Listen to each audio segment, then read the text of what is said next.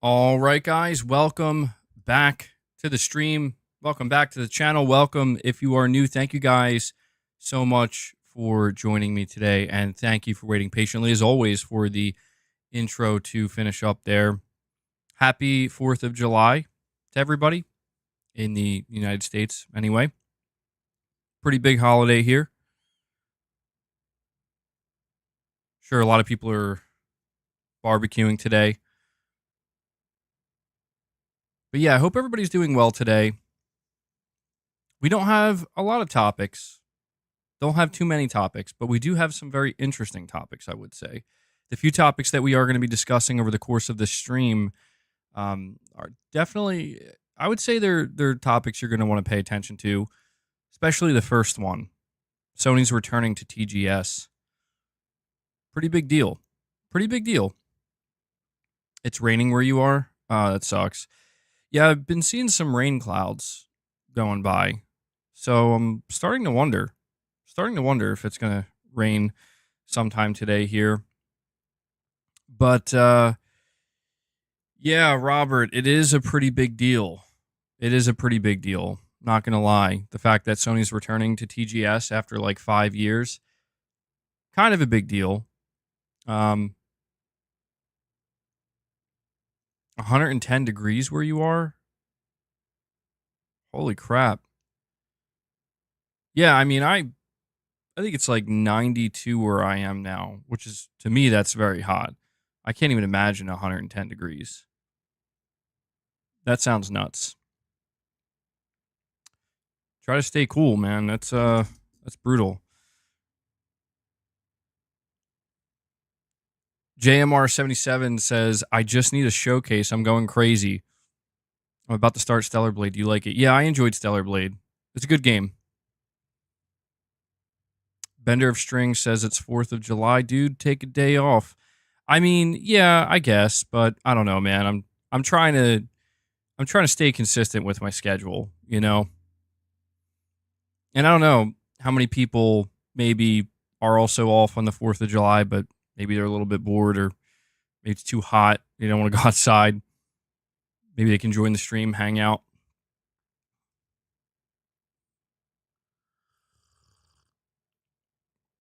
You know, you talk about a showcase. Yeah, we're going to talk about that here today. PlayStation September Showcase. I want to talk about why Sony returning to Tokyo Game Show after 5 years is a pretty significant indicator, potentially. I don't want to say for sure. Obviously, we don't want to say anything for sure unless it's officially confirmed, but it's a pretty good indicator that Sony is prepping something for September.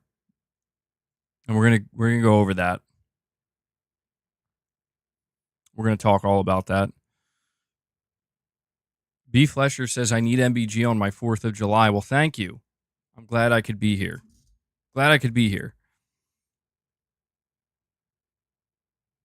But yeah, guys, listen.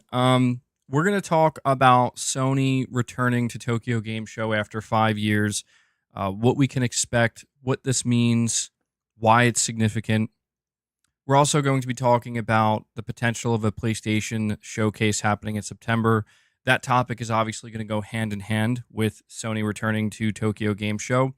And we're also going to be talking about how apparently the Horizon Netflix series that was in development has apparently been canceled, or at the very least, it's on ice and it's not going to be progressing right now. I don't know how many of you were looking forward to that, the Horizon Netflix show. I think a lot of people probably forgot that was a thing that was confirmed by Sony. But yeah, it's a thing. So we'll talk about that. And we have a couple of bonus topics at the end here, which I'm sure we'll have time to go over.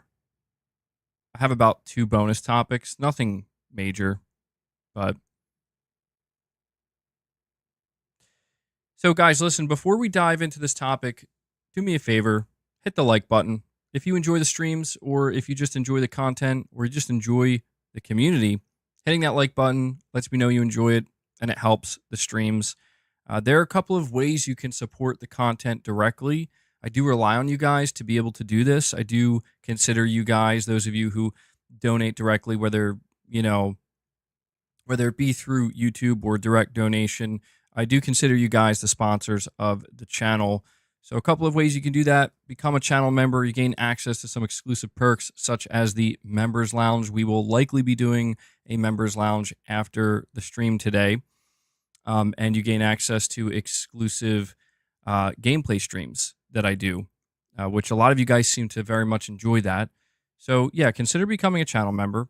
If you are already a channel member, consider gifting memberships. A lot of people really appreciate those membership gifts. It means a lot to them. Obviously, it helps me out tremendously.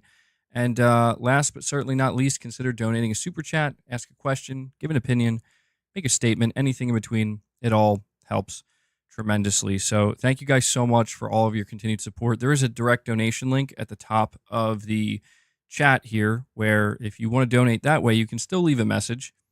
And 100% of what you donate goes directly to the content creator. So thank you guys once again for all of your support. And just a shout out to everybody who watches the streams, whether you're here live or you catch them later. Very much appreciated. And we have Mithranyo kicking it off, dropping a 5-bomb for you guys. Mithranyo coming out, starting the day off strong. 5 membership gifts. Love to see it, dude. Thank you so much, Mithranyo, for getting us started today. And yeah, you know, if we hit the goal of 25 members, we'll feed the beast. We'll bring Boss in. We'll hang out with him for a little bit. Do a first Descendant stream today. So I did try that game. It's not for me. It's not for me, dude. I picked it up and I put it right back down. It wasn't like bad necessarily. It just feels like a game that came out like 10 or 12 years ago. And I'm just like, yeah, I'm good. You know, like I've done this enough times. I'm good. However, I have been playing a lot of Demon Souls, man. A lot of Demon Souls. Let me add those 5 membership gifts to the counter, by the way.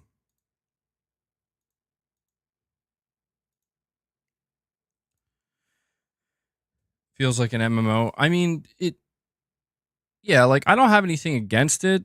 It feels like what it's trying to do, talking about the first Descendant, it feels like what it's trying to do, it's doing it well enough. But I just, you know, I just kind of felt like, well, yeah, I feel like I played this game already a bunch of times, you know?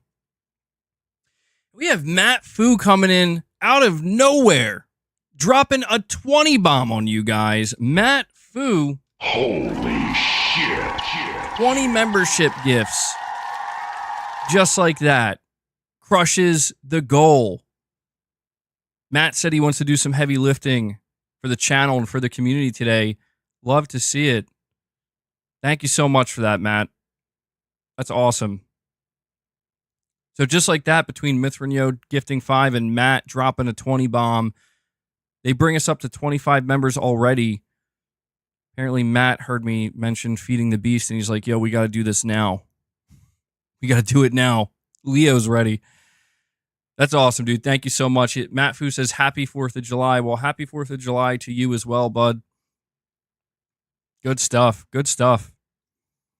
So before we even dive into any of these topics, I'm going to update this member goal. I'll bring Boss in. I don't know. I feel like I got to wait at least a minute or two because I know that there's a couple of regulars that I feel bad if they miss the feeding of the beast, you know? So I've been kind of cutting down giving Boss like I've still been giving him some dry food, but I've been giving him a little bit less dry food. I give him as wet food. But I'm basically trying to just like replace some of his dry food with just a couple snacks. Not giving him everything, you know, all at once. Moderation is what I'm trying to say. I'm trying to moderate, Boss. Oops. Whoa, hold on. That's backwards.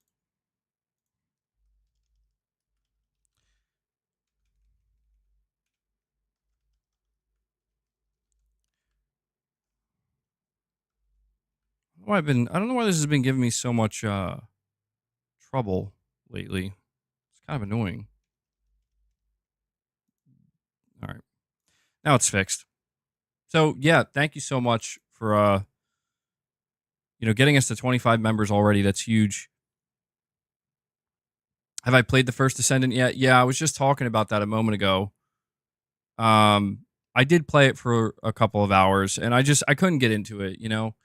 I can see why some people are gonna gravitate towards it because it definitely checks the boxes. But I do kind of feel like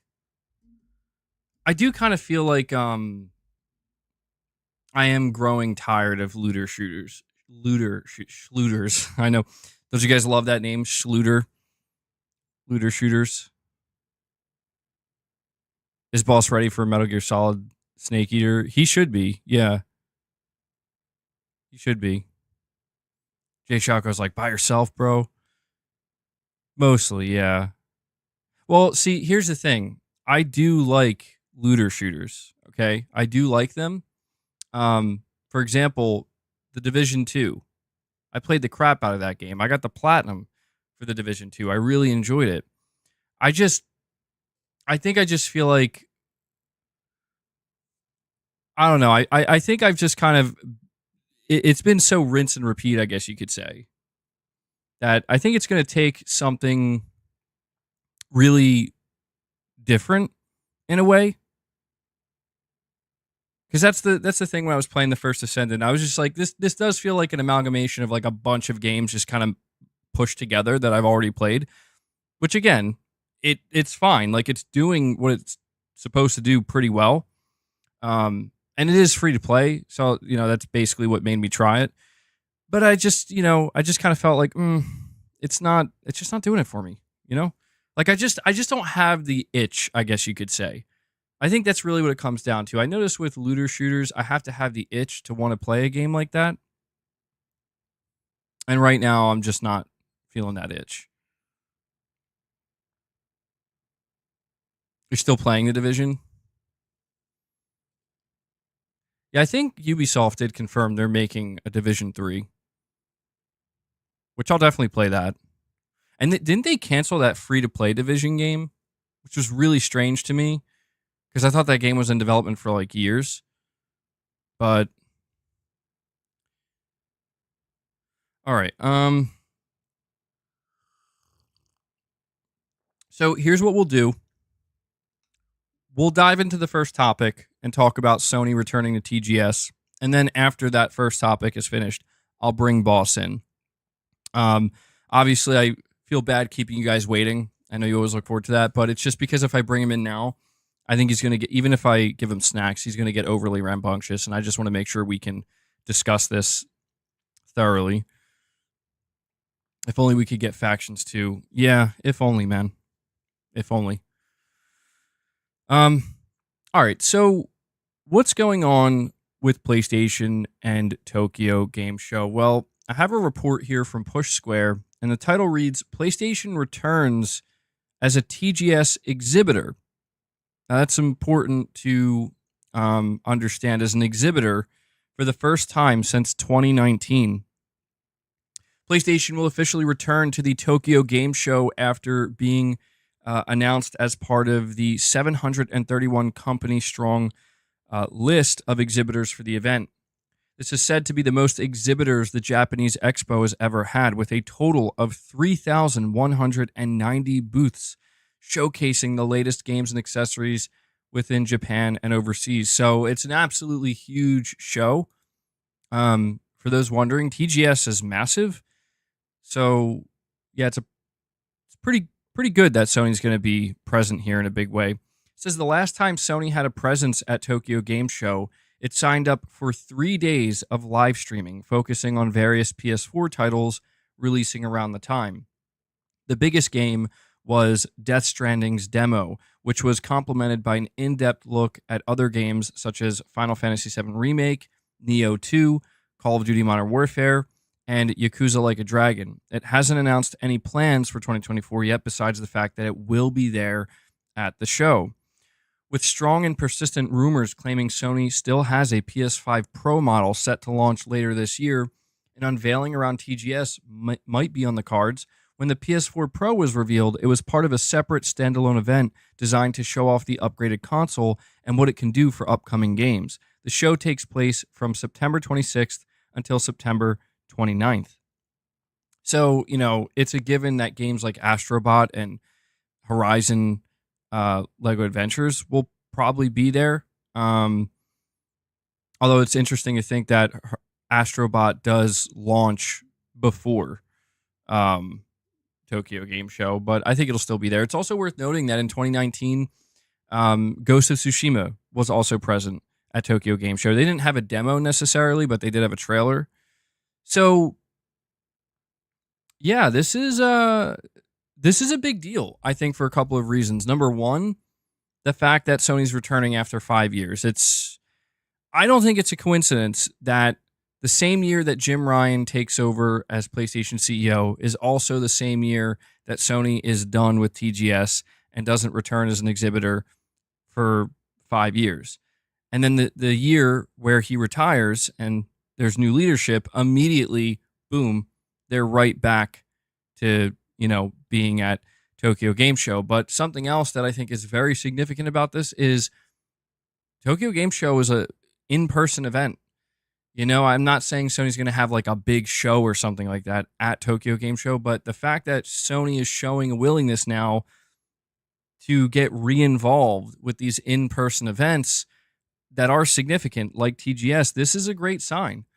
When Herman Hulst and Hideaki Nishino took over as joint CEOs of PlayStation, one of the things Herman Hulst seems to have acknowledged is that they want to improve the communication between PlayStation and fans. And I do wonder if this is kind of part of that. I do wonder if this is kind of part of that maybe reestablishing of a better communication pipeline between Sony and the fans. But yeah, it's interesting to think that the last time Sony was heavily involved at TGS, Death Stranding was basically the showpiece. And it's crazy to think that it's already been like 5 years since Death Stranding came out. But yeah, that was kind of the big game that Sony showed a demo for. And you think about the PS5 Pro, it makes sense, man. If Sony's going to be an exhibitor at TGS, they're going to have quite a bit to show, right? Quite a bit for people to go hands-on with. I hope that this is a sign of a change. I do. I hope that this is a sign that Sony is not going to operate the same way they have the past 5 years, where Sony just seemed completely, not entirely, but in for things like Tokyo Game Show, they just seemed completely unwilling to even acknowledge it, and it was hardly a thing for them. And now that we have some new leadership in there, I did say that things will change, and I think that this is going to be maybe one of the more significant changes we see, where Sony starts to kind of take some of these gaming events a little bit more seriously now.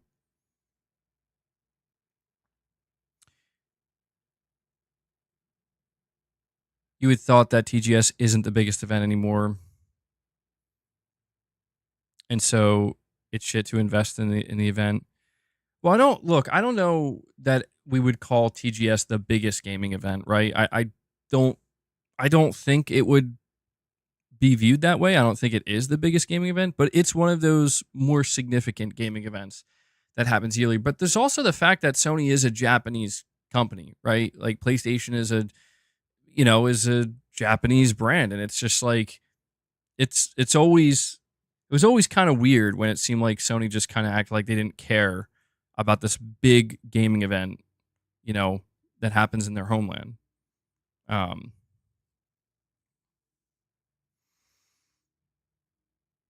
What would I say is the biggest event? I think these days the biggest event is actually the gaming awards.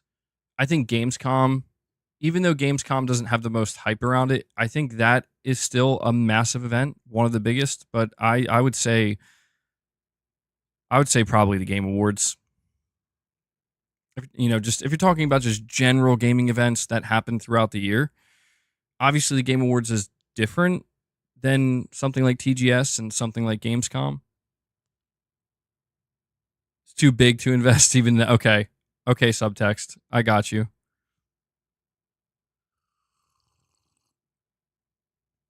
Population wise, it's Gamescom. That's what I've heard. Yeah, I've heard Gamescom is just massive with the amount of people it attracts. Oh yeah, Until Dawn remake. Yeah, that's another game that should be there. Not could, it should be there.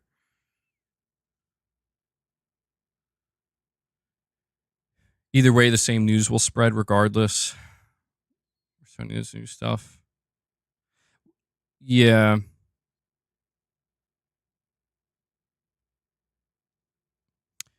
The TGS show always came second to E3 back in the day, but second, I think you meant to say isn't bad. The Game Awards isn't much of anything great, in my opinion. Yeah, it's just, to me, what's interesting about this is that the new CEOs, again, Herman Hulst, I'll probably refer to Herman Hulst more, than Hideaki Nishino. Like, I get the feeling that Herman's going to be more of the face of PlayStation. Ever since Herman Hulst took over, we haven't really heard anything because it's only been a little over a month. Herman Hulst and Hideaki Nishino have only been CEO of PlayStation, joint CEOs, for about a month now. And obviously, they can't make any huge moves within that period of time. Anything they do, it's going to, they're going to need a little bit of time. But what's interesting is this is one of the first, I would say, announcements. No, Capono, yes. Hideaki Nishino is just as important as Herman Hulst. They're on equal ground. I'm just saying that I think in terms of who's going to be the more public-facing figure and like speak, on behalf of PlayStation more often, I think it's probably going to be Herman Hulst, if I had to guess. Maybe it won't though. Maybe it will be Hideaki Nishino. Hideaki's going to be the real string puller. Yeah, I kind of get that feeling too a little bit. Wait, MBG, will TGS be the PlayStation Showcase or will it be separate? It should be separate. Yeah, no, Sony's not going to have like a showcase like presence. Here's what I'm thinking is going to happen. I think Sony's going to set up a showcase earlier in September, like maybe the second week of September, something like that. And they're going to reveal the PS5 Pro. They're going to show off some games, hopefully some new games. I mean, maybe that's where maybe Ghost of Tsushima 2 will be revealed this year. But they're going to have a showcase, show the Pro, show some games, hopefully generate a lot of excitement, obviously show games that are coming for the remainder of the year and maybe early 2025. And then I think what will happen is that will carry them into TGS, where TGS is, well, that's what they're doing. They're exhibiting. They're showing up to TGS to show people stuff. That's the important thing to understand here. The reason why Sony is partaking in TGS is because they have stuff that they want to show off. And so if we look back at 2019 and we look at all the things Sony had to show then, it was a pretty big deal. It was a pretty big deal. And so I don't want to get people too excited. It's a good sign. You know what I mean? It's not confirmation necessarily that, oh, we're going to get a big showcase of our dreams and the Pro is going to be amazing. Like I'm not trying to say that. I'm just saying it's a good sign that the things that we've been thinking, such as stuff's going to go down in September, this is the first real true sign that, okay, it's looking like something's going to go down. You know what I mean? So could it be that Sony is not planning to do a showcase and they're only just planning to show up at Tokyo Game Show? Yeah, that's certainly a possibility. But given the trajectory right now, that would be a little awkward, I think. And we have Josh here with multiple super chats saying, my bro let me borrow his Portal so I can beat FF7 Rebirth and get back to spreading freedom. I was impressed, man. I just hotspotted my phone and it was fantastic. After trying it, I'm confused why people are demanding a dedicated handheld from Sony. I was literally playing pure PS5 games with haptics flawlessly. Interesting, Josh. Interesting. Yeah, I was just thinking about the PlayStation Portal recently, and you're another person here who has went hands on with it and basically said like, yeah, this thing works great. It's actually pretty awesome. And I was kind of asking people on Twitter the other day or yesterday what they, how they feel about the PlayStation Portal. And here's the thing that is interesting to me is it seems like, and I can't prove this, like I can't prove this obviously, but it feels like most of the people who are like when I ask how they feel about the portal, most of the people who are like, it's garbage, it's trash, it's bad, I get a really strong sense that like they have never touched one. You know what I mean? Like they certainly didn't buy one, but they've never used one, and they're just kind of like saying what they think, you know. Versus a lot of people who have used it or who are using it, they're like very quick to talk about it and like kind of say it's pretty good. Like it's not always perfect, but it's good. Like it's a solid handheld, even though it is just over remote play. And so I think that the reason why people want a dedicated handheld over or as another option, don't want to say like necessarily over the portal, but as another option is because I think that there just are a lot of people who are not interested in having a streamed experience when the game. Even if you have a strong internet connection and it can be smooth and it can work pretty well, there's still going to be some level of latency. It's not going to be the same.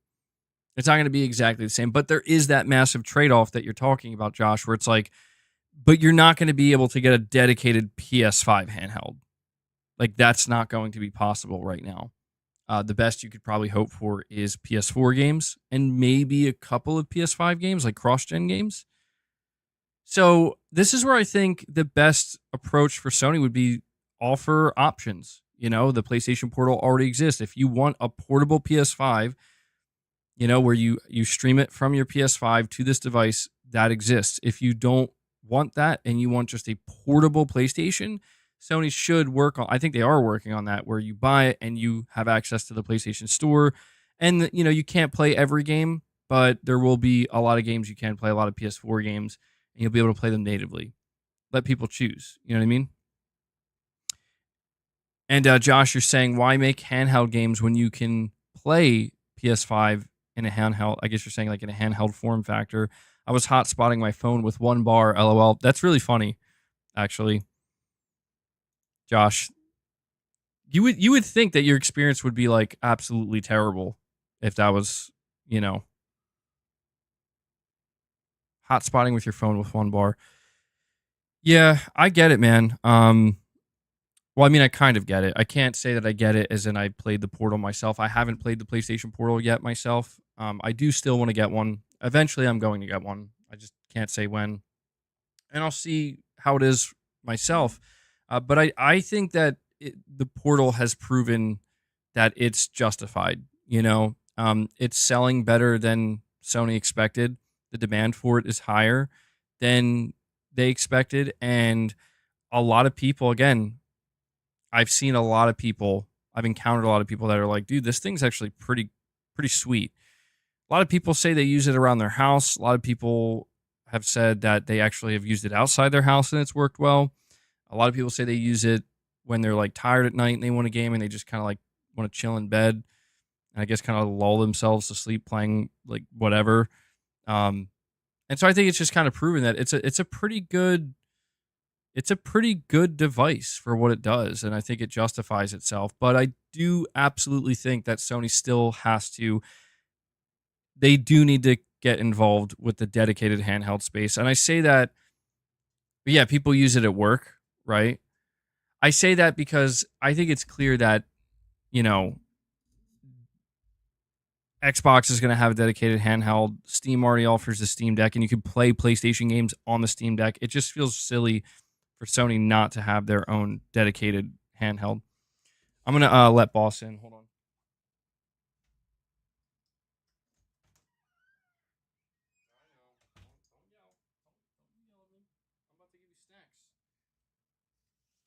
Every time I open that door, he yells at me. He's like, "What are you doing?"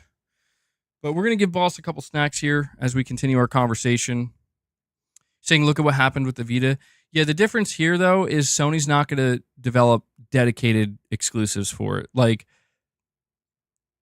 the idea is if Sony announces a new PlayStation handheld, it'll be integrated with the PlayStation Store, and you won't be able to download and play every game, but like most PS4 games, you'll be able to play them, All right, here we go, boss.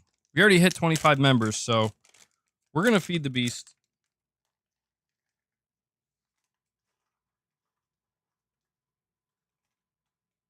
There you go. It's a good amount. Boss always looks forward to stream days. Can you use the Pulse 3D wireless headset with the Portal? I think you can. I'm pretty sure you can. But Josh, I appreciate you giving me your thoughts on the PlayStation Portal after using it, because I've been asking people who have it or who encounter it for the first time to let me know like what their experience was like. Robert says yes, you can. Okay. So Robert's confirming you can use the 3D Pulse headset. In that case, you'll get the Switch 2 because you'll be able to play all the games. I'm not so sure yet. I'm not so sure about that. See, that's the big unknown, right? The big unknown is like how much third-party support is the Switch 2 truly going to get? When we're talking about games that are targeting a 2026, 2027 release, maybe even like 2028 release, because these games take so long to develop, I'm not so sure, dude. Boss, there's no way you finished all those snacks already, dude. There is no way, man. This isn't even cool. This cat, I'll tell you.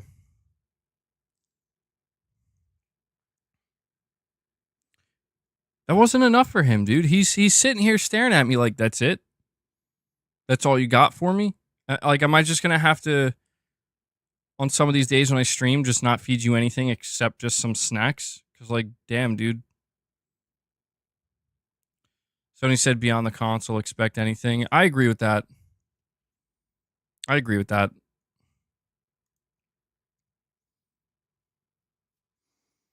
think it's clear that Sony is already going beyond the console, and that's going to come in many different forms. But I just think Sony's rollout of that is going to be much slower. Like, as long as their consoles still sell well, their rollout will be slower. Boss, please, bro, please stop. Look at that. Hellbound 1981 comes in and drops 5 more membership gifts because Boss is in here like, yo, I'm about to mess up this stream. Hellbound, thank you so much for that, man. Oh, dude. Whoa, hold on. Do you see him? He's getting like violent. You can't chew that. You're going to break it. But Hellbound, thank you. Good stuff, man. You just brought us up to 30 members on the day. This cat, dude. So anyway, about that PlayStation event. Boss is hungry for minerals. I just feel like giving up at this point. Like I keep like yelling at him to stop and he just doesn't. It's like it's futile, I guess. Can you guys hear that, by the way? Him chewing on that? Is that coming through?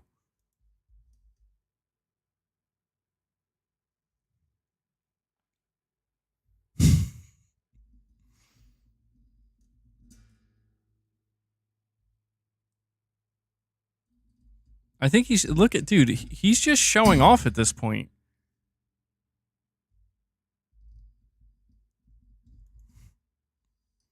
You hear it a little bit? Okay. But Hellbound, thank you so much for the gifts, man. I really appreciate that. We also have Perfect Image saying just finished Rise of the Ronin storyline. Are you doing midnight? What do you mean, Perfect Image? Am I doing midnight? I'm glad you finished Rise of the Ronin, by the way. It's a great game. Really, really fun game.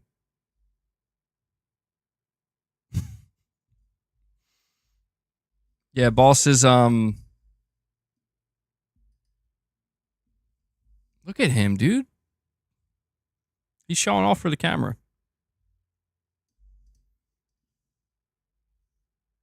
Boss is flexing his freedom on 4th of July. Yeah, that's why I'm letting it happen, man. Flex that freedom. Look at him. Dude, he doesn't. It's so weird watching him do this right now because he doesn't do this normally. He really doesn't. Like the way he's aggressively rubbing up against the mic. He doesn't do this. He definitely knows he's on camera. Oh, the Midnight storyline. No, I don't think so, man. Okay, I get what you're saying. Yeah, I forgot that's what they. I think you're talking about like the difficulty level, right? If I'm not mistaken. It's been a little bit since I played Rise of the Ronin, but no, I don't think I'm planning on doing it. I think I got my fill with Rise of the Ronin. I put like 85 hours into it. Boss is tripping out on his snacks. Well, listen, if we hit 50 members, I'll give him a couple more snacks. Not too much more. I'll give him a couple more snacks and some catnip. Hey, whoa, hey, bro. Okay, no, you can't do that. Boss is eager for a PlayStation showcase. He needs a chewing bone like a dog.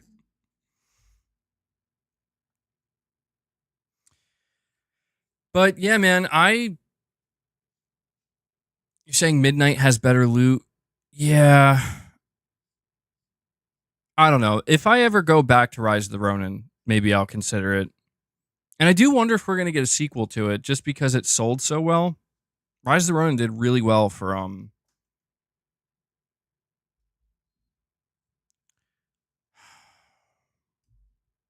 Boss. Okay, says, have you considered silver vine sticks for Boss to chew? No, actually, but I'll try to keep this in mind because he clearly needs something to chew on. I noticed that. I know somebody was making a joke like he needs like a bone, like a dog needs a bone to chew on. But if there's like cardboard boxes or stuff lying around, he'll always just chew on cardboard boxes. He won't eat them or anything like that. Like he'll just literally bite into them and make holes. And he seems to enjoy that. So silver vine sticks. Yeah, I might look into this, man. Silver vine sticks for cats. Interesting. Okay. Yeah, I'm looking at them now. They're not too expensive either. Like 10, 15 bucks for a pack. I never heard of these. Okay, thank you for letting me know about this, bro. I'm going to look into this and see if this is what we can use to like help. They're basically like catnip branches. Oh, that's interesting. Is that what it is? Yeah, I'll look into this and see if I can like use it to maybe get Boss to chill out a little bit because he's tweaking right now, dude. I didn't even give him his. I think it's because I haven't given him his catnip. So here's what we'll do. So I see I have a $20 super chat from Surge343. Good stuff, man.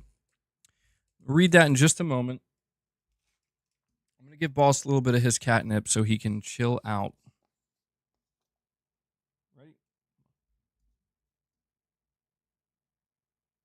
Oh, shit. Dropped a little too much there. There you go. Clearly that's what he wanted. Now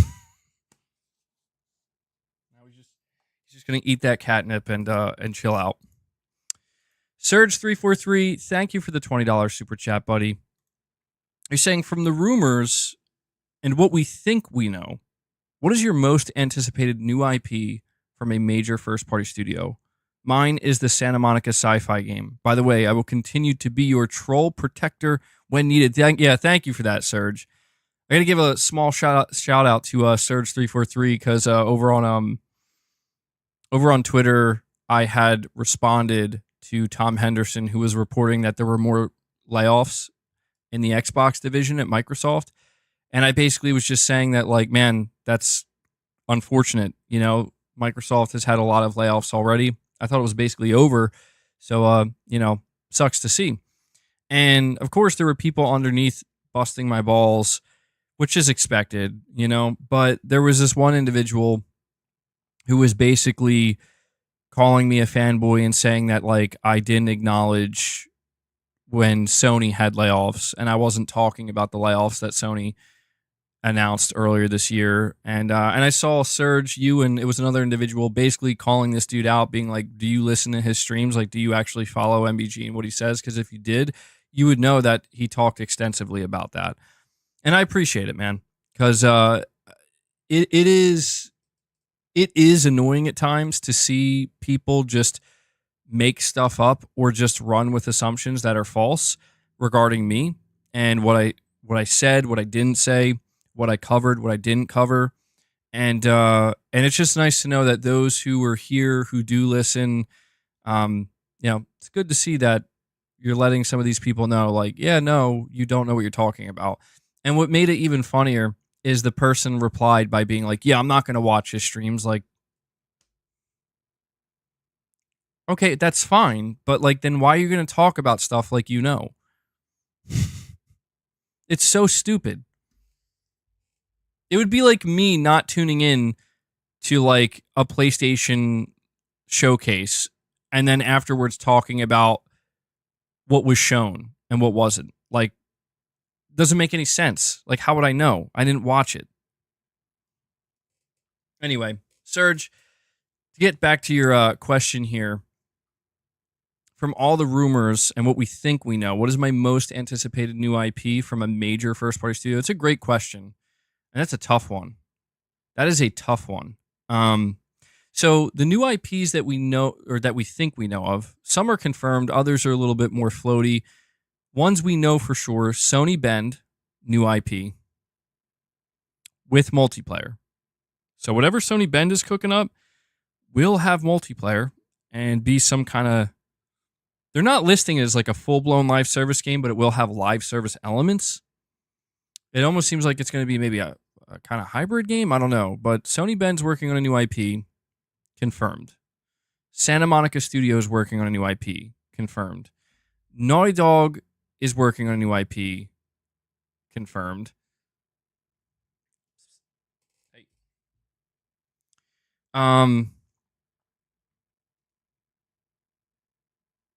William says the PlayStation Showcase will be before the Tokyo Game Show.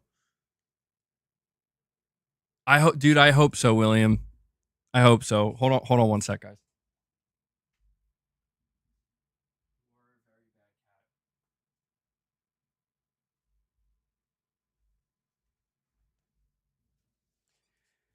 I mean, it's got to be, right? It's got to be. Boss literally has me running around this room, bro.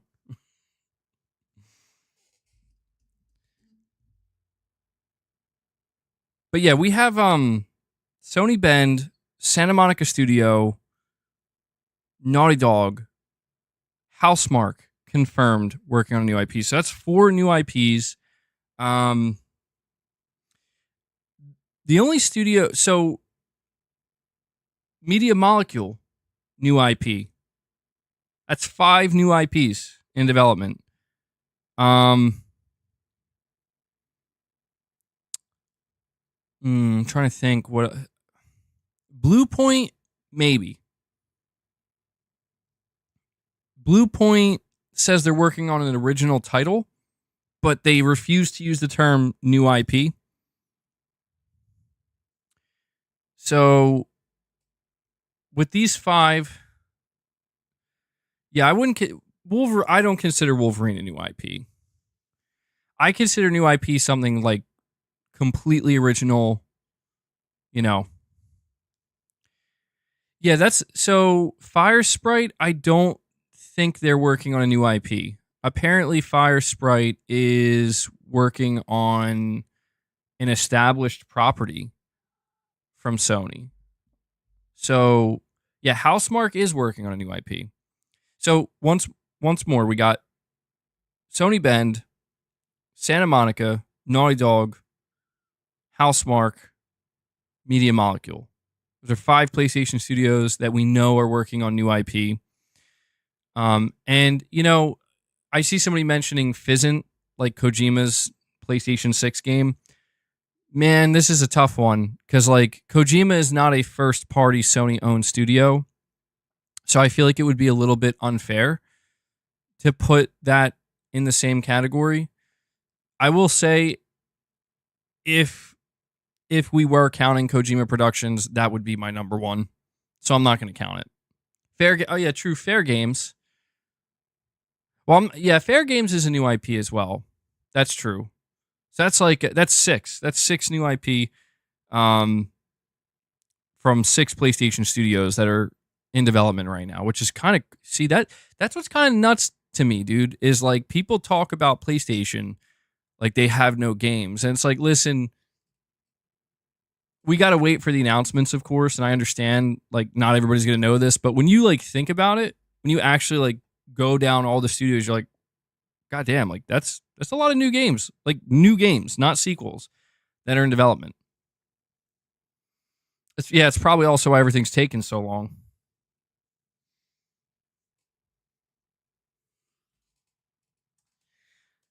Now Leia's out here. Oh, they're about to cause complete chaos.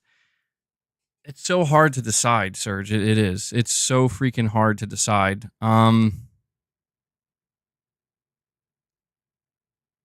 So I'm gonna rule out Media Molecule because there's like I'm not gonna sit here and pretend that I'm gonna be more excited for Media Molecule's new game than not this. You know, I'm not trying to downplay them. It's just I'm gonna put Media Molecule to the side. Oh, I don't know. I mean, I feel like it's a tie between Sony or Santa Monica and Naughty Dog, because Santa Monica, what's super exciting about them doing a new IP is they haven't done pretty much anything except God of War. Like they did a game I think called Kinetica or something, like back on the PS2, but realistically, like they've been the God of War studio. So the idea of them doing something just brand new, the sky's the limit, and we have no idea what it could be like, that is pretty tantalizing. But at the same time with Naughty Dog, I think what makes me so excited about Naughty Dog's new IP is the fact that there's such a high chance I might be disappointed by it, if that makes sense.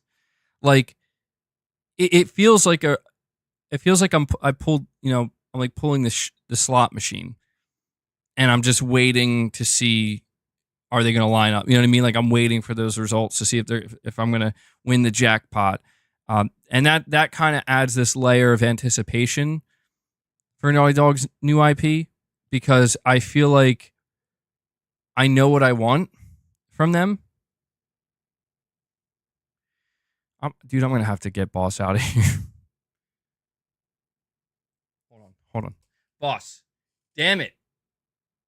I'm going to have to get a room camera, dude, so you guys can see what this cat is doing. Hey. No way. No. You got to go. You got to go. I can't believe you just did that. I can't believe you, dude. Get out. Out. Don't meow at me. You got to go. He is wrecking my shit, man. How is he doing all this? Yeah, I'm gonna need to get a cat cam, dude. Let's hear Tom scream.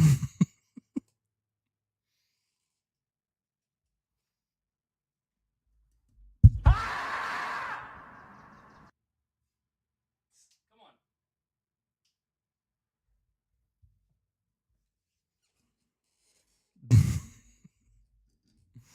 Boss works for Microsoft.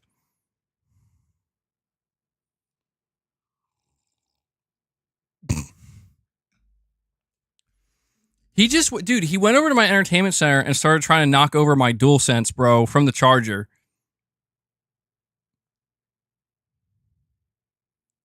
Like, what is he doing, man? He knows what's going to get my attention. Come on, go to sleep. I gave you your catnip.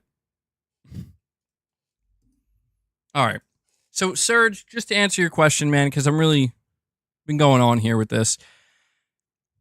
I think I'm gonna say for now Santa Monica's new IP because Cory Barlog's at the helm.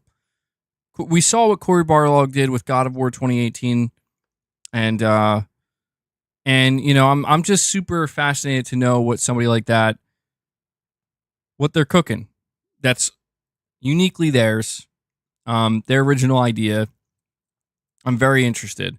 I'd say Naughty Dog's probably in second place. Third place is a tie. I would say third place is a tie between Housemarque and Sony Bend. And then in fourth place would probably be Media Molecule. I'd want to see Media Molecule make a comeback though. I want to see Media Molecule like get back to the status they were at with like Little Big Planet 1, 2, and 3, you know? I think they can do it.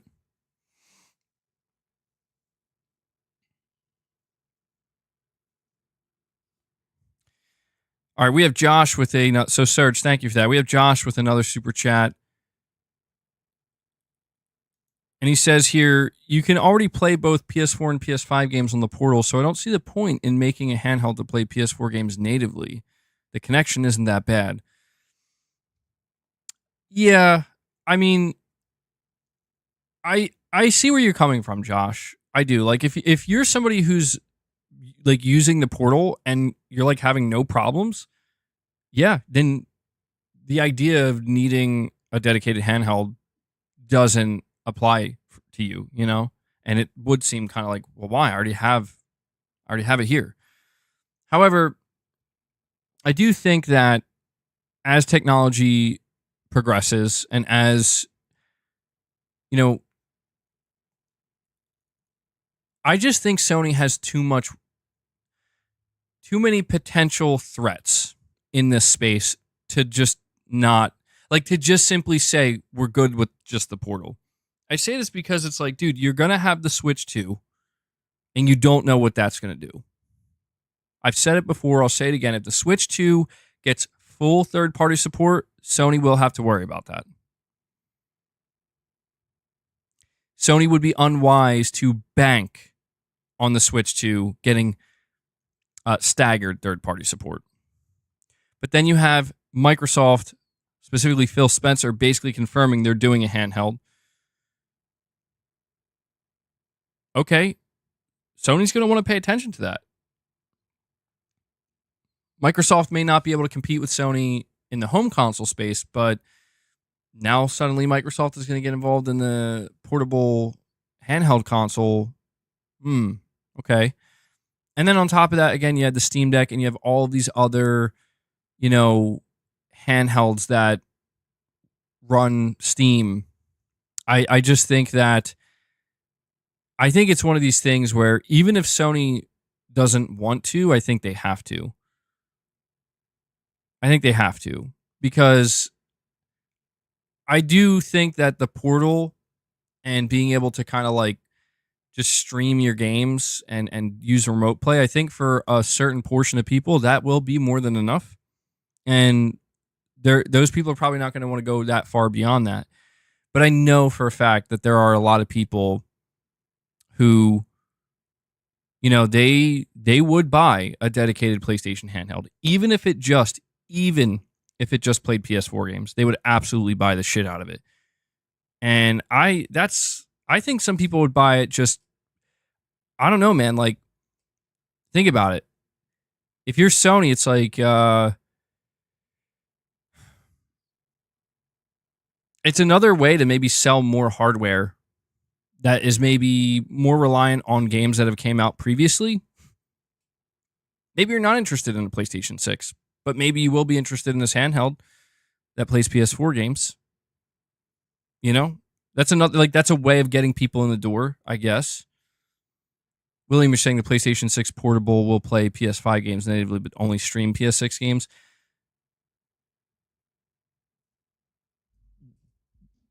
I mean, dude, Sony could do that. Yeah, that would be super, super interesting. We'll see, man.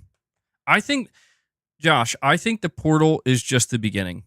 That's what I think. I think the PlayStation Portal is just, it is basically Sony teasing what's to come. And I think we will still see remote play a vital role going forward.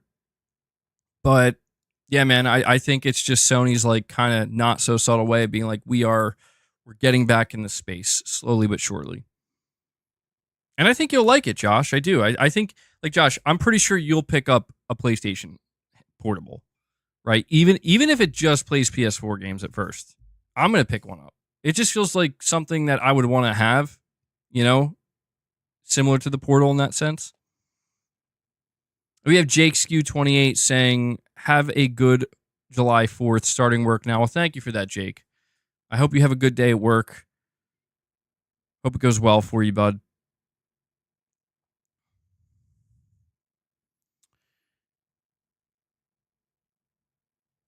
Would be cool if smartphones got powerful enough to play PS5, PS6 level games. You hook up a portable monitor and use a controller with it.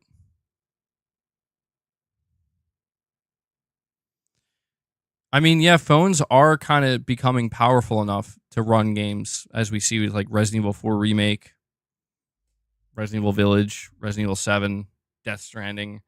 But these games are flopping brutally. Like, people are not buying these games on phones. So it almost makes me wonder if, I don't know, if these AAA portable gaming experiences, they kind of do need to have that dedicated experience, you know? Yeah, because I think you're right about that. I don't think many people want to play AAA games on their phone. But if you give them a dedicated device with a bigger screen, I mean, basically the PlayStation Portal form factor. Like, the PlayStation Portal, I think the greatest thing about it is the form factor, man, where it's like, I haven't used it, but even I can just tell by looking at it, it's literally a DualSense with a screen in the middle. Like, you can easily play AAA games using that. It's literally meant to play AAA games. I think that's the way to go, you know?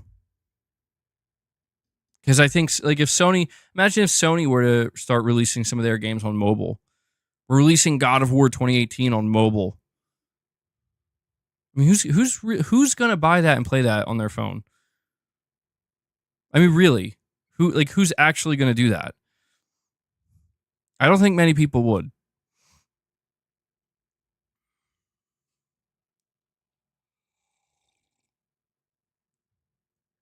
But if there is a new PlayStation Portable, like the PlayStation Portable 2, and you don't just get access to God of War 2018, you get access to the entire PlayStation Store, except for, maybe a lot of newer PS5 games. Sure, you're gonna have to pay for that experience, but it just I just think AAA games have to be delivered in a specific package. Like, I do believe that. I think if what we're seeing right now with these AAA games launching on mobile and basically flopping brutally, and I think Assassin's Creed is on there too. I think it just really proves that AAA gaming and casual gaming on a phone, like, they don't. It's like water and oil. Like, they just don't mix. You know what I mean? AAA games need to be delivered in a specific package. And if they're not, you're not I think AAA publishers have been trying to figure out for a long time now, how do we tap into the more casual market that's playing games on their phone? And I just think I don't think you can. I really believe that. Like, I just think the people that are playing these casual games on their phone, and they're very much like the ultra super casual gamer, that's as far as they go with games. I just don't think you're ever going to convert, like, make them care about games like God of War or Resident Evil. I just don't think you can. I don't think that's a possibility. But I think it goes beyond that now, because we think about markets like India and stuff where, like, why is there a mobile version of Call of Duty? And what's up with that? Well, it's because in a lot of these countries, these big countries, they, the console is not ubiquitous. Even PC gaming is not ubiquitous, but everybody has a smartphone. And so there are these unique circumstances within certain countries where it's like delivering a AAA experience in a mobile form factor can make sense in those specific circumstances. But outside of that, I think it's kind of being proven that it maybe doesn't make much sense, And even then, I do think anybody who's choosing to game mostly on their phone is probably more interested in multiplayer games, just inherently. That's my guess.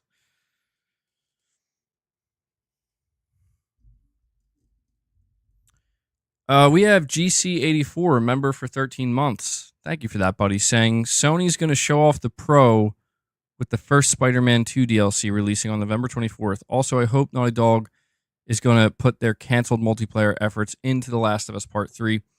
You would hope so, right? Give us a proper Factions 2 with The Last of Us Part 3. But that's interesting. You're saying Sony's going to show off Spider-Man 2 DLC on the PS5 Pro, releasing November 24th. Yep. I actually agree with that. Like 100%. I think Sony wants to have something Spider-Man related. Not just Spider-Man 2, but something new sitting there next to the Pro. Is it just me, or does it feel like they've taken an awfully long time to announce the Spider-Man DLC?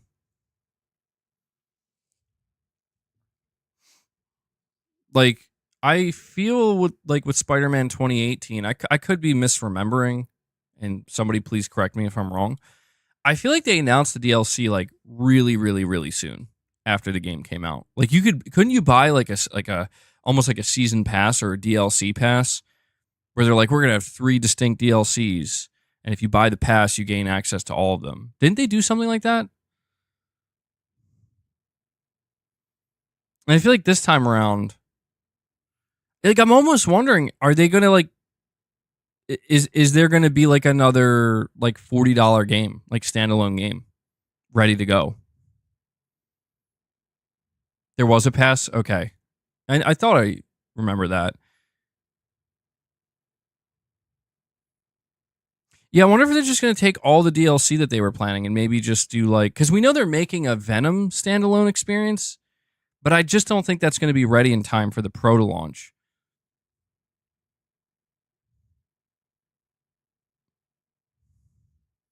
The DLC can now just be the Venom game, maybe. Multiple, yeah, well, that's what I'm saying. Like multiple DLCs. Because I do agree with that sentiment. Like the general sentiment that like when Sony shows off the PS5 Pro, they're going to want to have something Spider-Man related. Yeah, absolutely. I mean, think about it. One of the first games they opened with when they announced the PS5 was Spider-Man Miles Morales. So they're going to want to repeat that. And we haven't heard anything about DLC from Insomniac. So, yeah, I don't know, man. I think that they're probably saving something, whether it's the Venom reveal, DLC, or both. And eventually we'll see Wolverine. Makes sense to release a new... Yeah, I agree with that. Makes sense to release a new console with a new game. That's what's really weird to me right now about the PS5 Pro situation is that right now there are 2 tentpole titles that Sony has announced that they can potentially show off on the PS5 Pro. Death Stranding 2 and Wolverine. And I don't think we're going to see Wolverine yet. I think it's clear Wolverine's not ready to be shown. But Death Stranding 2 maybe. So we could see like Death Stranding 2 being shown off on the PS5 Pro, Spider-Man DLC, maybe the Venom game could be revealed, stuff like that.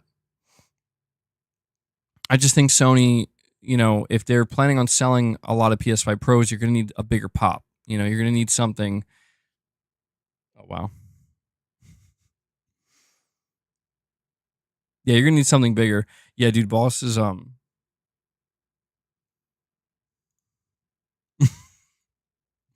he calmed down real quick after that catnip.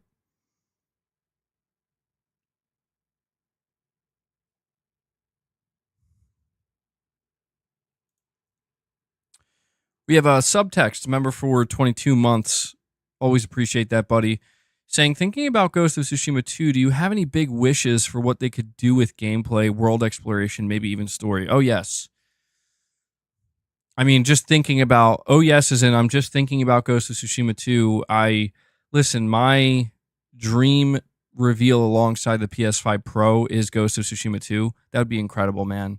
I don't know if it's going to happen, but just knowing we're getting a Pro and Sony's going to have to reveal it at some point, I feel like, man, that would be the perfect game to just you want to see what a PS5 Pro game can look like? Boom, Or yeah, GTA 6, that's a given. Yeah, we're going to see that. There's some really exciting shit coming, dude. That's the thing. I know a lot of people are feeling real down in general right now about gaming or specifically PlayStation, but I don't know, man. When you kind of map this stuff out and the trajectory of it, shit's looking like it's going to get pretty exciting, man. I got to say, I'm feeling pretty good about it. But when you say here, do I have any big wishes for what they could do with the gameplay, world exploration, maybe even story? Okay, so gameplay. I want to see an even deeper system because I really appreciate it. First of all, the gameplay in Ghost of Tsushima felt incredible. The sword play felt incredible. I want to see a deeper system that is attached to other weaponry, kind of similar to Rise of the Ronin, but obviously unique to Ghost of Tsushima, do it their own way. But that's one of the cool things that Rise of the Ronin did offer that Ghost of Tsushima didn't. Where in Ghost of Tsushima, you just use a katana. And, you have a bow, of course, but I want to see Jin, assuming we're going to be playing as Jin Sakai, I would like to see him expand his arsenal now that he is the ghost, and he's free to he doesn't just have to use that weapon. Maybe we'll find out he's trained himself like a bow staff. Yeah. I mean, sky's the limit, right? With the different weaponry.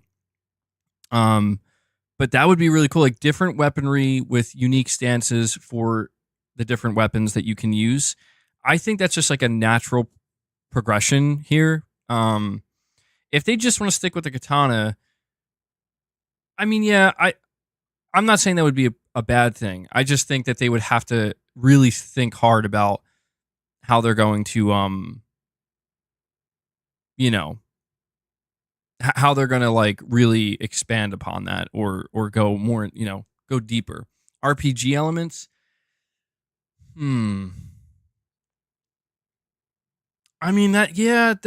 That's, I'm a little mixed on that one. Cause I feel like there were a lot of different upgrade paths for Jin, but it didn't necessarily feel too RPG like. So I don't know if they need to go in that direction. I will say this, if they do decide to add any RPG mechanics, I want it to be very light. I don't think that they have to go deep at all. I just don't think that's what the game is asking for, deep RPG mechanics. No, just RPG light, super light. That would be fine.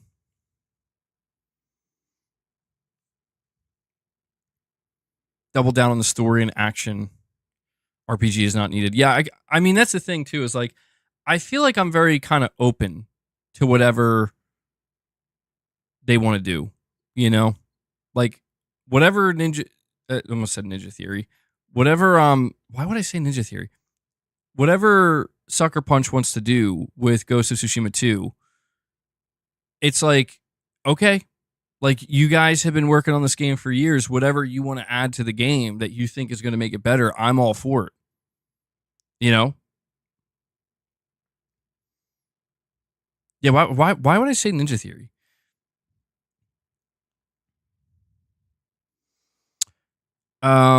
This is what garbage looks like. Says, let's hit the like button. Yeah, guys, hit that like button. If you haven't, it helps the stream out. You can have your own ninja clan. There you go. Ninja of Tsushima. I'm like trying to think. Did somebody type Ninja Theory in the chat? Because that happens sometimes. Like I'll be looking at the chat and I'll be seeing these words, you know, passing my eyes, and it'll just enter my brain, and I'll just say what I'm seeing. We have John Young coming in, deciding to re-up his membership, coming back to greatness awaits. John, thank you so much for that, buddy. That is greatly appreciated. You just brought us up to 31 members on the day. Really appreciate the support, guys. Definitely appreciate the support of those of you who are choosing to become members or re-up your memberships. It means a lot. So shout out to you for that, John. Good stuff. She's my kind of crazy since MBG loved the show, man. Well, thank you. I appreciate that. I'm glad you enjoy it.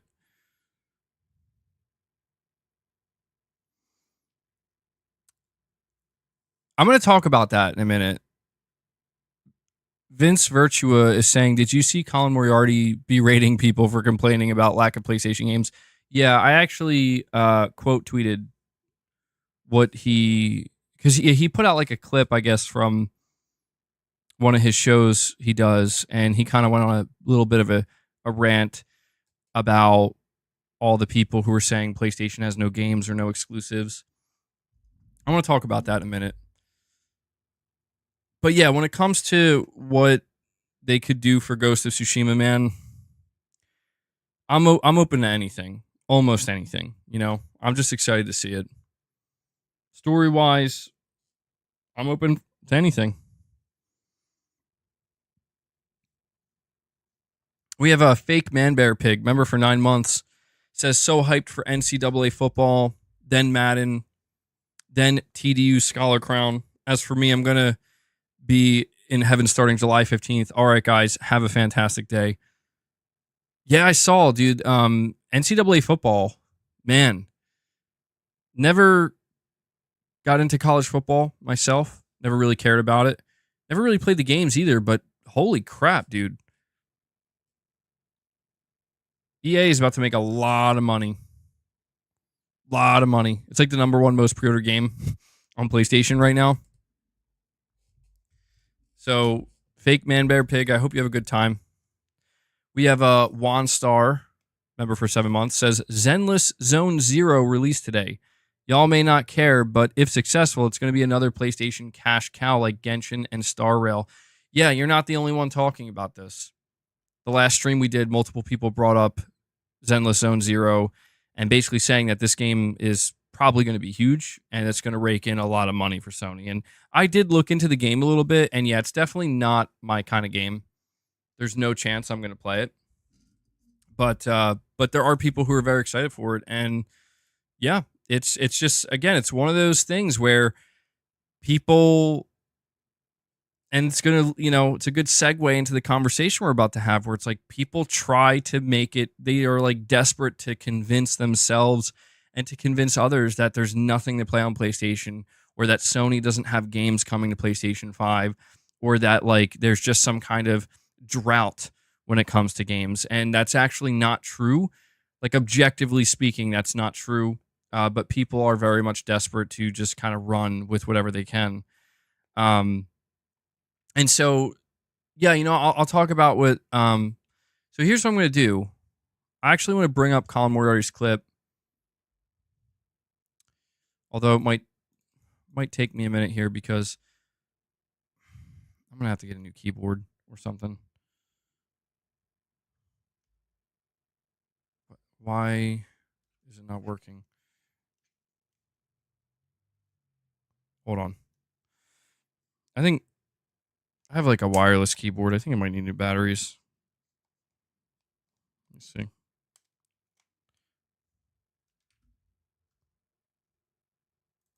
Yeah, I think I got to get new batteries for it. All right, so I'm going to play this clip. I don't know if I'm going to play the whole thing. I forget how long it is.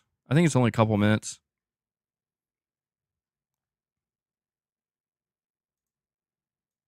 I just got to make sure that you guys can hear it.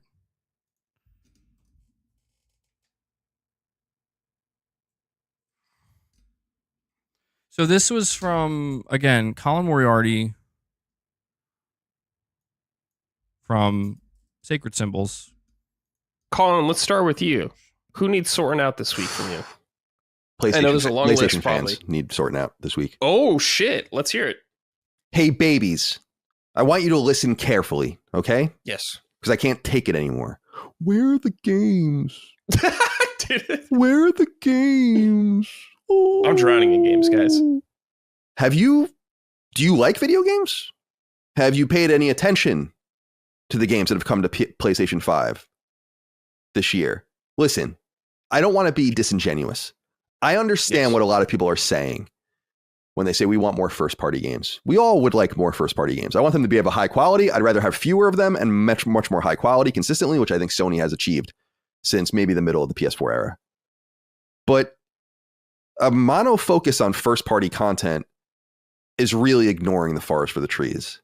If you are involved with any non-Nintendo hardware for exclusives only, then you are in the wrong place. You should go buy a Switch and immerse yourself in the first-party content there that the hardware will live and die by. But the absolute reality of PlayStation and Xbox and PC is that the exclusives are nice, but they don't ultimately really matter if you like a wide breadth of games. And while we would like those exclusives to come at a greater cadence, even if the exclusives are what's important to you, why does it matter where the game comes from if it's good? Why does it matter if it's locked to a console if it's good or fun?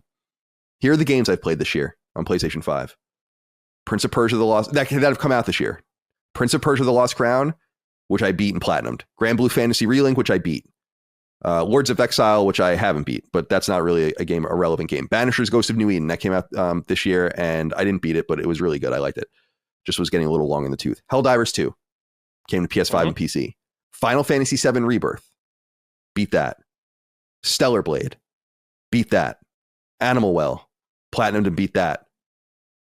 And then all the way up to Crow Country, which I just platinumed, and we'll get to that later. Mm-hmm. I play games as a course of my life because it's what I do for a living. And I play way more than most people, including most people listening to this. It's not an insult. It's a reflection of the reality of our situations. I am truly tired of hearing about how there's nothing to play and there are no games on PlayStation. You must not like video games. Mm-hmm. You must not understand the idea that you can actually buy older things that you may have missed. You haven't played everything. No doubt about it. The more time goes on, every day that goes on, that becomes magnified.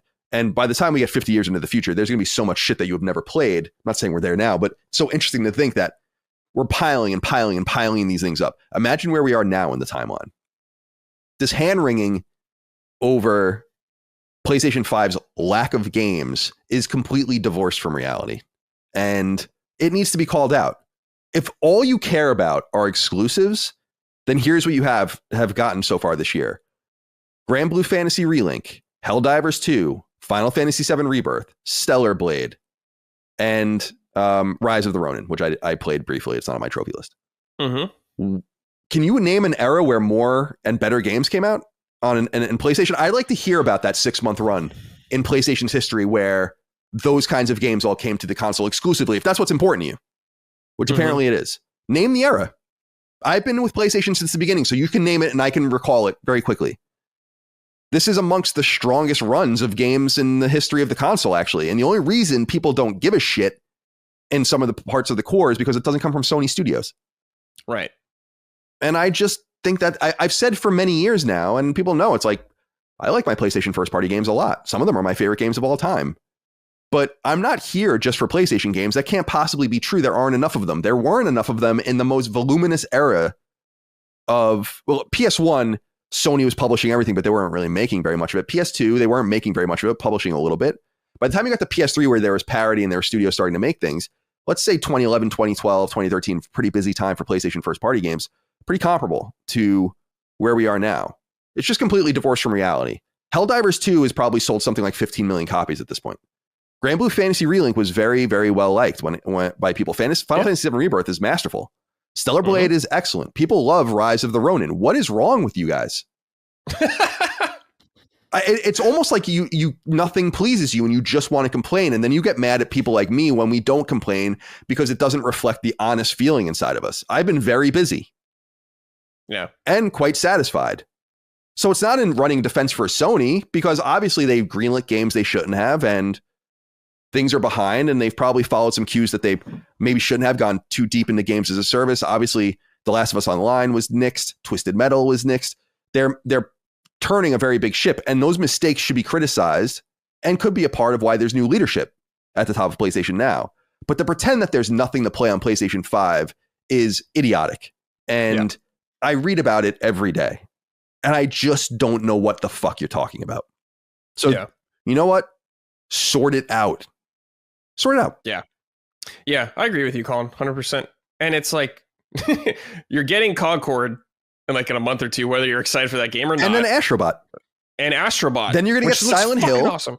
Yeah. And it's like, what are you talking about? Thank you for letting me. Here, Colin, I'm going to name some stuff that Dude, the clip goes on for just a little bit longer, but I think that generally gets the point across. And yeah, I came across this clip from Colin Moriarty. I thought it was really interesting.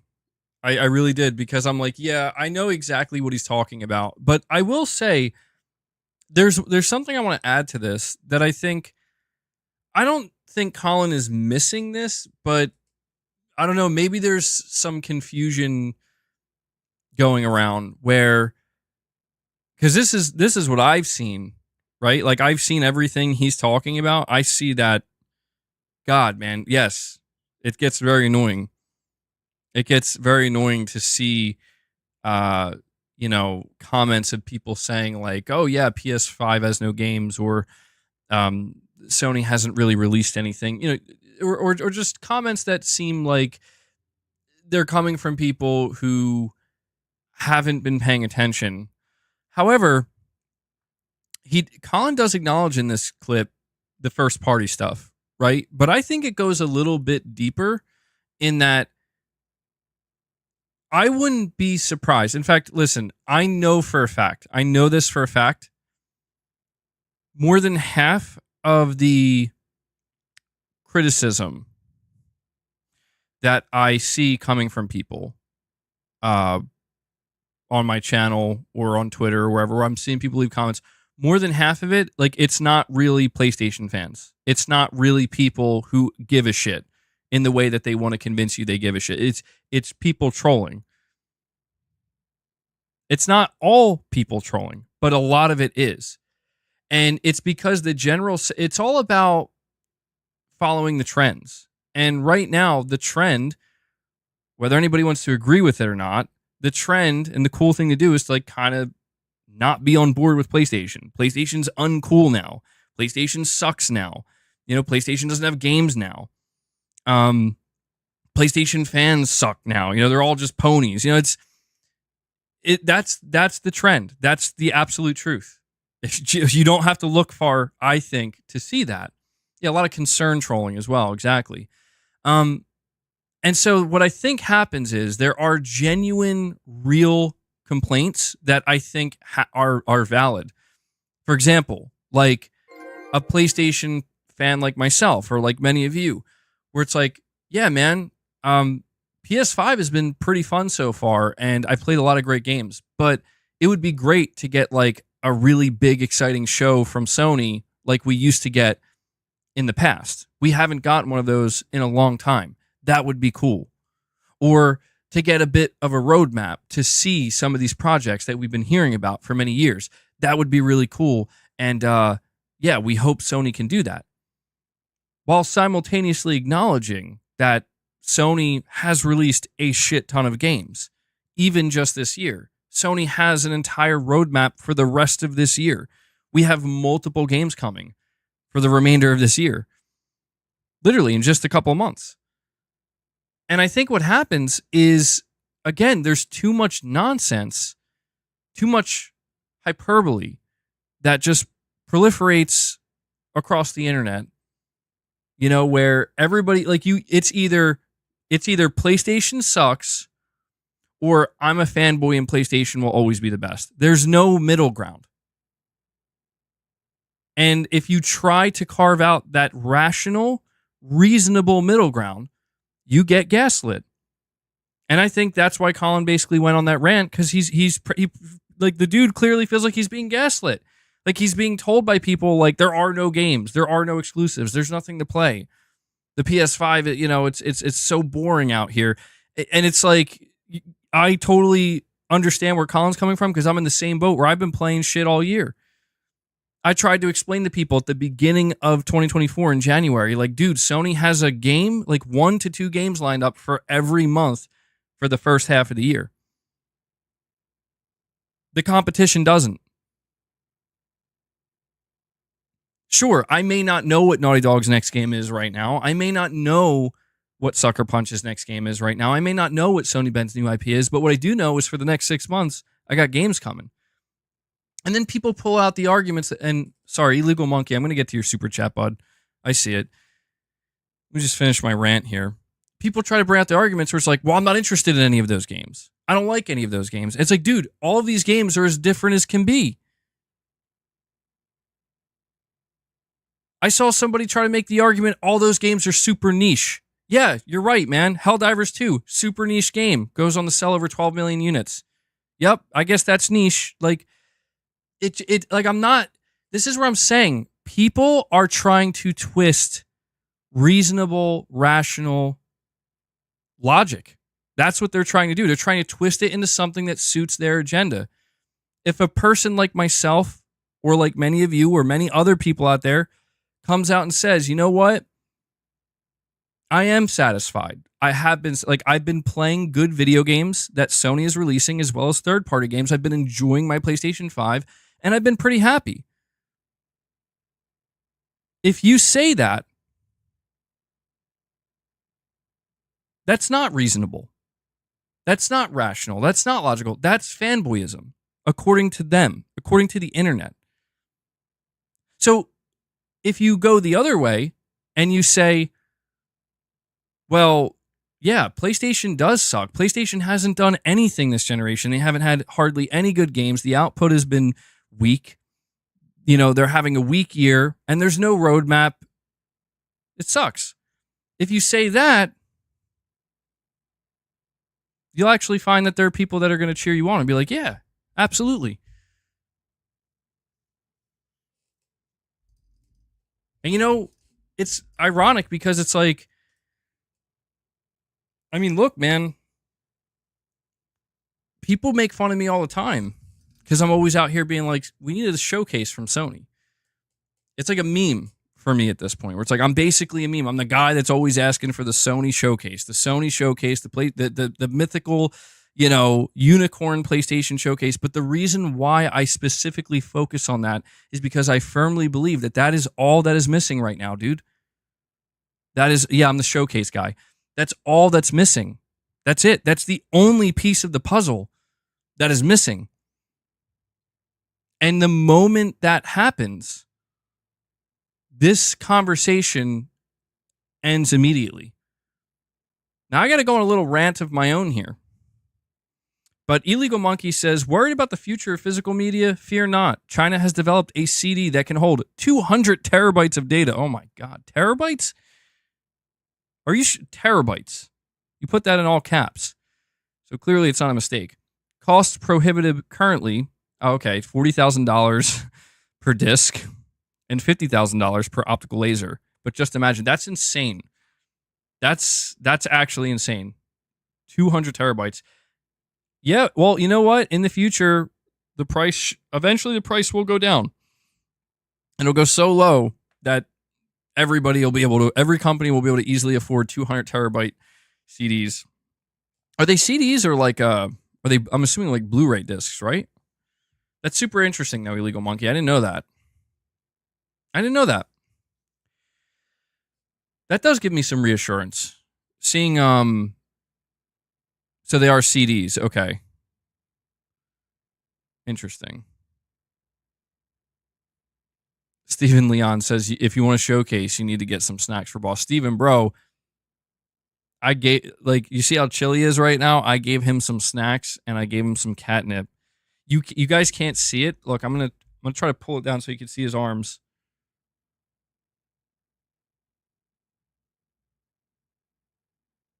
You see, he's just like literally stretched out, like just totally chilling. He's ultra relaxed now. Those discs have a real downside. They can only write at 1 terabyte an hour.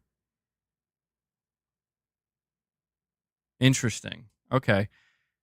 Well, we'll have to monitor that and see where it goes. I don't necessarily fear for the future of physical media. I think it'll still be around. But I think it's good to see that there's some kind of progress being made, you know? Technologically speaking, when it comes to physical media. I want to go on this, allow me to rant for a moment. Now, before I rant, I do want to acknowledge something here. I want to acknowledge that what I am about to rant about doesn't matter. Okay? Comments on the internet don't actually matter. Things that people say on the internet hardly ever actually matter, and 99.99% of it is just random noise. So I just want to make it known that I am completely aware of this as I rant. So the rant is just going to be, it's just for me, basically. It's just cathartic. So thank you guys for allowing me this moment. But speaking of that clip from Colin Moriarty, I'm going to give you the full context. You heard the clip. He tweeted, "Where are the PS5 exclusives? People insincerely ask. As Grand Blue Fantasy, Relink, Helldivers 2, Final Fantasy VII Rebirth, Rise of the Ronin, and Stellar Blade launch within a 4-month period. Maybe stop crying and see the forest for the trees. That's a good place to start." So I quote tweeted it, and I said, in quotes, "PS5 has no exclusives. Translation, Sony hasn't shown me any games that I personally want or can get excited about playing on PS5, so therefore they have no games.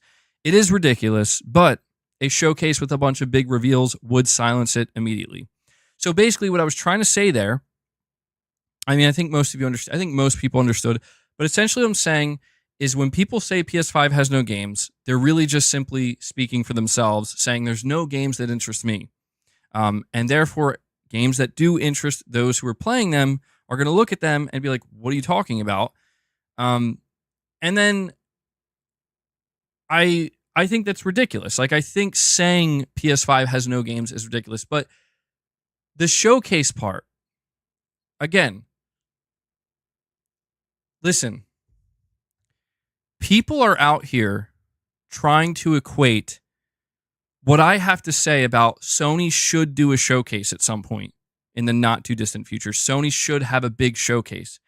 People try to equate that with PlayStation being in the same position that Microsoft was in just a couple of years ago. So check this out. Somebody responds to what I said. They say, it sounds like what people like you have been saying about Xbox for years. So let me get this straight. Now, a bunch of people have agreed with this individual. I just need to make sure I'm understanding this correctly. Me saying Sony should have a showcase and lay out some kind of roadmap for the next couple of years, that is the same as what Xbox fans were saying to Microsoft for the past couple of years. So in other words, they're in the same position. The fans are in the same position PlayStation fans are in the same position that Xbox fans were. Now, this is totally ridiculous, dude. I had to reply to this person, and I said, not quite. Sony has delivered in a big way for the last 8 to 9 years. If anything, people are being so hard on them, even while they're releasing a bunch of games right now, because the expectations are so high. This individual responds by saying they haven't delivered in a big way since 2022. I guess we're just going to ignore 2023, Final Fantasy 16, Spider-Man 2. We're just going to pretend that those mean nothing. Okay.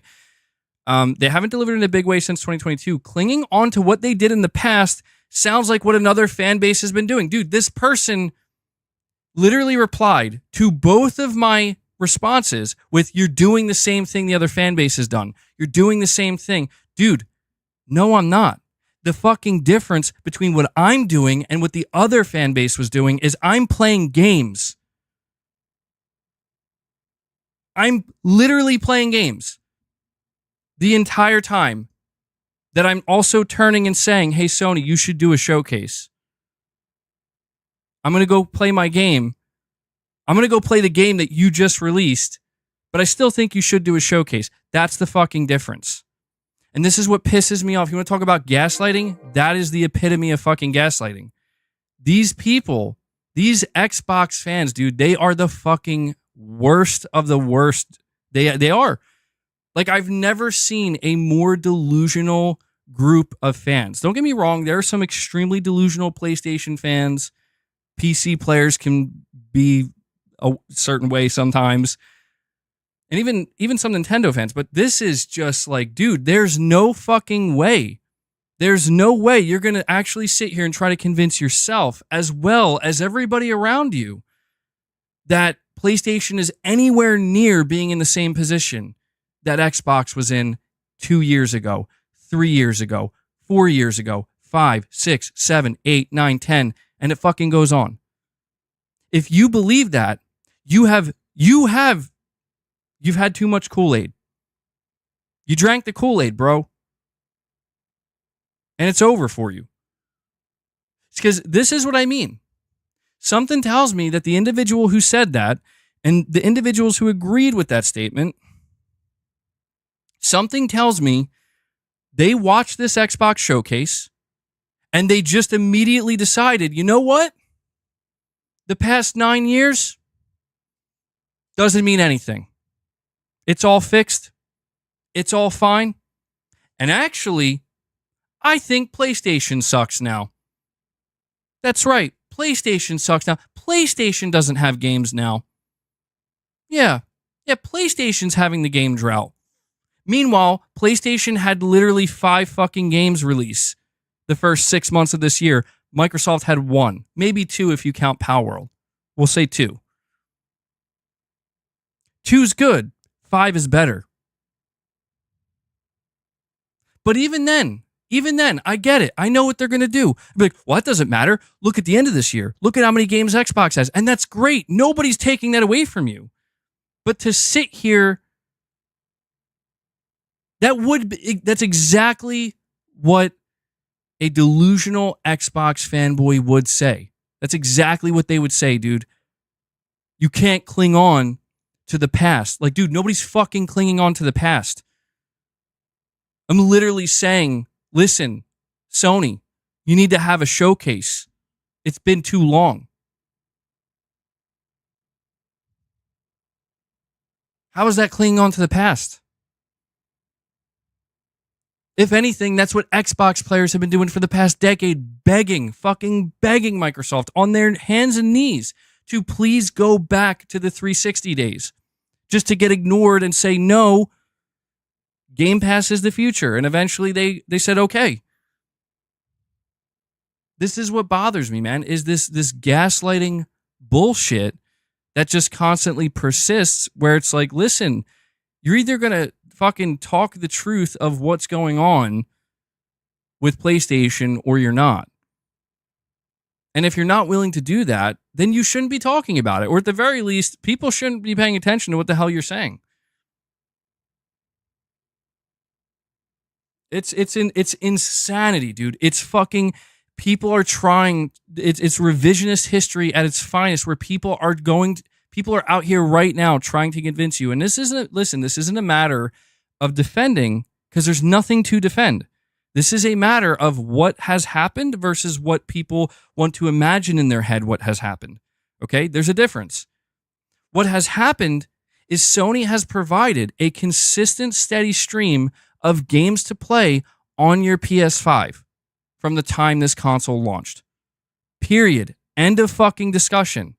If you want to sit there and cry because, well, God of War wasn't as good as I thought it was going to be, and Horizon is, I hate Horizon now, and blah, blah, blah, it's like, oh, too many remakes and remasters, even just completely ignoring all the new games, completely ignoring games like Returnal, ignoring games like Ratchet, you know? Just completely, like, ignoring games like Final Fantasy 16, just fucking ignoring them. It's not my fucking problem if you don't like the games that Sony has put out over the last 4 years. Sorry. I do. I do like most of them. There are even some games I didn't like Forspoken and Destruction All-Stars. And I've talked about that. I've expressed that. I'm very unsure about Concord. It's not looking too good. It's not all sunshine and rainbows all the time. But this bullshit that people continue to they just try so desperately to push it. And the saddest part is not them doing that, because I expect that. The saddest part is that people believe it. This is why I encounter people like I did yesterday who were like, oh, I bet you didn't say anything about the Sony layoffs. Not only did I tweet about it, I had a literal dedicated stream to it. But people believe that person. People believe that person. Because the truth on the internet doesn't really matter. If it did, well, the internet would be a completely different place. It'd be a much better place.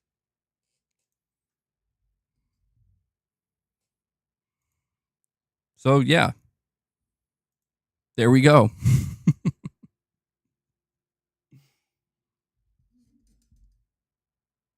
Thank you, guys. Thank you for letting me vent there.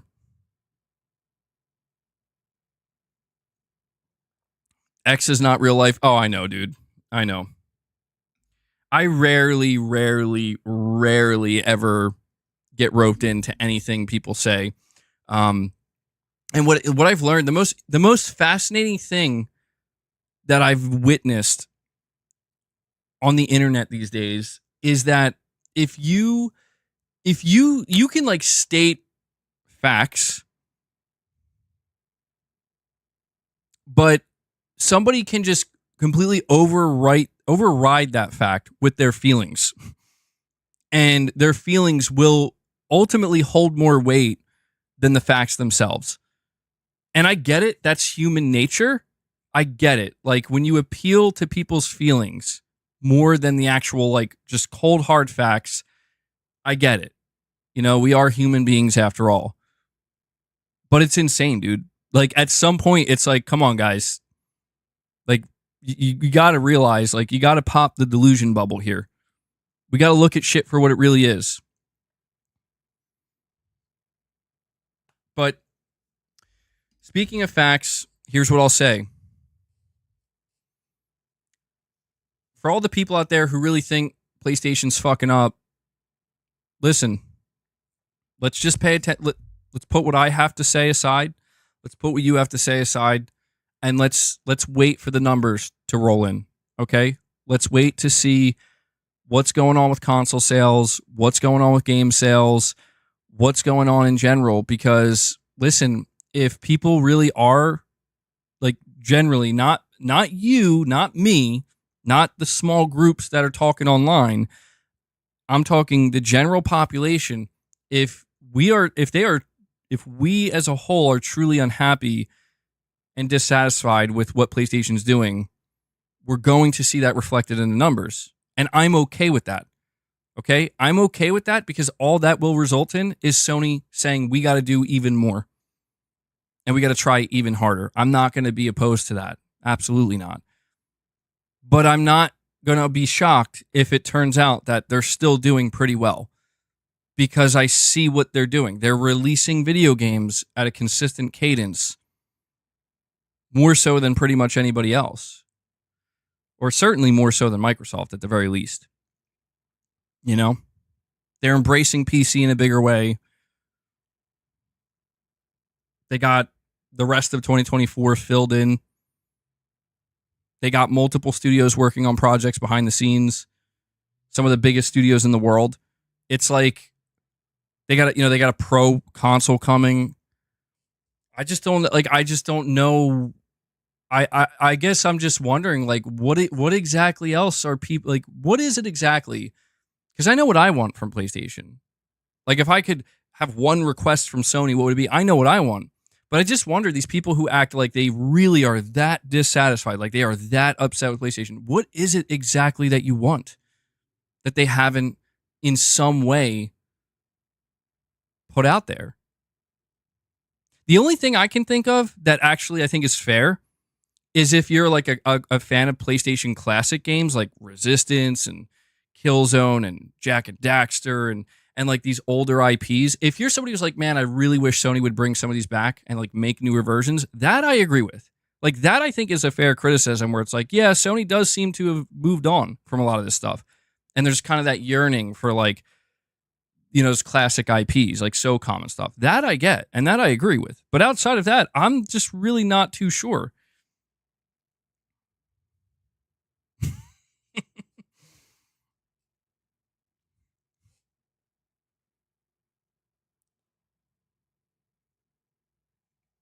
That's what happens when I drink my coffee too fast, man.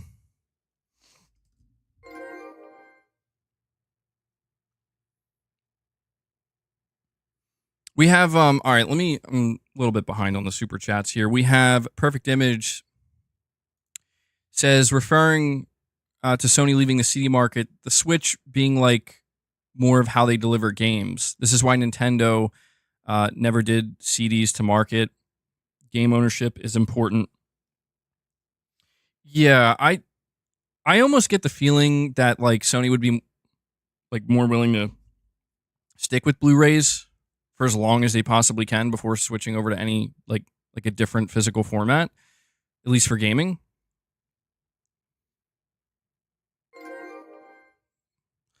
At some point, Sony's going to go to the cartridge route, like Nintendo. And we have Nassim, member for 7 months, says, hi, MBG. I hope you and your family are well. Well, thank you. Appreciate that. We're doing well. I want Sony to do something with Bloodborne. I'm still playing it and enjoying it. Yeah, I'm not playing Bloodborne at the moment. I'm playing Demon Souls. And I'm pretty confident Sony's going to do something with Bloodborne at some point. It's like it should be obvious that they will at some point do something with Bloodborne. They will. Boss, you are in my way, bud. I can't read I can't read the super chats, man. All right, that's fine. You can chill there, boss. That's good. But yeah, they're going to do something with Bloodborne. Like, it's just easy money. It's all about the timing. We have OK here with a super chat saying, fanboys get weirdly lost in the sauce of the minutia that doesn't mean anything. It's summertime, guys. Go outside and touch grass. Keep up the good work, MBG. Well, thank you. I probably should touch grass more often. I don't know. When I'm not streaming, I'm gaming. I've been going for walks and stuff, though. I've been going outside a little bit. But yeah, that's what I'm saying. Okay, is like people, they get like wrapped up in the weeds that don't ultimately mean anything. And I don't even have a problem with that because it's like, yeah, people are always going to get caught up in their own stuff.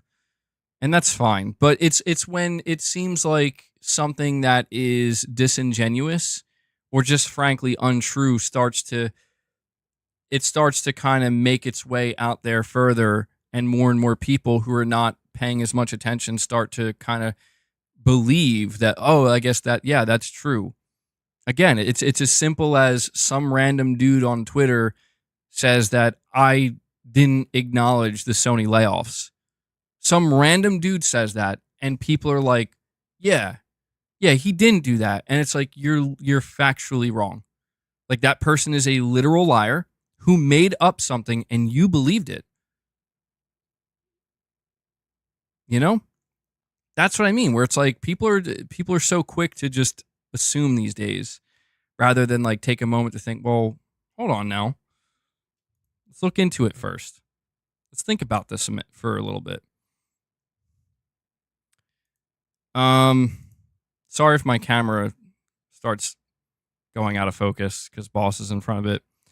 We have a Digital Dude 25 with a $20 super chat. Digital Dude, thank you so much for that, buddy. You're saying, what are these people going to say when and if PlayStation has a good showcase later this year? What's the excuse going to be then? These people's arguments hold no water. Bunch of clowns. I genuinely hate the extreme Xbox fan base. Well, here's what I can tell you, Digital Dude 25, and this is why I try my best to avoid these rants anymore, although, you know, even I end up giving in. There will be something else. Okay? Like, if Sony has a showcase this year, and it's a very good one, there will be something else. The big difference is it's going to be a lot harder for people to make shit up, you know? And that you could say that that's just kind of, that is maybe the price to be paid on the internet in 2024 for Sony basically being pretty low key. Like, I don't know if people realize this or not, but dude, Microsoft has been like, Microsoft Xbox, I should say, they don't shut the fuck up, for better or for worse. Boss, dude. Like, people at Xbox are always saying shit, and they're just always involved with the conversation, dude. And they're always kind of helping steer the flow of the conversation and of where things are going. And Sony doesn't do that. Like, Sony seems to just completely avoid that entirely. And that's where I feel like, I'm not saying Sony should do, like, I read a comment from somebody recently where they were like, Sony shouldn't listen to what random internet trolls on Twitter have to say. I agree 100%.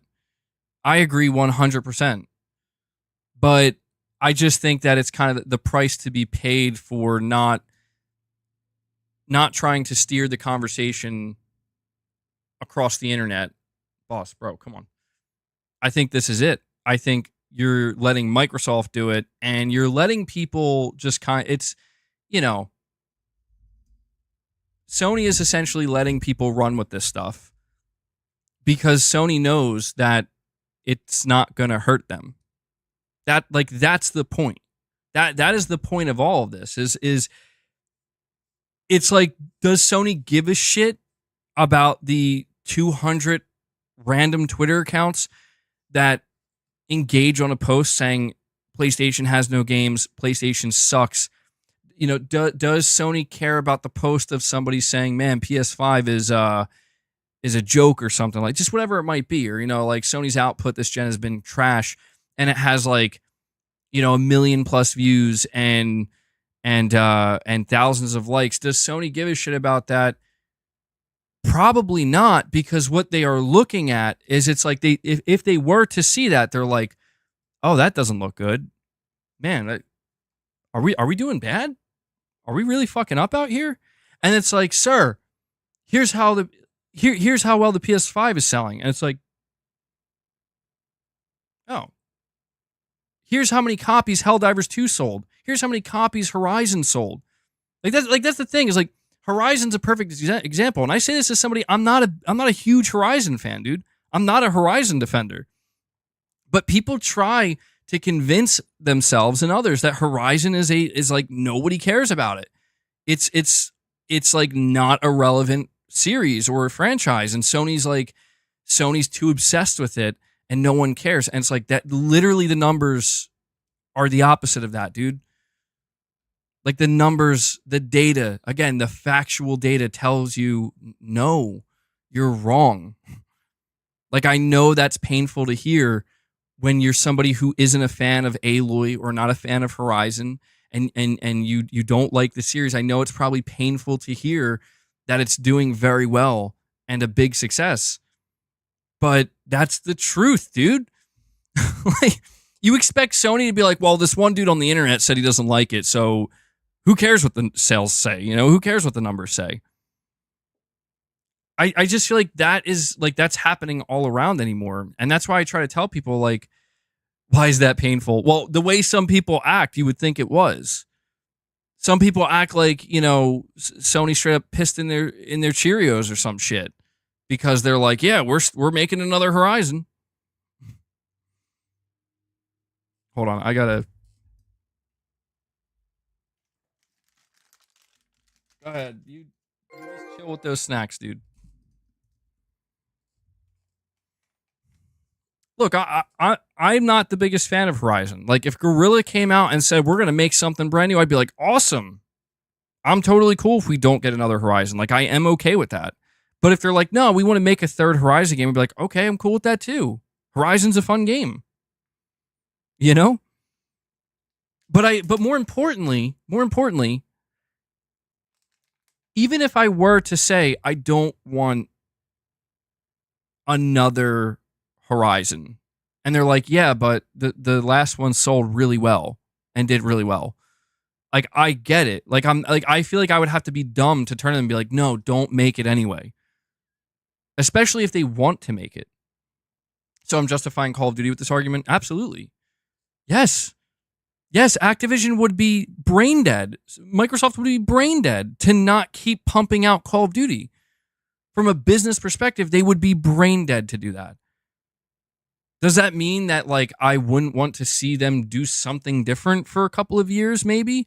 No, I would like to see that. But there's no way I could turn to them and be like, stop with Call of Duty. Like, it'd be like, bro, listen, here's another reality that people don't want to acknowledge. You bring up Call of Duty. Oh my God, boss. Dude.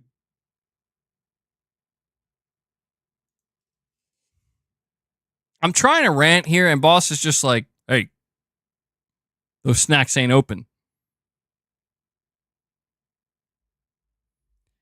Guys, we need like another 20 bomb or 10 bomb dropped here for boss, bro. He's getting extremely desperate for more snacks. He's giving you guys the look.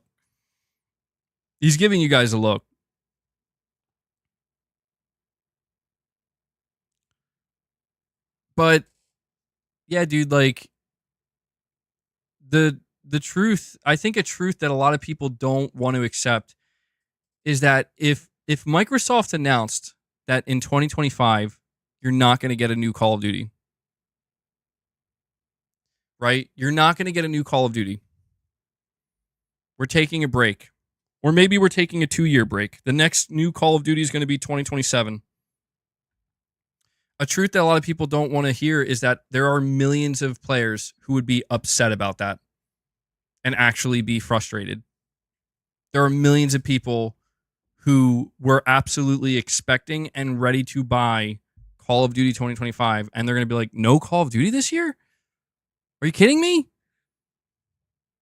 It's a freaking ritual, dude, at this point. And that's that's why I'm saying is it's just, I'm not necessarily like that. Like, if Microsoft was like, we're going to take a 2-year break with Call of Duty, I'd be like, that's good. Yeah, give it a rest, you know, like, come back stronger. But I totally understand. And I'm not trying to compare Call of Duty to Horizon. They're very different games. And if anything, that's another thing that I don't like. People are making it seem like Horizon is like unbelievably oversaturated. And I'm like, guys, it's not that extreme. Like, it's not that bad. You know, it's not like Sony is out here saying like every year we're doing another Horizon thing. They're not doing that. They haven't done that.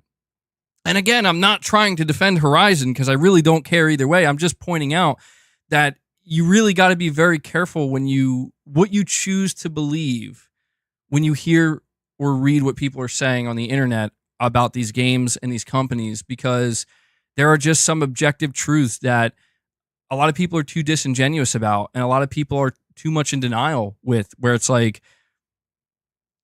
one of the biggest things that I see people talk about with PlayStation is, man, it feels like Sony's not making enough new IPs. And like, I totally get that, dude. Like, I totally get it. It's been like a while. Returnal was like the last new like AAA IP we got. And we haven't really gotten much else since that. I mean, of course, Concord's a new IP, but like the bigger single player heavy hitters, we haven't got them. But when people see that I'm not as upset about that, they immediately assume, oh, that's because you're a fanboy, because you're okay with anything PlayStation does. It's like, well, no, hold on, no, it's not that. It's that, let me show you all the studios Sony has, and let me list to you the ones that are making new IPs. And when you do that, like when you basically educate yourself and you realize, holy shit, Sony has a lot of new IP in development. It's just not ready to release or to be shown yet. You see what I'm saying? So like, that's why I'm not freaking out, being like, Sony, where's it? Hold on, boss. Okay, guys, I got it. He's trying to knock over my my camera. Boss, what are you doing, man?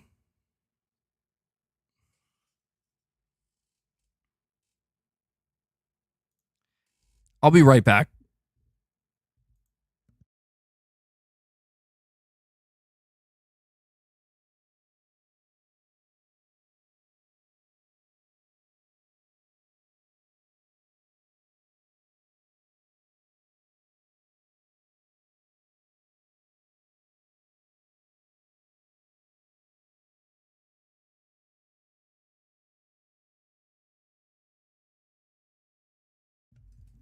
Sorry about that. I had to take him out of the room for a little bit.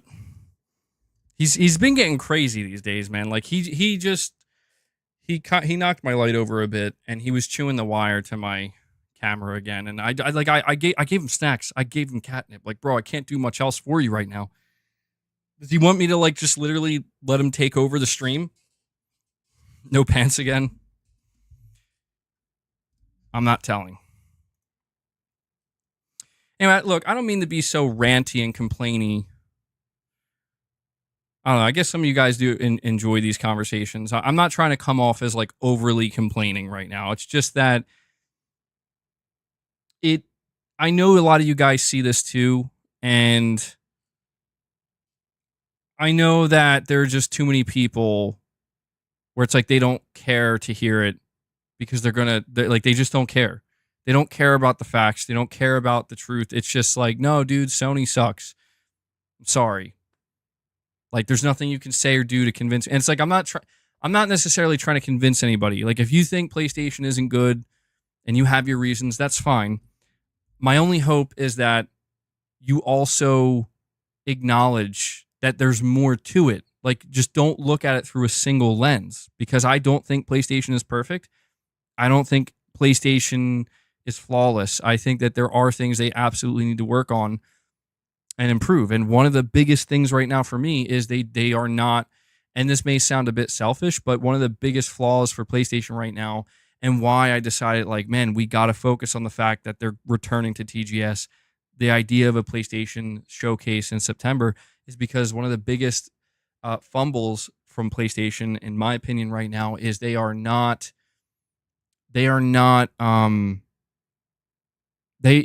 generating enough fanfare.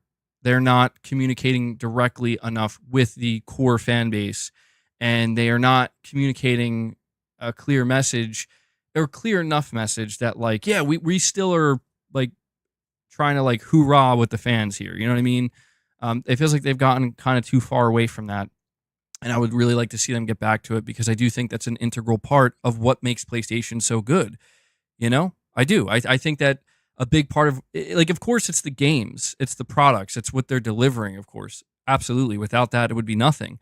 But I think it's safe to say that over the years, there's always been this just kind of like extra, kind of like the extra cherry on top, I guess you could say, or the icing on top that really just makes it a complete package as a fan, right? We have Cobb Sanity here, member for 12 months. He says, I don't have Twitter, so I don't see the back and forth, but Xbox fanboys need to worry about the Xbox brand. Yeah, I agree. I don't mind some of the back and forth, like definitely stay off of X/Twitter, like definitely stay off there, but some of it can be decent because it can be interesting. It's just the nature of competition and comparisons. Comparison is not always a good thing. In fact, most of the time it's not, but in some cases, in the name of competition, it can be an interesting thing. And I do just think that, again, there's too many people that just ruin any potentially decent conversation that could be had because there are millions of people engaged with this, just generally speaking. And I think that there is this general desire to interact and engage with as many of those people as you can. And they're just like these chaotic people that are like, nah, I just want to cause as much chaos as I can and do as much trolling as I can. And it's like, I get it. That's always going to exist. But man, you're saying you have no enemies. It's just games, dude.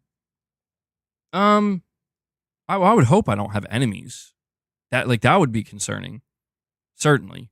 Considering we are just talking about video games here. But no, I mean, the truth is, dude, I see a lot. And there are people who take this very seriously. And everybody has their own reasons. And I'm not here to necessarily judge. But I do always try to remind myself, as well as others, that we are just talking about video games at the end of the day. And it's supposed to be a good time more than anything. But things are complicated,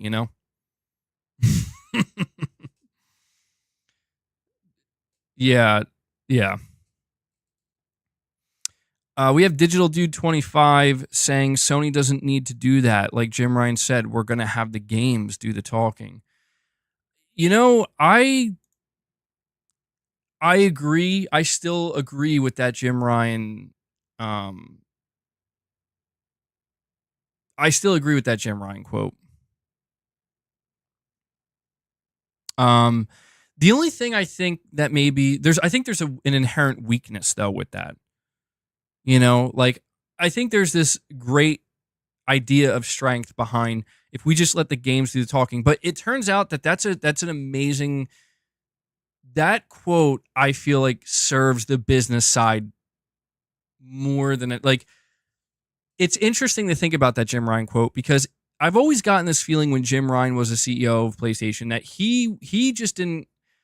He wanted nothing to do with the bullshit, which doesn't sound like it's not a bad thing inherently, but I think that extended to the point where it's like, listen, we are a business. We are going to operate as professionals. We make a product and we have customers and we're going to serve those customers. And that's it. It's that simple. There's nothing else to it. And I think that is why during Jim Ryan's tenure as CEO, there was this general sentiment among the fans that it kind of felt like, well, he doesn't seem to be doing a horrible job or anything like that. And he seems to actually be doing well by Sony and by the PlayStation brand. But it feels like ever since Jim took over, there's something that's been removed. There's an aspect, like a more personal aspect that's been actively removed or just it doesn't exist anymore. And I think that's really kind of when we hear let the games do the talking, it's like, okay, yeah, you show the games. Exactly, Shelly. From a fan perspective, from a fan engagement perspective, it is less fun. Like it's almost like that's why even though I sit here and I say, let's look at the facts, right? And if anything, maybe this is where this conversation comes full circle. And we have our answer where it's like, why is it that the facts can paint such a clear picture, but yet the conversation is so different from that picture, right? From what's actually there. The conversations that are being had seem so far removed from the actual numbers and the facts. And I think that's it right there. It's because, yes, if you let the games do the talking, they'll do the talking, they'll do the selling, people will buy them. And it's like, from a business side, we're doing great. From the gamer side, you're doing great. So, job here is done. And you know what? I can respect it. I can respect that, dude. It's like, yeah, you don't have to be friendly. You're like, you are a business and you have a job, and the customers, if you want to make the level of engagement with the customers just that you are a customer, nothing more, nothing less, that's totally fine too, you know? But I think it just is a little bit messy when you look at how that was not how it went down with the PS3 and the PS4. And even earlier on with the PS1, like, that's not how it went down. Like, Sony always kind of buttered up the fans a little bit. And I know that sounds a little bit silly and maybe like not the best term to use, but it's true. Like, they kind of did that, and they had some fun with it at times. And I just feel like that is where I'm so curious to see if Sony's going to start leaning into that a little bit more. They don't have to go nuts. I don't want to see Sony talking 24/7 and saying dumb shit all the time and, you know, confusing everybody. I don't want to see that either. There's always a risk here. But that's why I find it fascinating that they're returning to TGS after 5 years. Okay, let's see. Like, that can go a long way. It may not seem like a big deal, and I think a lot of people don't really think much of it right now because it's like, oh, well, Sony's not like that anymore, so who cares? And I get it. But these are, we have new people in charge. This might be the beginning of like a significant change. Could be a new Herman move. And Digital Dude 25 with another super chat. Thank you guys, by the way, for all the support.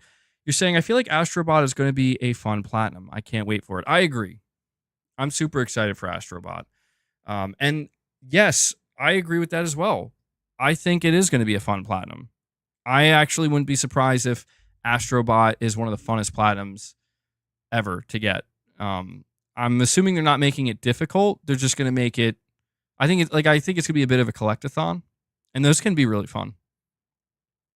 Wasn't Death Stranding 1 at TGS? Yes. We got a whole demo for Death Stranding 1 at TGS.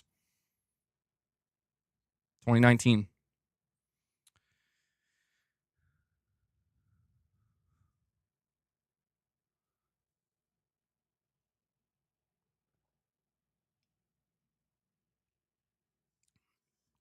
Just 4 goats and chickens for the free eggs.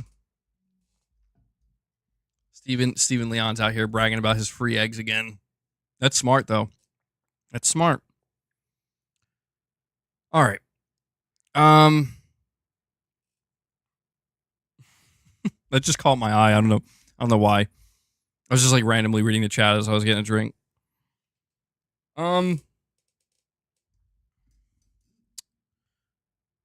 Remember when YouTubers used to analyze and break down game trailers, predict the stories, analyze the mechanics?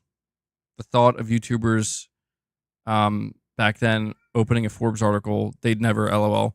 Yeah, the times have changed, man. It feels like.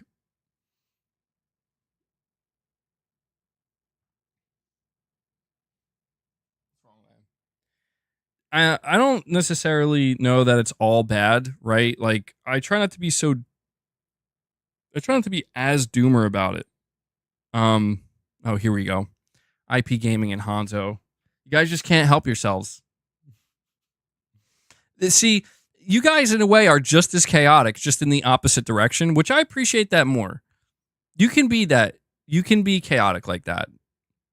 What do they call that? Like good chaotic or something, or like neutral chaotic?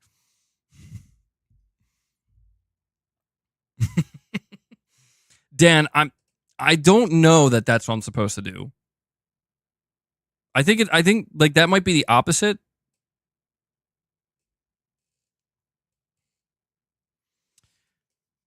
But PlayStation Showcase September. What are you thinking? You guys thinking it's going to happen? I'm thinking it's going to happen. I'm feeling it. I'm ready to be let down.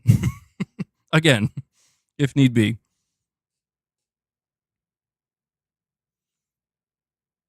We got a Digital Dude 25 with another super chat saying, I know one way Naughty Dog can win fans' loyalty back, make another Jak and Daxter game. That would be crazy. I don't think they're doing that, though. I think they've moved on from Jak and Daxter. I think they've moved on from Uncharted. I will say Neil Druckmann seems to have maybe hinted at the idea of their new game being a bit lighter. But I mean, I don't know. It was really subtly hinted, but he just seemed to indicate that maybe they are going in a different direction with their new game, in the sense that it's not going to be like as dark as The Last of Us. That's kind of what I picked up anyway on some of the things that Neil Druckmann said. And I do wonder, like, what does that look like? Because I think there's a general expectation. I think there's just a general expectation for Naughty Dog's next game to be an action game of some kind, an action adventure game. You know, it'd be kind of weird if it wasn't.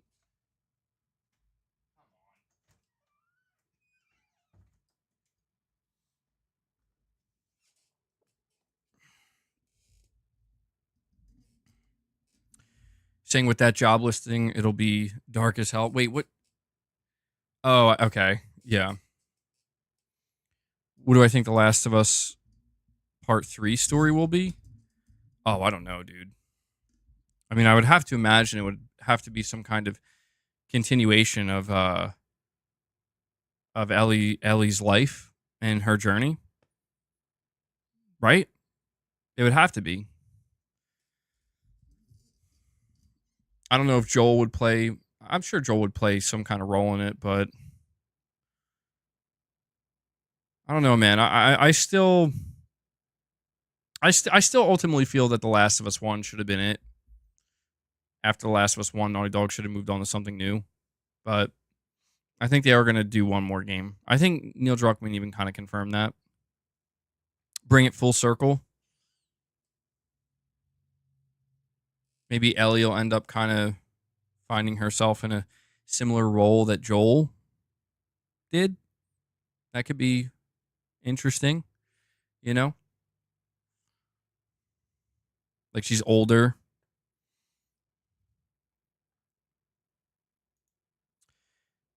And Digital Dude 25 says, if I was Naughty Dog, I would make a Last of Us prequel with Joel and Tommy and what they were doing for 20 years after the outbreak. That sounds like it would be incredible. Now I would play that. Absolutely. I would be super hyped for that. But they're not going to do that.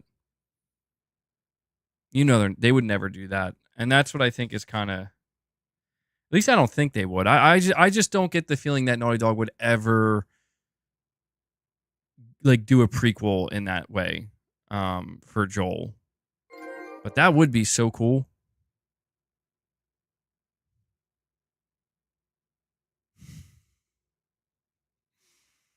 That's a pretty wild theory for what the third game could be. I agree though, Digital Dude. A Joel and Tommy prequel would be amazing. In fact, I think that would win everybody back. It would. But I'm not trying to be an asshole towards Neil Druckmann. And I don't mean it in like as rude of a way as it may come off, but I just feel like Neil Druckmann would probably scoff at that idea. You're saying because it's safe and boring. I mean, I wouldn't say it's boring. I would say it's definitely safe. I don't mind creators wanting to do something unsafe. I just don't think that they should ever do it just for the sake of it. You know what I mean? That's all. If they're smart, they'll do that. I mean, we're gonna find. I'm more interested in their new game, to be honest. Like I can't. I can honestly say after everything that has happened with The Last of Us, I just got to be real for a moment here, okay? After everything that has happened with The Last of Us franchise IP, I would prefer it if it just went away forever. Because I just feel like at this point, the only thing that's left to do is, like, I don't know, ruin it further. If not ruin it, just degrade what it was supposed to be in the first place. Because for me, The Last of Us 1, again, like, masterpiece. I think that there are people these days, again, this is where I think people are just kind of weird, where they, like, some people I think try to pretend like The Last of Us 1 wasn't a masterpiece. And it's like, no, it definitely was. And then, The Last of Us Part 2 is very controversial. But for me, it's like where things really started to kind of go off the rails wasn't even The Last of Us Part 2. Like, The Last of Us Part 2, from Sony's perspective and from Naughty Dog's perspective, was a success. But then it's like, it's like one of the most, if not the most controversial game that ever released. And then they had this multiplayer game, and everybody's waiting for the multiplayer game. Then it gets canceled abruptly. And it's making me feel like everything with The Last of Us is getting too messy now. We should just move on, before, like, we take it too far. And that's it. That's why I'm actually much more interested. Like, I do think they're going to make a third Last of Us, but I'm much more interested in what's a new Naughty Dog game. And Digital Dude 25 with another chat, thank you, buddy, saying they'd probably ruin it by making Tommy gay or something. That would be a hell of a retcon, dude. Well, I guess it wouldn't have to be a retcon depending on how they handled it. This was Tommy's gay era. He was kind of gay at this time. But then he realized maybe he wasn't. And God, imagine how controversial that would be, right? At that point, dude, Naughty Dog be risking pissing off the other people, the other side, like. But no, to be honest, I don't care what, like, Naughty Dog can make as many characters gay as they want or whatever, or trans, or like that. To be honest, like, that shit doesn't bother me. Like, what I'm interested in is I just want to know, like, is your game going to be good to me? Like, in my opinion, like, is it going to be fun? Is it going to have a good story? Is it going to have engaging gameplay? Is the story, like, you know what I mean? Like, is it just, that's all I want to know. Because that's the only thing that let me down about The Last of Us Part 2, dude. Like, I remember people were freaking out at the time where it's like, oh my God, Lev is trans. It's like, I don't give a shit. I don't give a shit that Ellie's gay. I don't give a shit that Lev is trans. Like, I don't care about any of this stuff. I care about that. Like, what'd they do to my man Joel? What'd they do? Like, what about Ellie and Joel's relationship? Like, dude, that's the shit I cared about. You know what I mean? And everything else I was less interested in, just because I felt like everything else was essentially there to serve that story. And that's why I was ultimately let down by The Last of Us 2, because the story didn't go the way I'd hoped it would. And that's fine. I'm not retreading that ground. It's just, that's why I'm just fascinated, where it's like, all right, well, what else? What other stories do you guys want to tell? Like, I'm not gonna sit here and make it seem like Naughty Dog has never told good stories. I'm not gonna sit here and make it sound like Naughty Dog has never been a good studio. I'm not gonna sit here and make it sound like they don't have immense talent. Like, I can't. This is where I'm trying to say it kind of speaks to. It speaks to the the extreme nature of the way people want to talk about things anymore, where there can never just be a decent middle ground, where it's like, to me, Naughty Dog is easily one of the most talented studios in the entire world. with some of the most talented game developers in the world and some of the brightest minds in gaming. I think that they've proven that. I think that they've earned that. But The Last of Us Part 2 did prove to me that they can also do things that I'm not a big fan of. You know? And I've accepted that as well. So I'm going into whatever they do next with that mindset of like, they had, like, this is one of the most talented teams in the world, and they might make something that I might not be interested in. Or they might make something amazing that I'm like, wow, this could be one of my favorite games ever. It's kind of, it has that level of like kind of unpredictability in a way, which is interesting. I mean, I can simply say that I can't say that I am bored at the idea of what Naughty Dog's next game will be. I'm pretty interested. If it's a letdown and it's something that doesn't interest me, it's like, oh, well, all right. Damn, you know? But hopefully not. And Digital Dude saying Naughty Dog / Insomniac Games live in a world where straight men / women don't exist anymore. I mean, see, look, I get where you're coming from, and this is where I try to be careful when treading this ground, because it's like it's like true or false. Is that how they think? Is that really what they believe? And it's like, look, for me, that would be insane. That would be, listen, there's so many people that tell me, like, this is how they think, man. This is what they believe. This is who they are.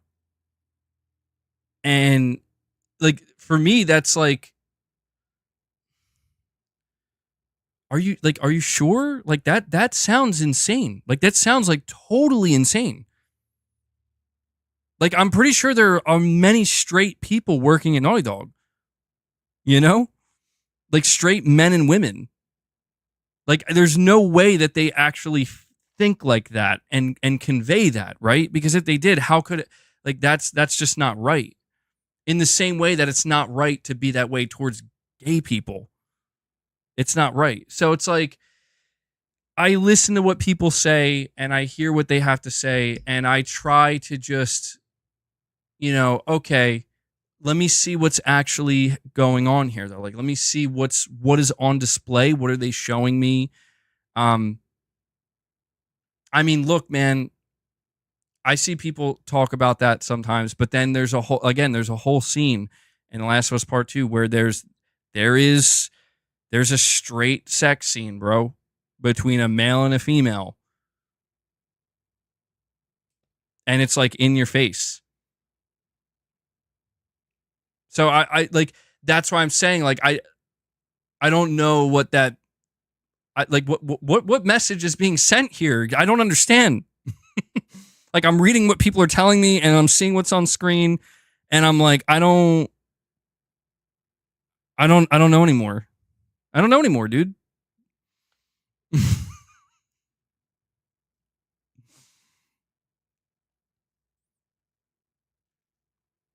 It was weird in Oppenheimer too.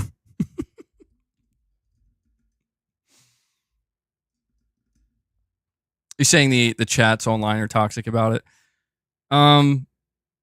Yeah, that's the thing, man, is I feel like people don't have reasonable conversations anymore.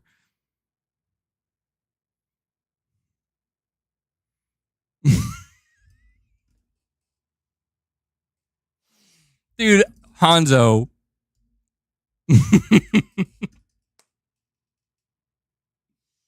I totally dude, I did not remember that. Like, I forgot that existed, dude.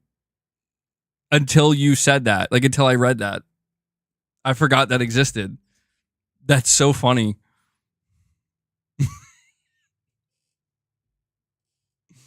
No, it's okay. It's okay. It's just, it's so funny. Like, just reading that out of nowhere, like in the middle of all this text, bro. It's just, it's like, holy shit. Yeah, that's a thing that exists. And the way you asked the question, Good shit, dude. Hanzo knows how to cut right through it. Hanzo's out here asking the real questions, the important questions. Damn, I needed that though. I needed that. That cut the tension real quick. Says I'm here all week. Nomager says popped in to say have a good 4th, guys. Well, thank you for that. We're just over here talking about The Last of Us 2 once again. And the Order 1886. But yeah, no, Digital Dude, I get what you're saying, man. We just gotta keep a level head. That's all. Be careful. You know, don't believe everything you read. Don't believe everything you see or hear.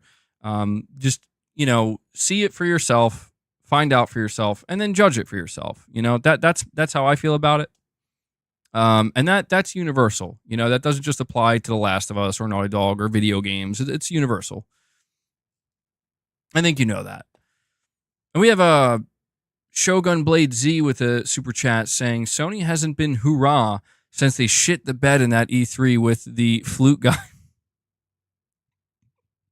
You guys are making me laugh. With the flute guy and shuffling the crowd around, they got bitter and left E3 altogether. Dude, I don't know why, but the idea of Sony getting angry that people were not as thrilled with the flute guy as they were, and that's why they left E3 like, fuck these people, bro. They don't appreciate the flute guy.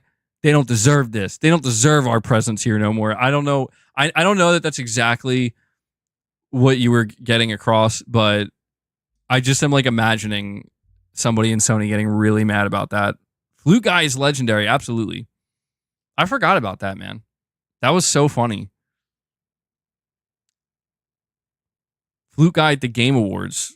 Yeah, dude, the flute guy at the Game Awards one-upped him. He went all the way. We have a Sim Particle here, member for 16 months, saying, what do you think they will show at TGS? Well, my safest guess here with what I think they'll show at TGS, I think you'll see Astrobot. I think you'll see Until Dawn. You'll probably see Horizon, Lego. But I think there's a decent chance we could see Death Stranding too. I mean, again, if you look back at the last time they were exhibiting at TGS, they were doing so at a time when Death Stranding was, you know, close to launching, and they showed a new demo. They could do that again, man. Or just at the very least, maybe another trailer. That'd be cool. So I'm not saying, oh yeah, they're going to announce Ghost of Tsushima 2 at TGS. It could happen, but I'm not necessarily expecting that. But that's my safest bet. More Death Stranding 2. Which I'd be excited for, dude. I can't wait to see more Death Stranding 2. You're playing Death Stranding as we speak? Nice. And Digital Dude 25 says, you don't understand now, but you'll understand when they make Atreus gay/bi for no reason other than to push an agenda. Well, I mean, I get where you're coming from, man, because there is shit that is forced, and that's what I like. That's what I don't like. You know, when they're like, we're forcing it. How does that make you feel? Does that make you feel uncomfortable? Huh? You gonna show your true colors? And it's like, well, no, it just seems stupid. Like, it just seems unnecessary. It seems like you're overreaching. And that's what I don't like. I don't like when it becomes like crystal clear and just in your face that they're overreaching, and it does seem like it's more about an agenda than anything else. And then if you try to like point something out, it's like, oh, well, you're part of the problem. And it's like, well, I mean, I don't think so. Like, I'm just trying to be reasonable about it. But that happens all the time. Like, that happens in the other direction as well. You know, you just got to be careful with the extremism, you know? And I do believe 100%, just to be clear, Digital Dude, that there are extremist individuals like with extreme views on this stuff that are working at these studios and trying to have influence in these studios. I absolutely believe that. I absolutely believe that there are plenty of hive minds out there that are just operating in a way where it's like you're actually making things worse, not better. And I just know that it's not exclusive to one side. What I know is that exists on both sides, but one side is more prevalent in gaming right now. Does that make sense? See, that's the needle I'm trying to thread right there. The extremism exists on both sides, and it's actually all around, but there's only one side where it's like prevalent in gaming, and that is the far left. And I'm not saying I want to see that just flip over and like I want to see gaming be run by the far right. Like, no, I don't want to see that either. I just want to see it. I just want to see a balance. You know, I just want to see a balance. That's all. It's like, yeah, it's like if they were to turn every PlayStation character gay, it's like that's not balance. Seems like overrepresentation to me. We don't need every character to be straight either. Like we can. It's like I don't like the way the word diversity has been weaponized on both sides.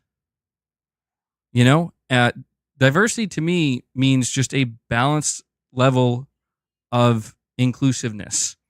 You know, where it's like we got checking off all the boxes, and I don't inherently have a problem with that as long as it's spread out. You know what I mean? Like, there's nothing wrong with that. It's just like it reminds me of like if I'm going to customize my character, and it's like I want to make the clothes that my character's wearing a certain color. It's like, oh, we just didn't include your favorite color. My favorite color is orange. Yeah, we didn't include it. It's like, oh, what? Okay.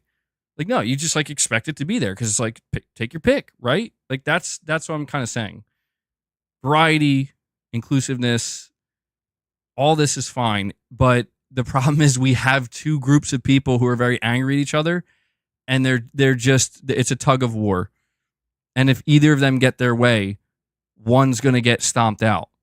If the people on the far left involved in the gaming industry with very extreme views or very convicted viewpoints, if they get their way, yeah, you're going to see much more of the gay and the, you know, the woke stuff, as people label it. You're going to see that like proliferate everywhere. And like some would say you're seeing that now. And that's why like suddenly the other side's getting much more vocal about it. And I do agree, like we need to see a better balancing. We do. And it needs to be more subtle. That's the answer. Like Insomniac would probably not want to hear that answer. Naughty Dog would not want to hear that answer, and they would probably get offended by that answer, but it's the fucking truth. It's the truth. You need to reel it in, and you need to be more subtle in your approach. You know? Like they're just going in fucking guns a-blazing, and then certain people get like, whoa, what the fuck's going on here? Again, man, you can't brute force this shit. You cannot brute force this shit. You can't do it the other way either. Like if there's some like person with an agenda where it's like, I want to make every fucking video game character straight, no gay characters. Like that's not good. That's bad. But if there was somebody like that, and they somehow made their way into the games industry, and they made their way to like the head of a fucking studio, do you like, if that's your agenda? I do not agree with that agenda, by the way. I think that's wrong. But if that's your agenda, do you think you're going to effectively do that by brute forcing your way? By just like aggressively, like everybody's going to be straight and that's the way it's going to be, and you got to accept that? Or do you think you're going to piss people off? You're going to piss people off. I'm just saying, these people with their fucking agendas, you'd be surprised what you could achieve if you weren't so obvious. You know what I mean?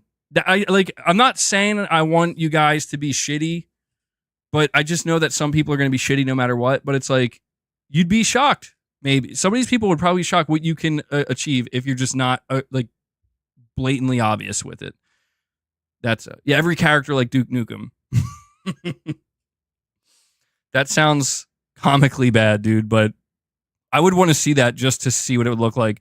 Yeah, I would like to see what a game like The Last of Us or Spider-Man 2 looks like with just, it's like the opposite. Like every character's like Duke Nukem. That would be pretty comical.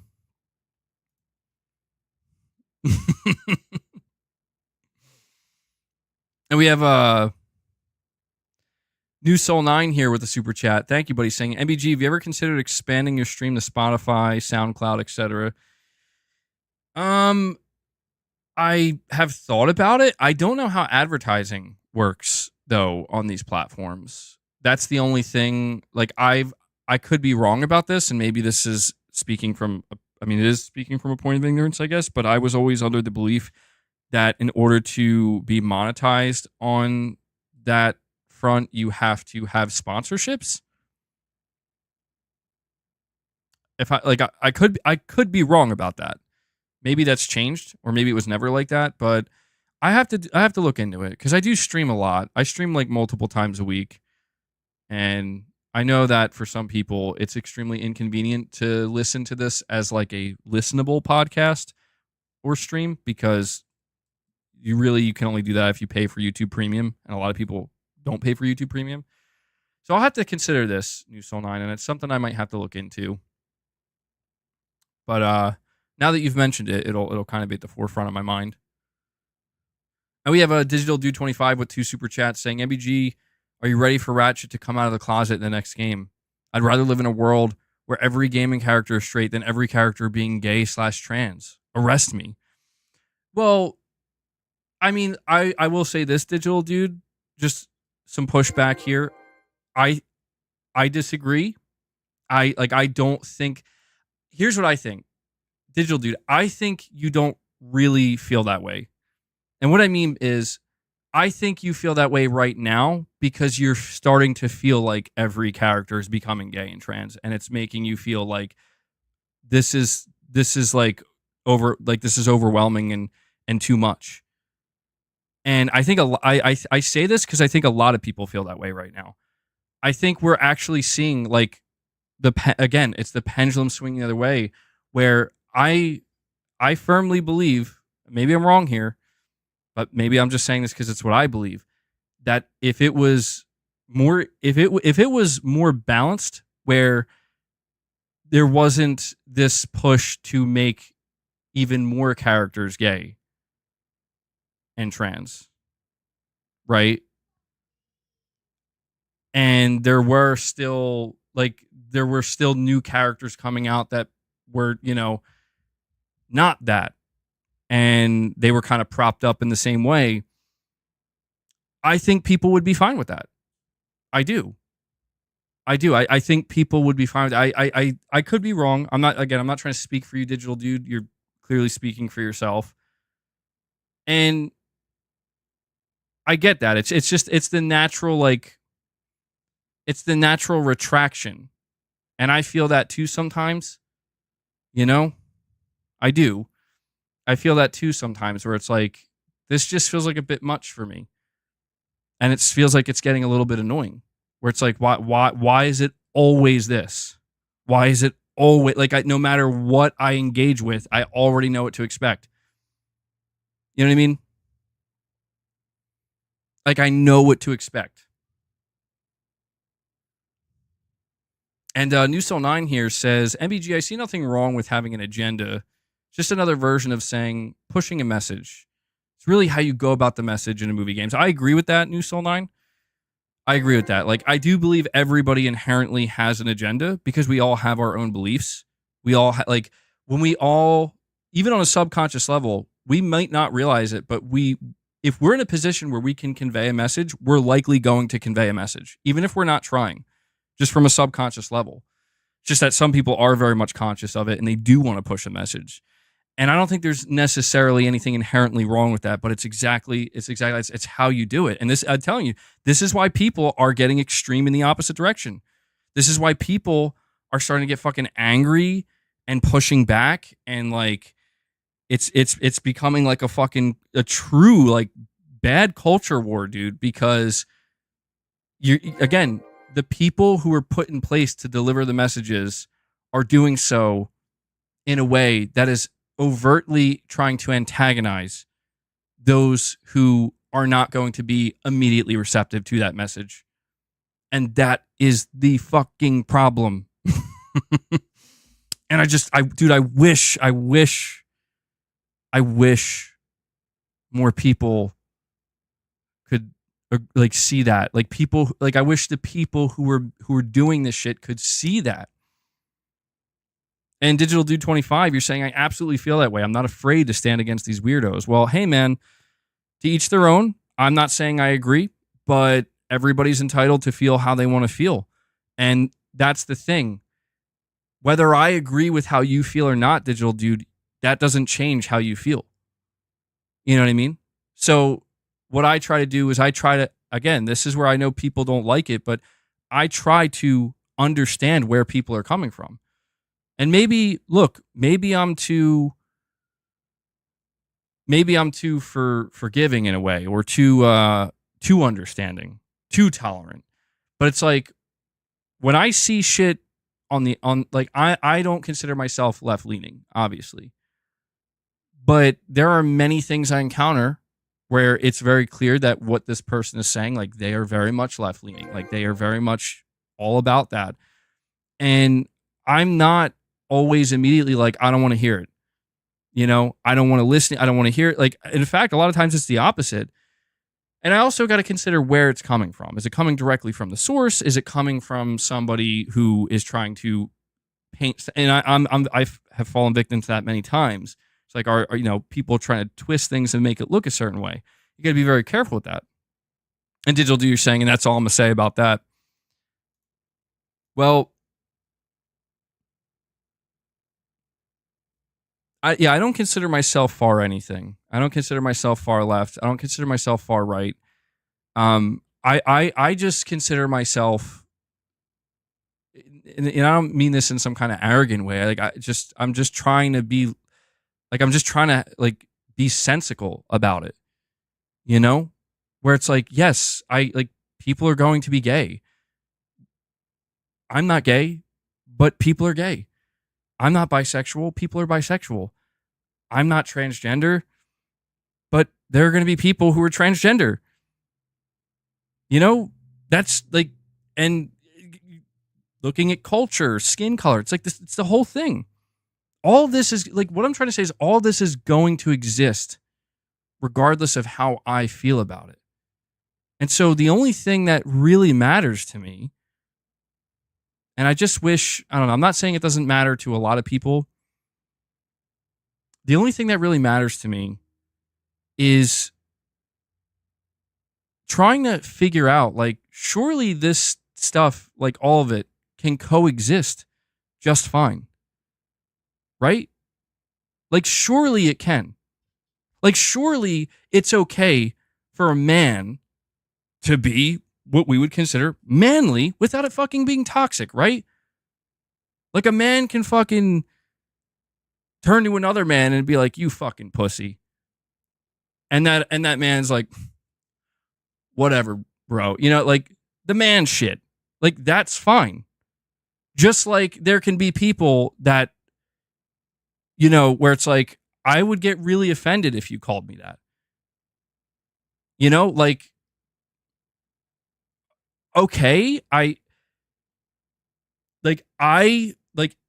instinctively, for me, stuff like that is like, what, like, my instinctive reaction is like, are you a baby? But then I realize that, like, just because I'm not offended at somebody calling me a pussy or something doesn't mean like that. Like, I guess I'm trying to say, like, it would be entitled for me. It would be a level of entitlement for me to expect everybody to just be chill and cool. And that's the problem with all of this, dude, is it's all about what people expect from others. Here's what's so weird to me, dude. You want to get into the weeds of this shit? Recently, you guys saw that whole thing that happened with Alana Pierce, right? With the whole, she used the term situational disability. And she was taken out of context for that 30 seconds, and she was basically being dragged on the internet by, again, a group of people that are absolutely against any of that liberal, game development is considered leftist now and liberal bullshit most of the time. And, it was being weaponized in a disingenuous way where it's like, listen, she was referring to a chart, but here's the thing. Before anybody clips me, here's the thing. The problem then becomes, okay, sure, maybe she was taken out of context where the important part that was left out is that this is a chart that exists across development for every studio, or like it's part of a it comes from Microsoft, ironically. Who's surprised, bro? It comes from Microsoft, where on this chart, they actually list parenting as a situational disability and bartending or having a heavy accent. They list these things as situational disabilities. And so Alana Pierce defended herself, and many other individuals in the video game industry across video game development also defended her by pointing out that, no, she's talking about a universal chart that everybody refers to. But then other people push back, and this is where I stand, where it's like, okay, like, that's cool. We get it. And it's unfortunate that that part was left out, but that's still a problem. Like, that's retarded. Who agreed upon this? Just because it's some corporate level bullshit that somebody wearing a suit said, that should be a situational disability. Like, what? That's the part that blows my mind about all of this, is what everybody should be doing. And this is where it's just like, I'm losing faith in humanity.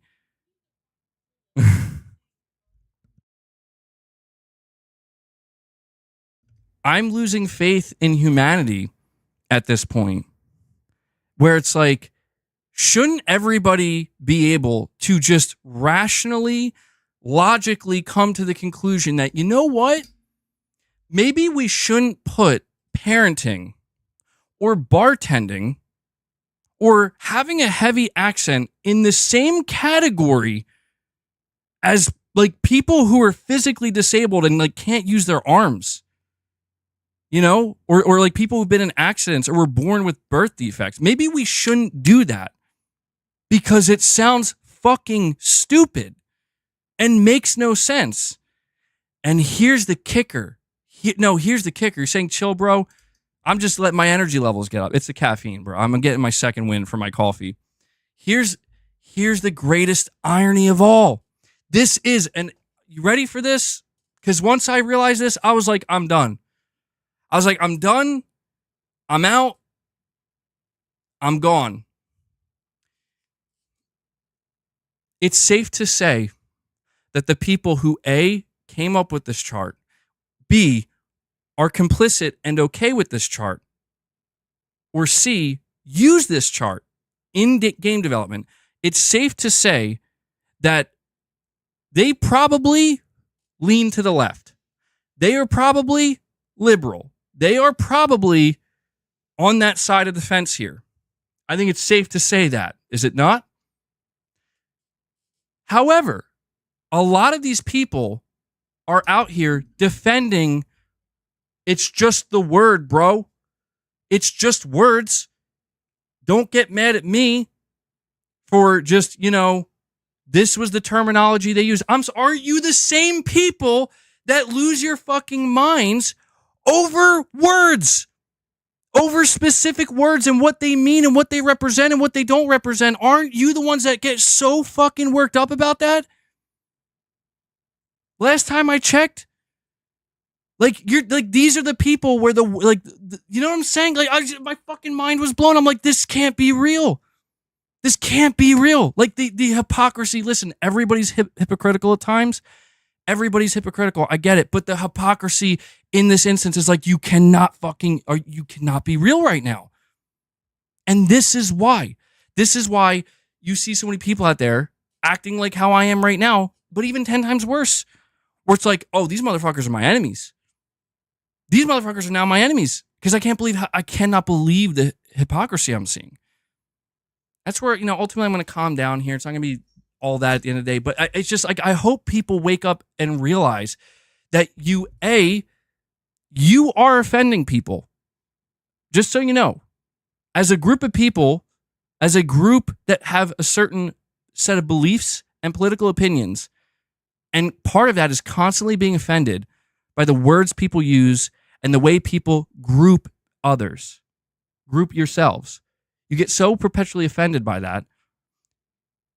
You can't see how parents or bartenders, I don't even understand that, or people with heavy accents, you don't understand how they could potentially be offended by basically being labeled a situational disability. The amount of parents that I saw freaking out, being like, bro, my kid isn't a disability. My kid is a responsibility. It's a bad, bad look. And at first, I have to admit, when I first came across all this drama, I was like, what the fuck is this nonsense? I'm like, what is this shit? What are people freaking out about now? But once I looked into it a little bit and I started to realize, now I get it. Like, now I know why people are freaking out the way they are, because it's the hypocrisy of it. That it's so like ass backwards. It doesn't make any sense. And really, I think all it is, if I had to guess at the end of the day, all I think it really is people who are bothered by the agendas being pushed constantly and consistently. I think the people who are bothered by that, for once, just want to see those who are pushing those agendas get a taste of their own medicine, where it's like, turns out you're human too. Turns out you're just as susceptible to being a sheep in the herd, right? To following something that makes no sense, something that's ass backwards and upside down. But just because you're surrounded by a bunch of people who are agreeing with you and saying, oh yeah, that sounds right, you just go along with it rather than thinking for yourself. Hive fucking mind mentality, dude. God. I don't know. This is 4th of July, America. Freedom. Bald eagles. Damn it. I have to admit, though, man, like, the more I thought about this whole idea of a situational disability, I'm like, you got to be kidding me. You got to be. Now I'm the guy getting offended by words. Digital Dude 25 says, got me worked up. MBG, LOL, got to pump some iron. That's how I'm feeling right now, bro. I'm just getting it out, Just getting it out. PlayStation Pete says, I really like in Stellar Blade, it forces you to get good to beat another boss. 41% towards completion, succeeded by character, gameplay, and music.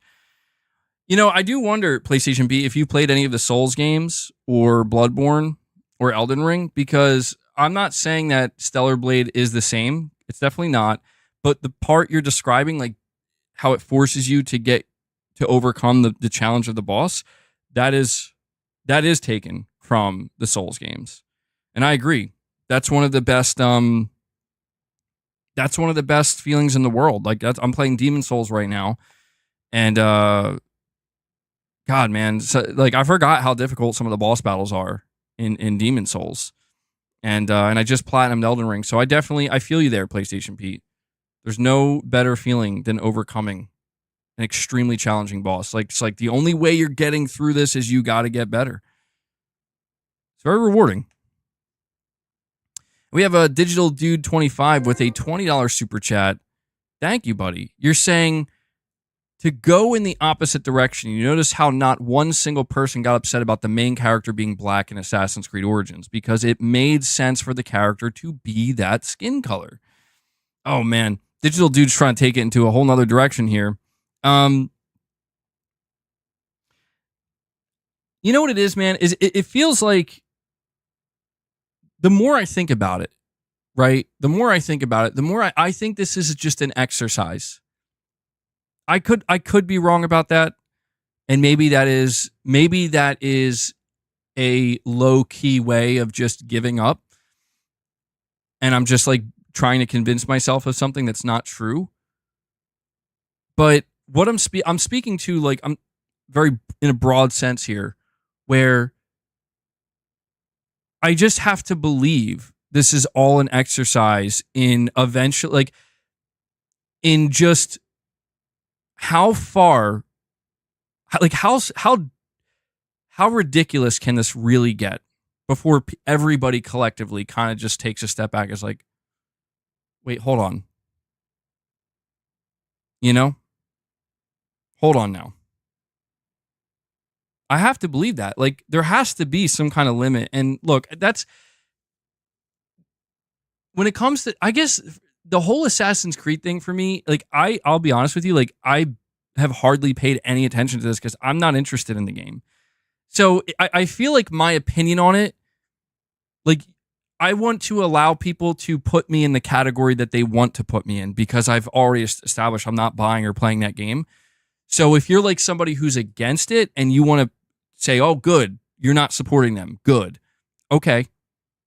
Like, I don't have any egregious or specific reason. It would be different, absolutely, if I was excited. I would have to see what, like, I'm going to have to do that with Wolverine. I'm not looking forward to it. But I know, like, when Wolverine comes out, God, dude, what's going to go on there? What's, like, how crazy is that going to get? And I'm going to have to decide for myself, like, what do I, you know, like, where do I stand on this? So it's one of these things where it's about picking and choosing your battles here, where, like, I don't want to engage with the Assassin's Creed stuff because it's like people, it would be like if you asked me to talk about the Acolyte and, like, what's going on there, or like Disney and Star Wars. It's like, dude, that's not my battle. Like, I don't exist in all these places and I don't know enough and I don't care to know. Like, I actually want to be ignorant to it because I'm not engaged with it. I'm going to focus on my lane. And I don't know, man. I do, you use the term weirdos earlier, and I will say, Digital Dude, like, there are weirdos out there. Yes. And God, I try not to be like that way, but, like, there are just some people where it's like, I don't know how else to describe you, where it's like your view on things is like, it's so extreme in a direction that it doesn't, like, my level of being able to understand, you know what I mean? It, like, it only goes so far. And there are absolutely people I've seen and I've encountered where it's like, I'm not trying to fight with anybody and I'm not trying to, like, be that way, but I'm gonna just do my own thing over here. And I'm cool. You know, I'm cool. But I see it at times. And when I see it, I'm just like, man. Something that helps me, though, is I look for the options. And I think that's a good way of putting it. You're saying both sides are so radicalized that they're both wrong. Centrists rise up. Is that what you'd call it, being a centrist? I guess yeah, like, that's the thing, man, is it would be, let me put it to you this way. I firmly believe that most of these people who are fighting the good fight, so to speak, mostly on the internet. Some people in real life, they're going out there protesting or rallies, what the fuck ever, you know? I firmly believe that, like,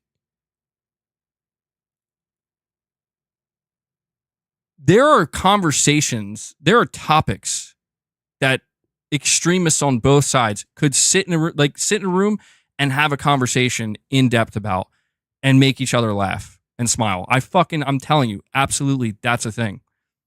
100%.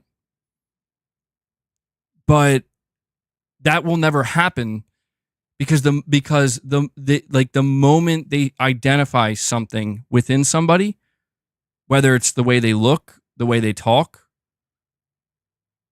you know, just something they're wearing, it automatically you're in the fucking filing cabinet now under this category. And that's the radicalization that you're speaking to, where that's radical thinking. It's like, as soon as I see it, boom. And that, to me, is the shit that needs to chill out, because I'm certain that all these people who are fighting, like, you could probably have real conversation. Like, you could probably get along. Like, I don't mean to sound so hippy dippy right now, but in all seriousness, you probably could. You probably could. But you never will, because you're too busy focusing on everything else that probably doesn't really, I'm not saying it doesn't matter, but it probably doesn't matter as much as you want to believe it does. You know? But then again, there's always that kind of behind the veil where, as much as I want to believe that, as much as I try to believe that, I also know all too well that may be true for like 80% of people, maybe even 90% of people. But there are some bad motherfuckers out there. There are some human beings walking this planet that they do not have good intent. And they will lie, they will deceive, they will do whatever they need to do, but they do not have good intent. And it just always reminds me of the saying, it just takes one bad apple to ruin the batch, you know? To ruin the bunch, I think is how it goes. And it may sound a bit cliche, but I think that's true. I think that's true, man. And I think that the worst part of it all is that too many bad apples, so to speak, have risen to the top. There are too many bad apples that have too much influence, too much power, too many eyes on them, too many people listening. They have too much influence. And that's how the radicalization becomes so prevalent. I don't know. What do I know? I'm just a dude sitting here having problems with my cat trying to ruin my stream. So saying labels don't really exist anymore. If you spoke to a right-wing elderly person, they do not align with a modern right-wing person. I work in a retirement home. Well, damn. Yeah, I think all these labels, what we would consider labels, I think that they shift with the times. You want to talk about a moving goalpost? Yeah, that's what all of this is. That's what all of it is, dude. I don't know. I just wish more people would be able. I think we need to get back to the fundamentals as a society. I do. I really think we have to get back to the fundamentals. And it's a lot easier said than done, but you know, I'm a lot of talk too, dude. Like, I don't trust people, you know? So I'm out. It's like, I'm one of these people where it's like, I can identify the problem, and I can even think of a clear solution to the problem, or some type of solution. But then it's like, okay, well, now you got to do it. And it's like, well, do I have to do it? Like, I don't want to do it. Like, leave me alone. You know what I mean? And that's the kind, like, I become nihilistic at the end of the day. And that's the truth, man. Like, that's the truth. That's why it's not that I don't have my own beliefs in well, I don't know. You want to talk about philosophical? You want to get deep? Dude, there are some very raw fundamental things that I try to hold on to. But I do so knowing that, like, we live in a world where that doesn't have to, like, that doesn't necessarily mean anything, dude. And what I mean by that is, like, so as a 30-year-old adult male, I sometimes think, you know, a thought that I have is, what does it mean to be a good man? What is a good man? And obviously, the moment you think that, it's like, well, you're going down a rabbit hole. So I try to simplify it. I'm like, well, maybe being a good man means taking care of myself, taking care of my physical health, taking care of my mental health, taking care of my emotional health. Okay, that's part of it. being a good father. I'm a parent, you know? So that's where things get even more complicated. Well, look at how crazy the world is. What would I consider like properly raising a child? What is that to me? What is that? What is that to me? What is that to everybody else? Should it matter what it is to everybody else? You see, it's just so it's always this kind of like tug of war, and it's all about finding some kind of balance, man. I really think that's what it's about. It's about trying to find some kind of balance and understanding that the nature of the universe is a cold, scary place most of the time where you are not going to get answers. I didn't make it that way. That's nature, dude. So what are you going to do with that? And I think it's hard. I think life is just hard in general. If we're getting like really deep about it, I just think life is hard. And what makes it so hard is there are really no answers other than the ones we give ourselves. And that makes like that sentence doesn't, there's some people who can't accept that sentence and they reject that. Like they reject that. No, I'm not giving myself answers. I know the answer. The answer was written into me, right? It's inside. Like I know the answer and I get that. I'm not going to take, like, I'm not telling you you're wrong. I'm not telling you you're wrong. It's not my place to tell you you're wrong.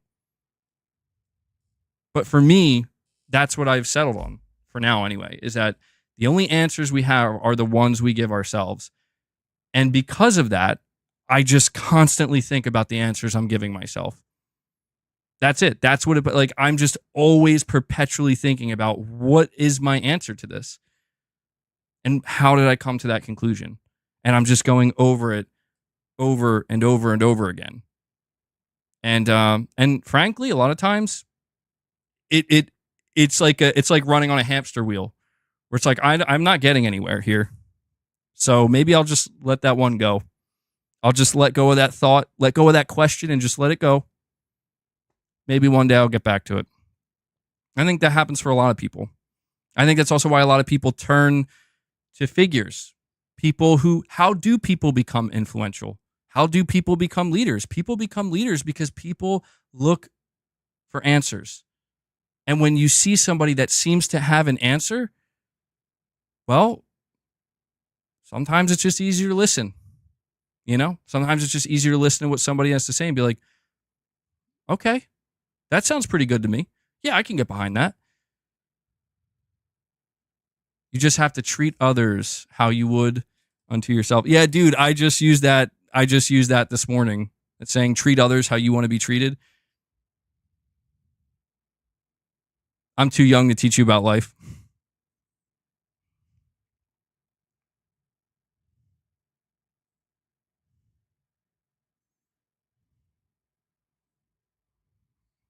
I don't know. You know what's weird is I'm only 30. I don't feel 30, dude. I feel like I'm like 55 or something. Not physically. Just I feel older than I am. Press X for Existential Crisis Talk podcast. Yeah, you guys basically are getting a glimpse of the members lounge. And look, I want it to be known as well, like I may be coming off as like doomer. And I get that. Like, I'm not going to say that I'm not doomer at times. I'm very doomer at times. I guess I'm also just trying to say, like, just keep in mind, I'm just thinking deep thoughts. Like, I'm just thinking very hard about certain things. And I don't truly believe everything is doom. Like, I don't. Not doom the game. You know what I mean? Everything's doom the game. It's a balance. Take the good with the bad and the bad with the good. There is good. There's a lot of good, and I think that's another look. Let's bring this before I read the rest of these super chats. I got one more super chat, New Soul 9. I almost missed yours. Let's bring it all the way full circle. Okay, I'm going to bring it all the way full circle. Bringing it back to games. We went down the rabbit hole. We're coming out of it. Sometimes it's very good to just stop and look at the good, because it's there. And I think that there are some people who don't do that enough. I think that there are some people who should do that more often. And I think if more people collectively did it a little bit, I'm not saying be delusional, I'm not saying live in a bubble, I'm not saying that, but just take time to consciously acknowledge the good and appreciate what it is that you like about it. You know, why you think it is good. And when we talk about video games, that's why I think sometimes some people are like, man, I'm so tired of these conversations. And I get it. I feel that way frequently too. And it does feel like, I don't know, maybe because it's an election year, I don't know. Maybe it just seems like it's reaching a fever pitch or something. But I also try to make sure that, like right now, for example, putting everything I just said aside, putting all the internet talk aside, putting all of the deep thoughts aside, something I can say, hey, I'm playing Demon Souls on my PS5 and I'm having a really good time. Frustrating at times, it's challenging, but that's a really good game. And that's, you know what I mean? It's like, you know what? Look, I'm not saying I can riff on that. Maybe I could if I tried. I'm not saying I'm going to riff on that for the next hour. But it's like, I know for a fact that there's somebody out there that's like, I fucking hate Demon Souls. That's the worst Souls game, bro. But that doesn't matter. Like, that doesn't matter to me. Because what matters to me is this is what I'm engaged with right now. This is what's living in my head right now. And I like it very much. It's very good. And I'm just saying, like, sometimes we have to actively carve out that space. We have to carve out that space. Like, for not just, again, not to be in a bubble, but just because it's good for you. It's why, like, when we talk, maybe Demon Souls is a bad example because I think a lot of people love Demon Souls. But, like, if we look at, like, a more divisive game, like Concord. Now, you know, I've had a lot to say about Concord, but here's the fact of the matter for me. This doesn't have to apply to you. For me, I've decided I'm going to give the game a chance. I'm going to try it because there is a possibility, although not a likely one. It's a what if situation where what if I choose not to play the game because of my preconceived notions on what this game is, right? But what if when I go to sit down and play this game, suddenly I find myself, I think I want to play another round. And maybe another one. And maybe another one. And another one. And another one. And I'm just like, this game's really fun. Now, of course, there's still going to be the conversation around Concord, like, is it woke? They got pronouns. Is it an agenda-driven game? And this, of course, that's all going to exist. And maybe I will have to inspect that and come to my own conclusion. But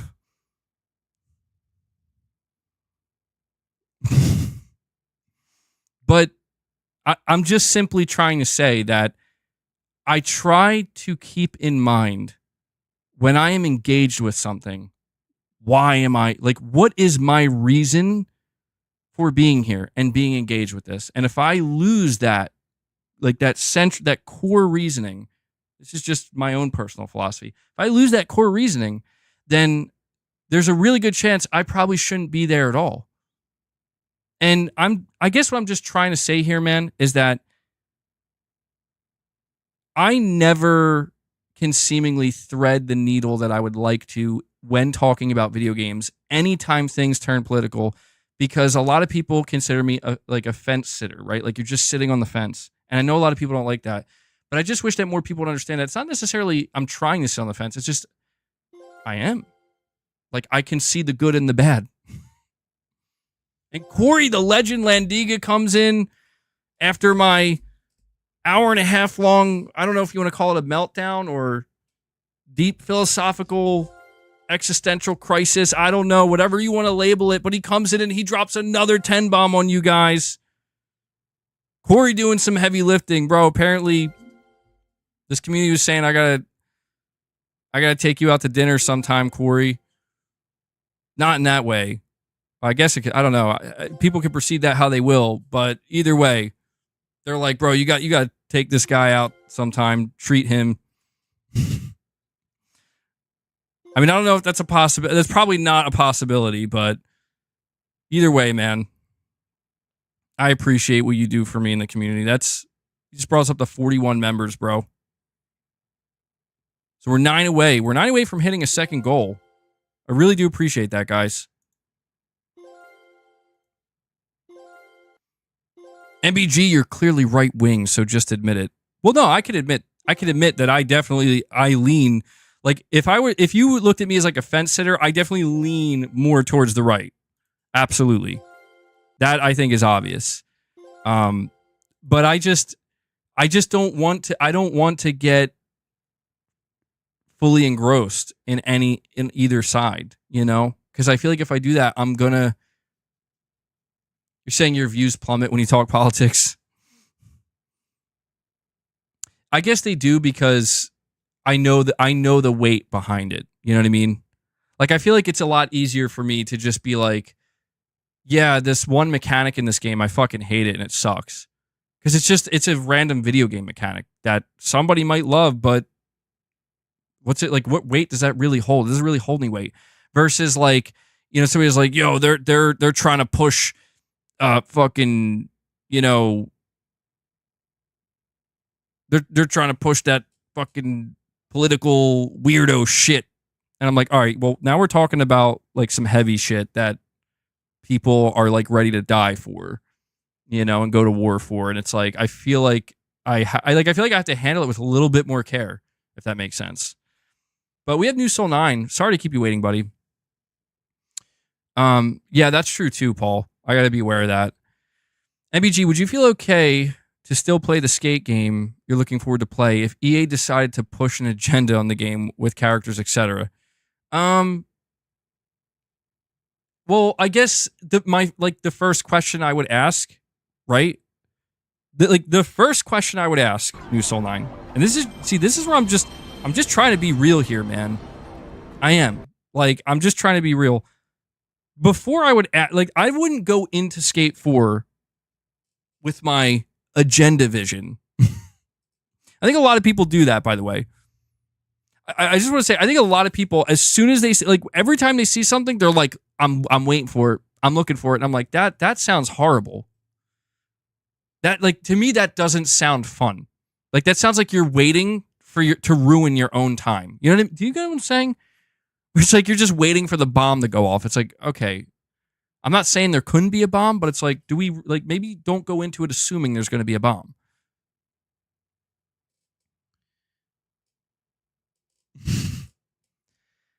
The first thing I'm going to ask with Skate 4 is, does this game feel as good to play as Skate 3? That's the most important thing. But Corey, yeah, really quick, Corey, you're asking, is Boss here? So Boss was in here for a while earlier. I'll bring him back in because I felt bad because like we got to like 25 members almost immediately at the start of the stream, and we fed him. And I was like, man, I know Hellbound was here, but I was like, man, Corey's not here, bro. But I'll bring him back in just a moment. He was being bad. Maybe he chilled out now. He was being really bad, dude. He's getting worse and worse. One day, I'm letting you guys know, one day you're just going to, like, my stream's going to cut. And I want you to remember this, because the day that happens, you got to know. You got to know that the day that happens, he got to it, man. He chewed through something. He broke something. But yeah, the first thing I'm going to ask is if the game feels as good or even better to play as Skate 3, because I love Skate 3.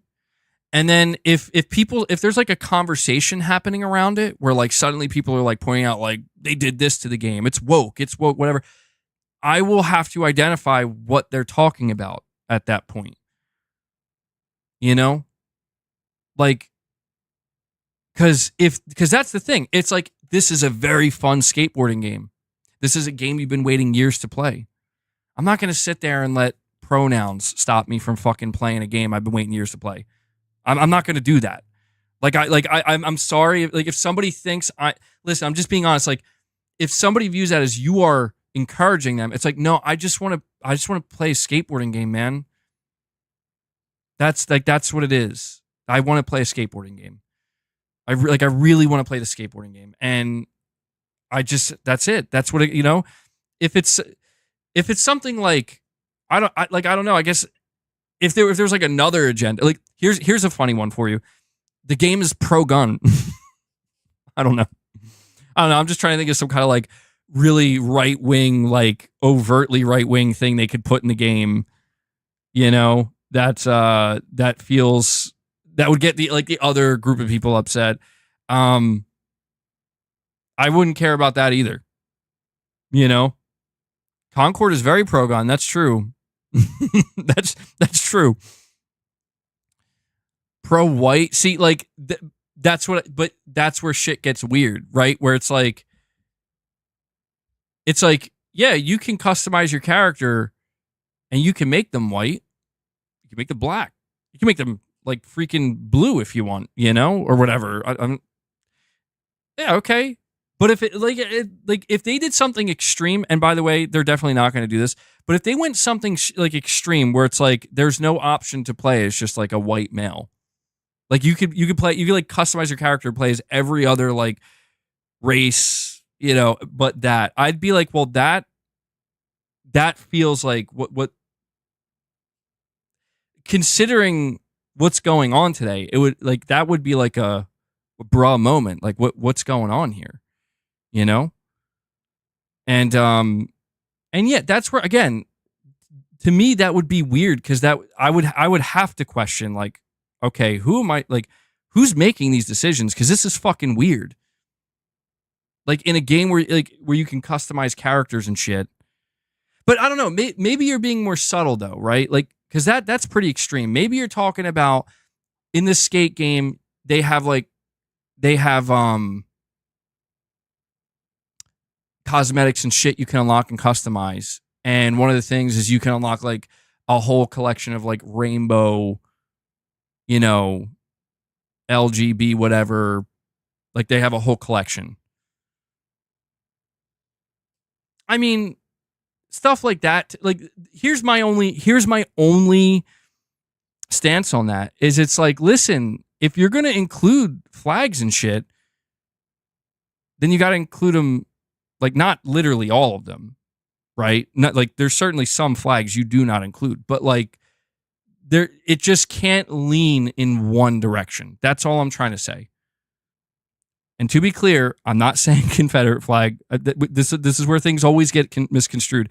I'm not saying that. I just mean, like, considering the LGBTQ stuff is politically aligned, like, there are other things that are also politically aligned that, because like when I think of a rainbow, like I'm just saying, growing up, when I thought of a rainbow, I actually thought of Skittles. To be honest, like that, I know it sounds stupid, but that's like literally what I thought of when I would think of a rainbow. It's their fucking marketing, man. Taste the rainbow. I just had some Skittles yesterday, bro. Shit. Skittles are fucking good. Just saying. Yeah, rainbows are cool as shit. Like, straight up. Oh, ACM, I'm sorry, dude. My bad. I just realized, ACM, you sent a direct donation. Hold on. ACM with a $10 direct donation saying, souls don't have dicks. Mike, my soul has a dick, Marcus. Bad boys, ride or die. Did I say that wrong, or did you type that wrong? What did I just read? ACM, you have to explain yourself.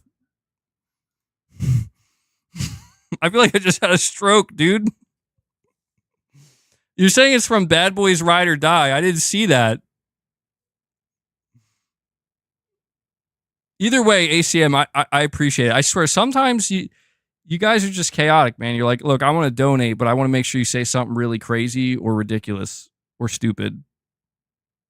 It was supposed to be like two different people talking. Okay.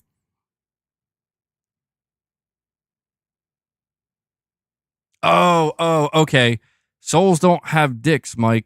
My soul has a dick, Marcus. Okay. All right. I think I get it. I heard that movie's really good, by the way. Where does this stream at this point, bro? It's really hot in here. I'm sweating. I'm like, what's going on? I feel like I'm losing my mind. What was I even just talking about? Listen, I'm going to play Skate 4, okay? And the number one thing that Skate 4 would have to do to make me think I ain't playing this shit is if it's bad, if it feels bad to play.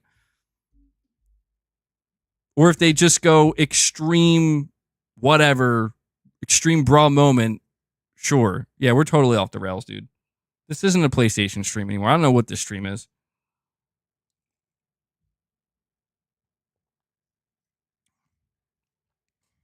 I like to think we stayed on rails for at least like the first 2 hours.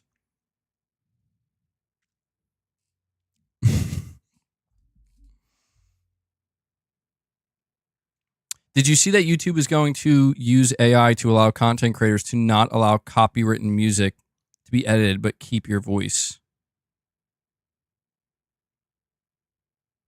What the fuck? What?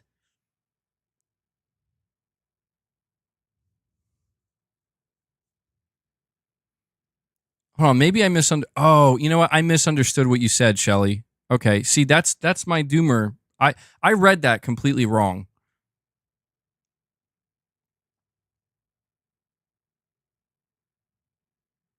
That's actually extremely useful. I thought the reason why I jumped in a different direction is I thought you. Okay, yeah, I thought you meant like other content creators can use your AI, like an AI version of your voice, and nothing bad. Like you can't stop that. But if it's like AI alterations of music, that can be stopped. I had a total misunderstanding. That actually sounds extremely useful. See, that's the type of AI stuff that I like, where for me, that would be great. That would be great.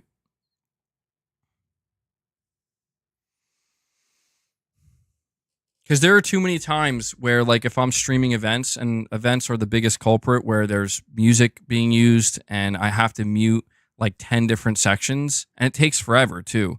I have to mute like 10 different sections before it, like, the stream can be watchable again and a-okay with YouTube. So soon you'll be able to react to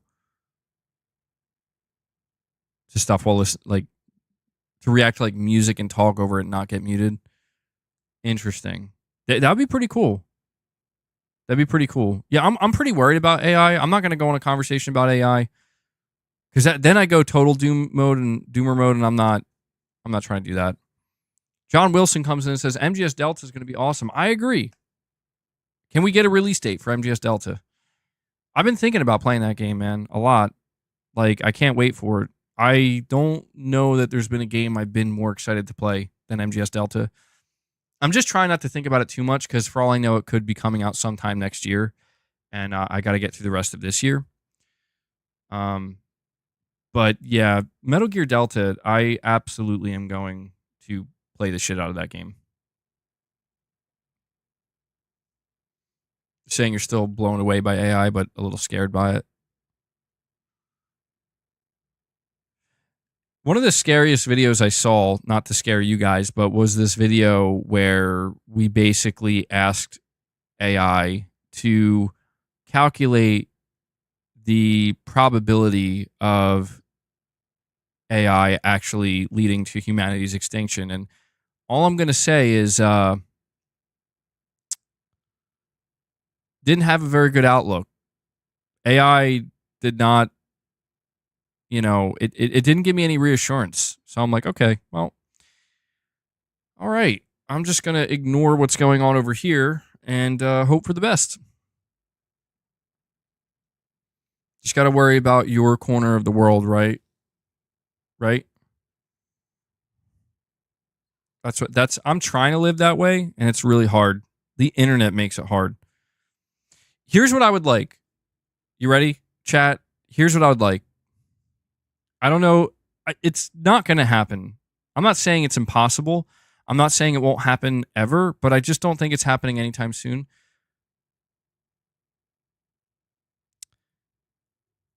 I would like the only interaction I have with individuals on the internet to be with you guys. Like, just literally my chat box. That's it. No comments.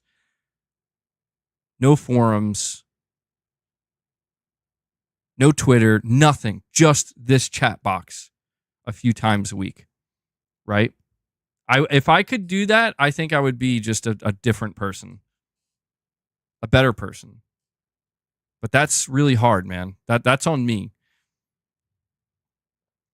Shelly, you're saying, MBG, you are big enough that you can go member chat always. I think random Xbots and fools tend to hijack the stream and make it political, etc.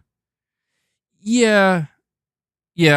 Listen, I think the only reason the political talk has probably occurred more frequently is because I think it's like easy. You know what I mean? Easy in the sense that it's the most prevalent thing right now.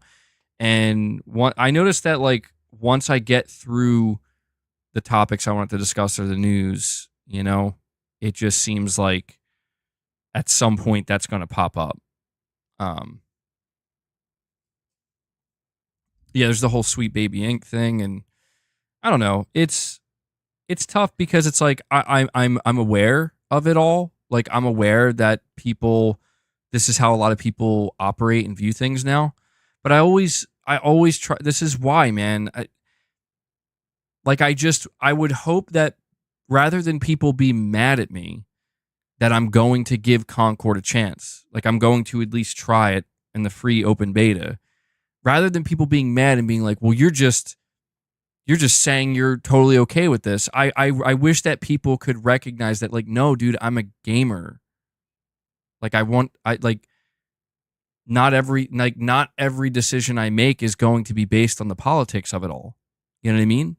Where if there's an amazing game that plays really well, you know what it reminds me of a little bit? It reminds me of, like, this game was made by this game was published by, like, a Chinese publisher or whatever. You know?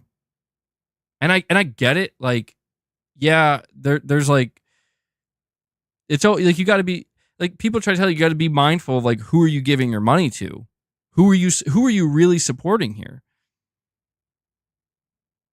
And I get it, but at the same time, it's like, look, man, I don't know. I want to be happy. You know what I mean? Like, I feel like that's a pretty reasonable thing where it's like, if there's something I enjoy, I don't ever want to not engage with something because people have told me I shouldn't support it or enjoy it. Do you get what I'm saying? Like, I don't like that. I don't like that at all. In fact, that's like to me, that's the opposite of freedom, you know, where it's like, nah, like, you're supporting the wrong side if you're enjoying this. And it's like, so you're saying I shouldn't play it? Yeah, you shouldn't play it. It's like, I don't like that tone, bro. Like, you kind of make me want to play it even more. You know what I mean? You know what I mean? I feel like there's a lot of that going on these days.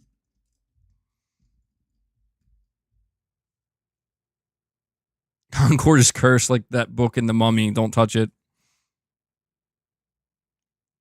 Shelly, you're going to bet me 100 gifted subs that Concord will be the second most popular Steam game for PlayStation. Yeah, I mean, it could blow up, man. It could. I don't know. Here's a topic for you. This will be a good old topic, and I'm only gonna bring this up for a minute or two. But I saw this mentioned recently on some, like, podcast I was listening to.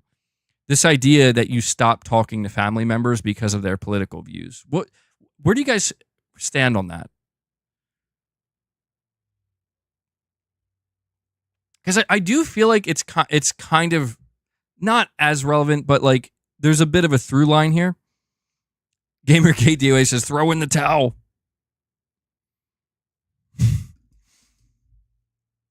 I just wonder how far that goes. You know what I mean? You stop talking to family members because I hate them, but use politics as an excuse. Oh, there you go. There you go. That's clever. That's clever. I feel like it's a little unhealthy, though, Gaming Survivor, you know? I feel like there's stuff you got to hash out. Shem says that's absurd. See, that's what I mean. See, isn't that... See, that's so fascinating to me. Because I think almost everybody kind of has that view.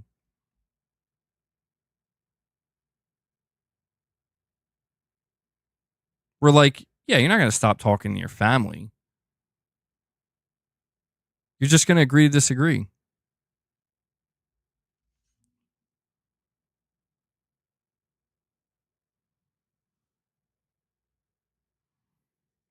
I'm just saying, like, I guess people struggle to have that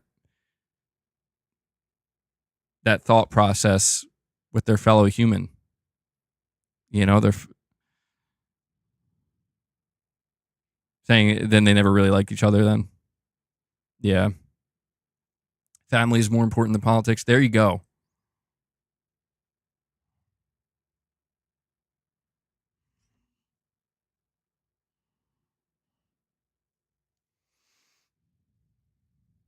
Yeah, it's my line is if they're playing on Xbox, then they're gone. They're dead to me.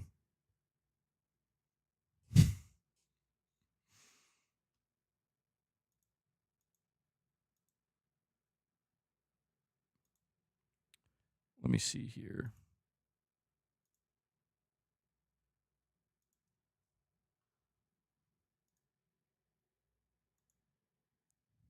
Sorry, I'm just checking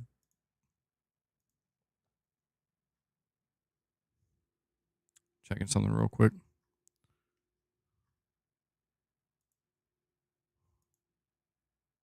All right.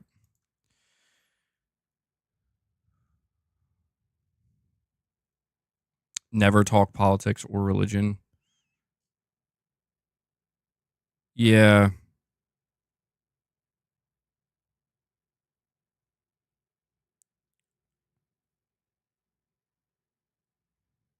Xbox is dead to Microsoft.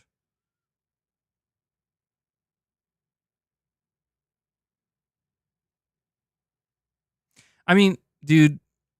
You know what's funny? Talking about comments and shit. How many of you guys watched my video from yesterday? For those who watched it, you already know. But for those who didn't watch it, my video was titled Sony Outclassed Microsoft. And it was titled AAA Developers Reveal How Mark Cerny Gave PS5 the Edge. And let me tell you something, man. And just let me vent this out for a couple more minutes. But I think I'm just curious if you guys see this too. What was weird to me about making that video, not actually making it, but seeing the results and seeing the feedback in the comments, is this video was about 11 minutes long. And what I did in this video was the first 4 minutes were me explaining to people like, hey, here's what happened at around the build up to the launch and at the launch of the PS5 and the Xbox Series X, and basically pointing out that the power factor was a big deal and something that everybody was kind of focused on. That was the first 4 minutes of the video. Okay, you're saying take the white pill, MBG. The future is hopeful. Yeah, I'm trying, bro. I'm trying, okay? Take the white pill. I like that, yeah. So many different pills. So many different pills to take. I appreciate that, okay? We need the positive energy. We do. I do. But that was like the first 4 minutes. And then the remainder of that video was me going over the report from Digital Foundry. Now, Digital Foundry put out a report. We did cover this in my previous stream, but I just think like people, it's weird to me. The report was them talking to AAA developers recently for clarification and basically trying to close the case, so to speak, on the conversation between why is it that the PS5, the less powerful console, can outperform the Series X. And it's just so funny to me that it's like, you can tell, like you could just tell that even me talking about that, like, makes so many people angry, even though I'm not the one. Like, dude, I'm literally just, I am reporting. It's like a shoot the messenger type situation. It's like, I am reporting to you what Digital Foundry just did. Not me. Like, I didn't contact AAA developers. I wasn't even thinking about the power factor. This is what Digital Foundry did. And I just basically reported that and explained. And I also gave my opinion in that, like, you know, yeah, like, here's what I think. And honestly, what I think is pretty simple. I think that Mark Cerny's just a better engineer. I think that he kind of had a better understanding of what he should be striving for. And I think Microsoft got kind of too caught up in the weeds of, we got to have that power factor, you know, not realizing that it might work to their detriment in the long run. And I don't know, man. It's not that I don't expect people to get upset, because I get it. Like, they're just Xbox players who follow this channel, and all they want to do is just, you know, get all upset anytime I have something to say about Xbox. But, and yeah, like, Rudy, I understand that, like, there's going to be some level of negative response, but here's the shit that blows my mind. And I just allow me to vent this for a moment, if you don't mind. My title was not misleading. My title was not clickbait. My title was about as, like, if you want to know what we're talking about in this video, there's no way you cannot know what we're talking about in this video based off of the title. Where my title, once again, Sony outclassed Microsoft, AAA devs explain or reveal how Mark Cerny gave PS5 the edge. Okay? So, like, there's like very slight ambiguity. Like, I'm just not giving you the explicit details, and like, but anyway, what blows my mind is that, and this is what I want to curb on this channel. Like, I'm going to stomp this out on this channel. I'm just letting you guys know now. Like, I'm going to nuke the channel, not you guys. Like, because I've just had it. Like, I can't deal with it anymore. Where my title and my video, my thumbnail, my title, nothing about it was misleading or clickbait or disingenuous. It was just fact. It was just a fucking fact, dude. Okay? And when I go check the feedback in my comments, one of the most upvoted comments is somebody typing, the title is misleading. That's not really what was said. And I'm just, dude, here's the thing. What bothers me the most about this, and you could tell this really gets under my skin, and why I'm just going to nuke this shit, and I'm just done. Dude, listen to me. There are PlayStation YouTube channels. There are PlayStation YouTube channels where their title is PlayStation 5 is PS3. Big update, exclamation point.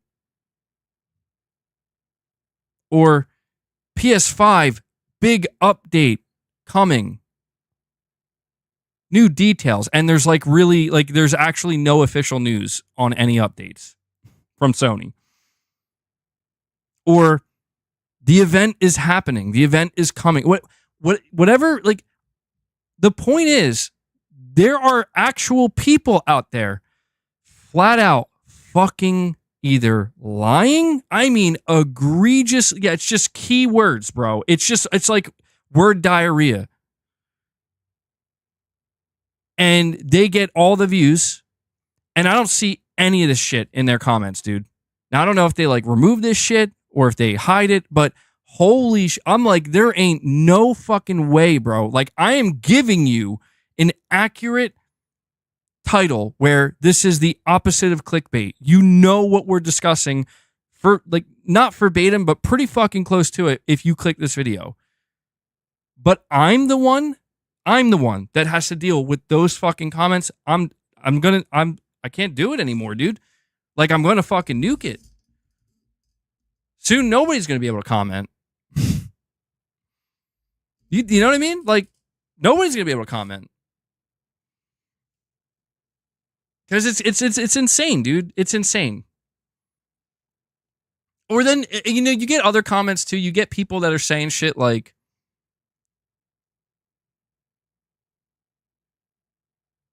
people say shit like, oh, who cares about the power factor? Like, just get a PC. And it's like, bro, if you care about PC, why are you here? You know what I mean? Like it's just serious. Quite like, dude, if you are playing on PC, you have no reason to even think about clicking on my video. This video doesn't even like, it doesn't apply to you in the least. This is what I mean. Like, I'm tired of it, dude. I'm tired of the bullshit. Like, I'm tired of the fucking incessant, nonsensical hate trains that people fucking go on, because they're just like, I don't know why. I don't know. I just have that kind of personality, I guess. I irritate people, and I'm not like trying to, but I just do. But I'm just giving you guys that warning now. Like, I'm probably gonna nuke comments and shit, because I'm just tired of it, you know? Rudy, you're saying, hold up, bro, I love PC. No, and that's fine. But you have some general, like, genuine interest in PlayStation. Like, let me ask you this, Rudy.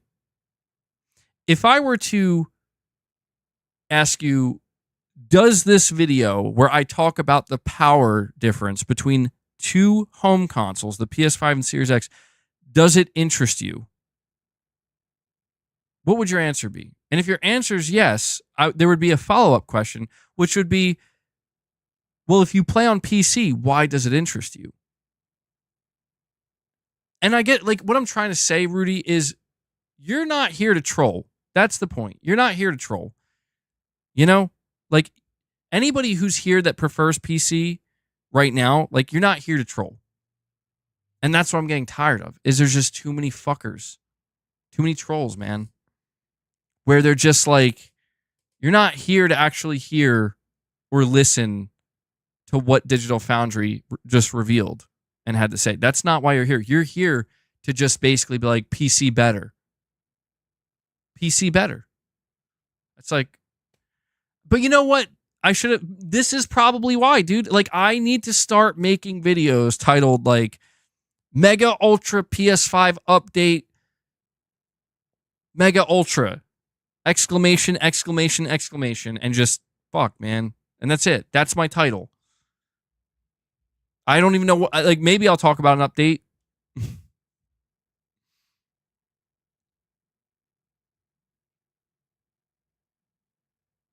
Steven, you're saying you build your own PCs, but you use your PS5 and Switch? Or I guess you would say you love your PS5 and Switch. That's what's always interesting to me is I have a gaming PC and I basically only used it once to play Hellblade. I'll probably use it again in the future, but it's interesting to me that there are a lot of PC players that a lot of people that play on like PC and console, you know? Like they appreciate the, I guess, distinct differences between them for whatever reason. But anyway, guys, all right. Did not realize, man, I am fucking gassed right now, dude. I really just went off this stream, didn't I?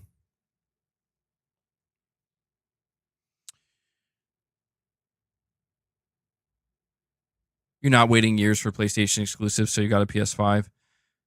That makes sense to me.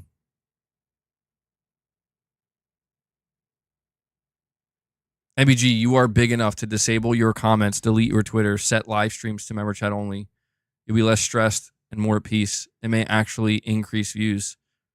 Forbidden fruit. Let's be real, MBG. You love them, really. I don't know. That's an interesting dynamic to think about, you know?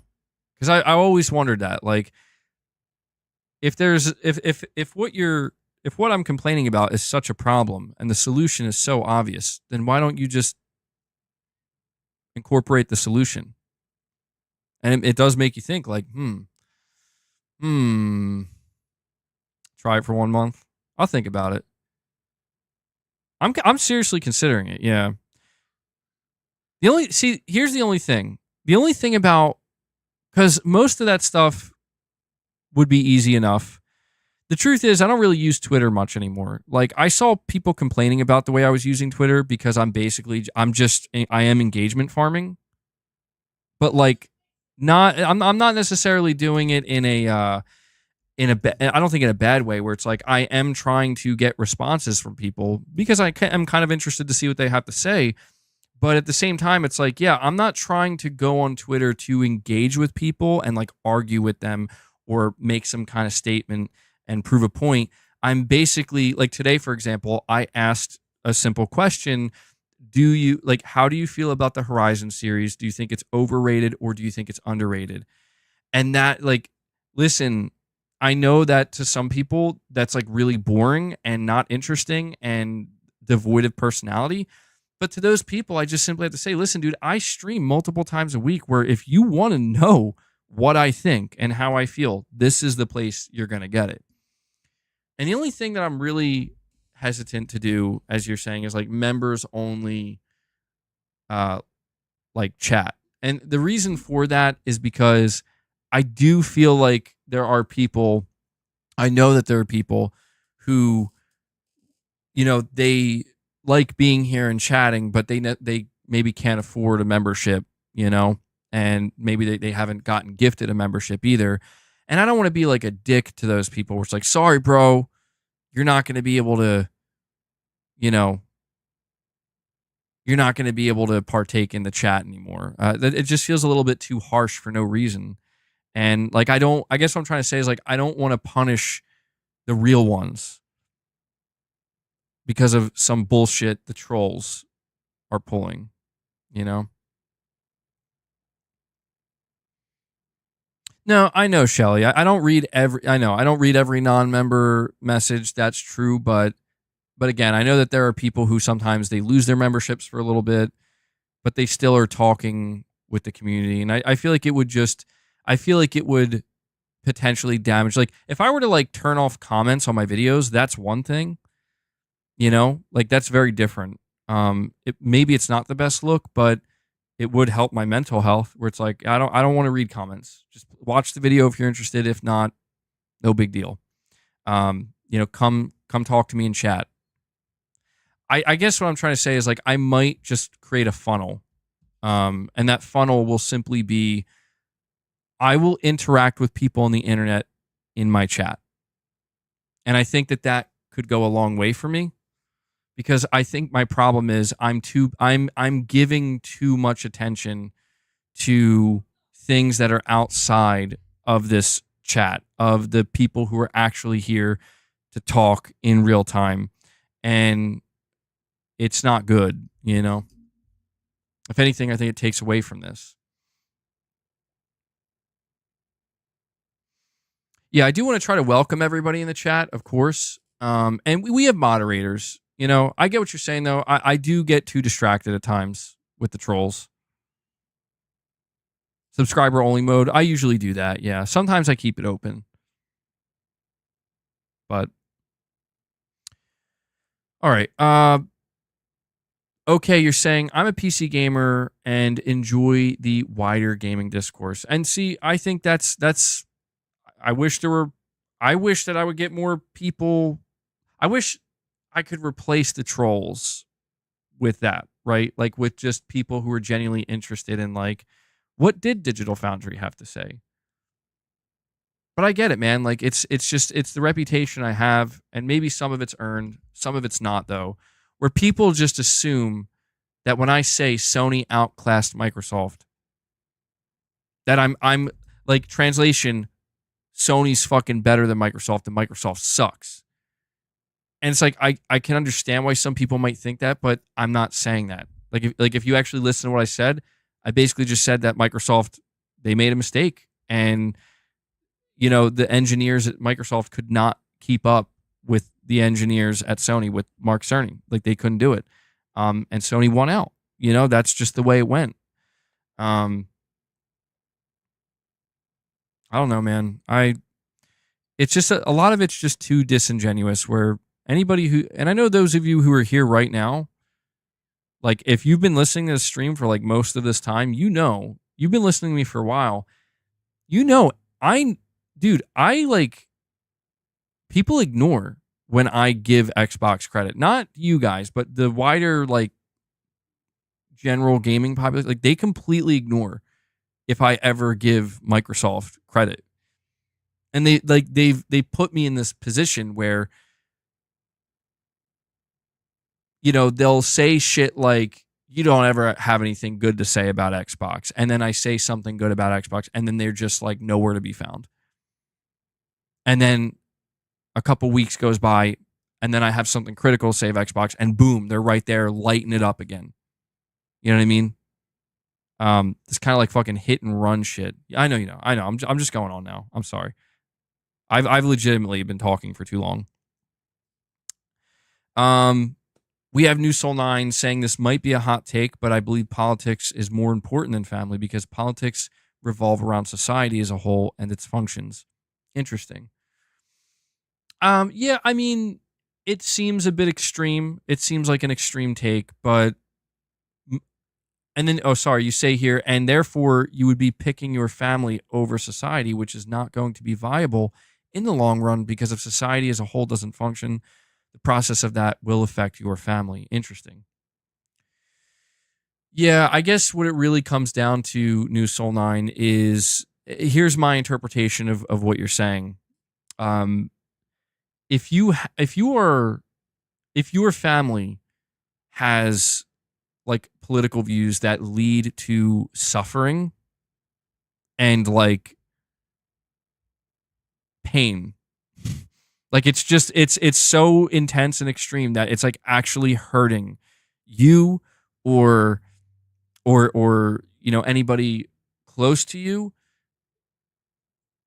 I could see that as like, yeah, you can't just drink the Kool-Aid in that case. You know what I mean? Like, you can and that I think that does happen, dude. And that to me is what's sad and disturbing, is that there are like kids and teenagers that grow up with their parents being so politically insane that like they just want to get away from them. And that, that happens with religion as well. And that's where it's like, I think everybody should be able to take a step back. If if a family member that is you're close with, like your mother, your father, your child, your brother, your sister, if whatever your feel like your belief is like causing a rift, it's worth, I'm not saying go one way or the other. I'm saying it's worth taking a step back and really evaluating why. That's the important thing, dude. It's the why. Because I've had plenty of family members that I've had to cut out of my life, dude. And I know, and it's not over politics, but over just like general beliefs and behavior and what what you stand for, and it's never been good. It's always painful. And I never, like, truthfully, like, I never wanted it to be that way. But I've built my own family now. And I have my own set of values and beliefs. And I do believe that, I'm also an open-minded person, as in, like, I have my own beliefs, I have my own feelings, and I waver on them sometimes, and I'm always questioning things because that's the open-mindedness. And that, to me, is where it's like, if somebody that I'm close to says something that makes me go, like, my instinctive reaction is not going to be, well, you're fucking dead wrong, and you better cut that shit out right now. I'm not gonna be like that. That's like, to me, that's like, I may as well say, it's my way or the fucking highway, bro. I try to reason with people. You know what I mean? I try to understand them. What has this live stream become? To be honest, you guys just got a members lounge. That's what this is. This is a free members lounge. The past hour and a half. That's what this live stream has turned into. You got anybody who, I'm sure most of you here have partook in previous members lounges, but for anybody who hasn't, this is a lot of times this is kind of what they turn into.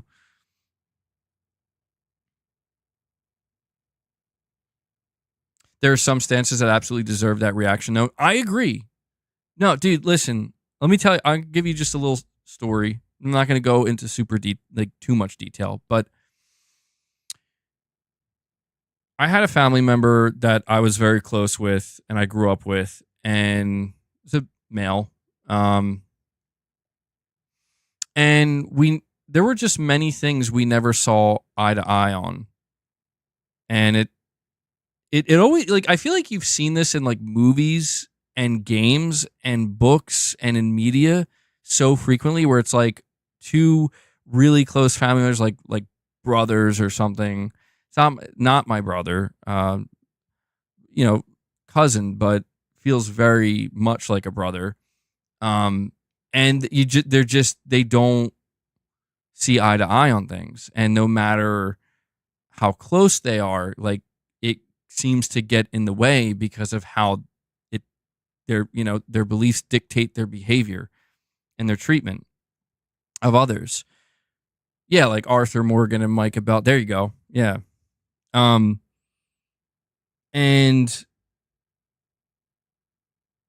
one of the things that I just kind of one day was like, I just can't.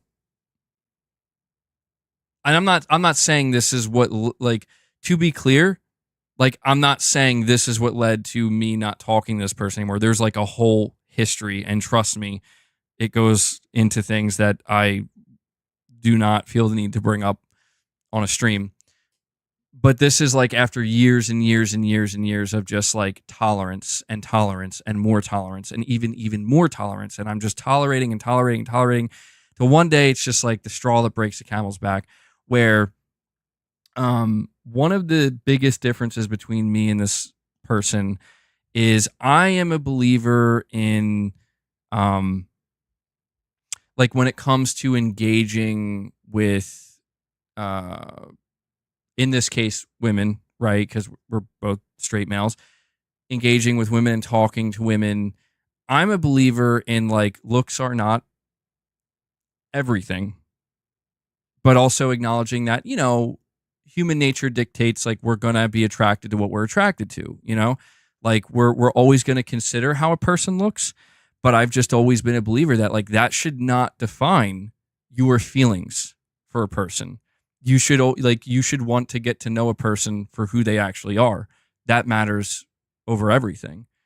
That matters more than anything, because I don't know. I guess that's just what I've always felt and believed, that, like, looks are always nice. And obviously, like, you want to be, if you're trying to be in a relationship with somebody or date somebody, there has to be some level of physical attraction, but the personality is what matters most, because I guess that's just, I don't know. That's just how I've always felt. And you know, it's interesting the difference in how our lives turned out. Where I, I met Mrs. MBG when I was young, and well, I think Mrs. MBG is very beautiful, but it was the personality that really stuck for me. And we've been together for like almost, well, we've been married for almost 10 years, but we've been together for like over 15 years, and we're still going strong. And the reason why I bring this up is because throughout my whole time of knowing this person, and again, being very close, growing up with this person, they've always had relationship problems. They could never have a steady relationship at all. I'm talking like I can't even count how many different people they've dated or had like one night stands with, or whatever it might be. But I've never judged that either. Like, I'm just like, yeah, man, maybe I'm lucky. I got lucky. I don't know. I try not to judge that shit because everybody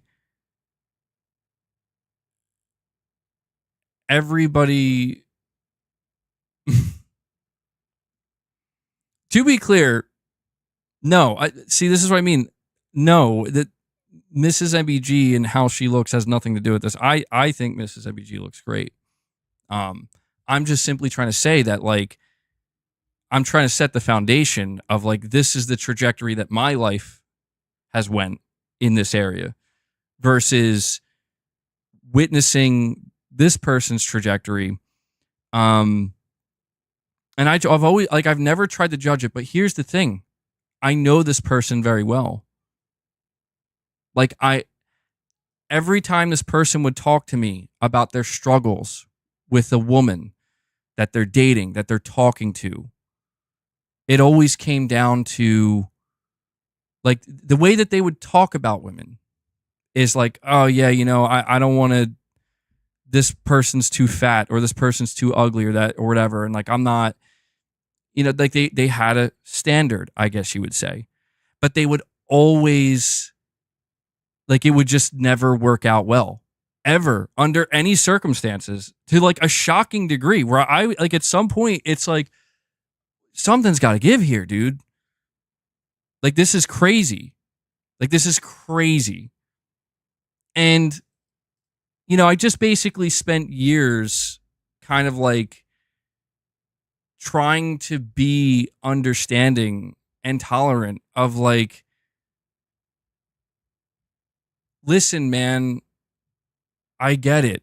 It's, and listen, see, this is kind of murky water because there are specific details that I don't think it's my place to reveal. So I'm not going to, because it just doesn't feel appropriate. But there are just so many things that have occurred that at some point I just have to face the reality that this is not a good person. Like, this is not a good person with good intentions. And it's maybe taken too many years for me to see that because of the closeness and the relationship. But it's like, again, at some point the camel's back breaks because it's just like, this is bullshit. Like, it's not a matter of seeing eye to eye anymore. And I guess what I'm trying to say is that when I see people who have really intense beliefs and feelings and opinions on, like, the way people can be, I always try to keep in mind that they likely have experienced a really problematic relationship, not, whether it be a friendship, a family member, an intimate relationship, something really not good, where they got to see a side to humanity that is not pretty. That and that's metaphorically speaking, where it's like a side that's actually pretty fucked up, where you just kind of think like, what is wrong with people, man? Like, come on, like we got to be better than this, right? And you just realize that no, some people are not, and they will never be, because they don't care to be. That's not a thing that exists for them. And I try to keep that in mind when I see the intense reactions from people, you know, and like how insane, frankly, how insane some people can get, where it's like, it's just important to keep in mind that not everybody's like that, you know, like not like, you know, it's like what OK said, like, take the white pill, bro. Like, not everybody's like that. It can feel that way sometimes. And it can feel overwhelming that there like more people are like that than you would want to believe. And people, yeah, and I believe in that. Yeah, people can change. But unfortunately, it goes both ways, where there are also plenty of people where they do not change and they will not change. Some people do not change.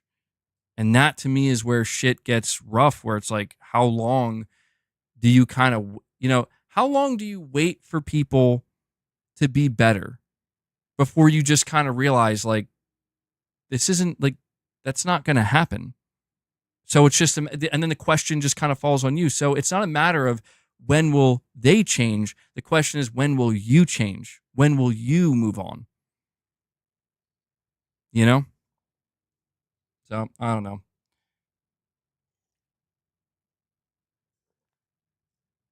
I don't know. That's the conclusion I always come to. I don't know. Give us more details, bro. Spill the tea. Well, all right. So here's like some detail I can give you. That's not too. I don't think it's too revealing. This person was always on dating apps, constantly on dating apps. Always, you know, Tinder, whatever. And while they were doing this, they would always explain and express that they would claim that they want to find love or they want to be in a meaningful relationship. You're saying don't do it, it'll be weaponized. Well, I mean, I'm being very general, you know. I'm just speaking very, like, this could apply to anybody. But you know, it's like, yeah, I want to have a serious relationship. I want to have a meaningful relationship. I want to find a good woman. You know, all stuff that I can definitely relate to. Like, yeah, like what, you know, I think a lot of guys want that, of course. You say he might be the chat. Yeah, but he might be. I don't know. But, and I've always sympathized with that, where it's like, I totally get that, man. Like, I want that for you too. But then, like, there would always be, it's like, oh, I got a date. Okay. And it goes, it's just like, oh, something didn't go right, didn't work out. And I, you know, I would always kind of like get these stories where it's like, all right, I mean, I guess that makes sense as to why that wouldn't work out. And it just, you know, just be on a constant rotational basis, like, it's just not working out. It's not working out. And, you know, to be clear, like, it was, this person was never the one to walk away. You know, get what I'm saying? Like, it was always the women being like, yeah, no, after the dates. And I always tried to be like supportive and whatnot. But then at like some point, it just like over the years, it would slowly start to be revealed, where they would just kind of like talk about like, you know, I'll basically try to say like, you know, are you really limiting yourself with who you're choosing to date based off of these dating apps? And, you know, I always tried to say like, look, I'm not saying you can't find a real relationship on Tinder. Maybe, I'm sure it has happened. I just don't know that the chances are high. Like, you might have to take it up a notch, and like, if you're serious about finding, and that's the thing, it's always be like, no, I'm just going to stick with Tinder. But then it would also be like, you know, I just have to like have a raw conversation where it's like, how, like, Tinder seems to really kind of, well, I don't want to speak to it because I've never used it, but my idea of places like Tinder is it's more about like, you just look at how somebody looks maybe, and then you're just like, yes or no. I could be wrong. I'm not saying looks don't matter, but I tried to say, like, you know, he would like make a complaint, like, man, all these, like, the only chicks that are interested in me are like fat chicks. And I'm just like, listen, I get that maybe initially you're not like that attracted to, a heavier set woman, but maybe you should give it a shot. Like, maybe one of these people is the one for you, dude. And he would just be like, no, I'm not dating fat chicks. And it's just like, okay, like why? I mean, it's like, you can't make it work with like literally anybody that you do choose to date. So what would be the problem with going a little bit outside of what you normally would just to see? And then he would basically just become like, what I'm trying to tell you is it eventually went from I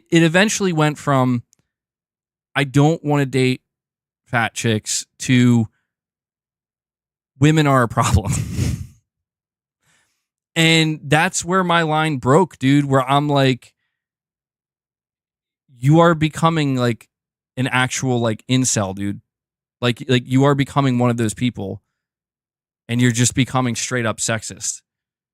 Like just full blown like sexist.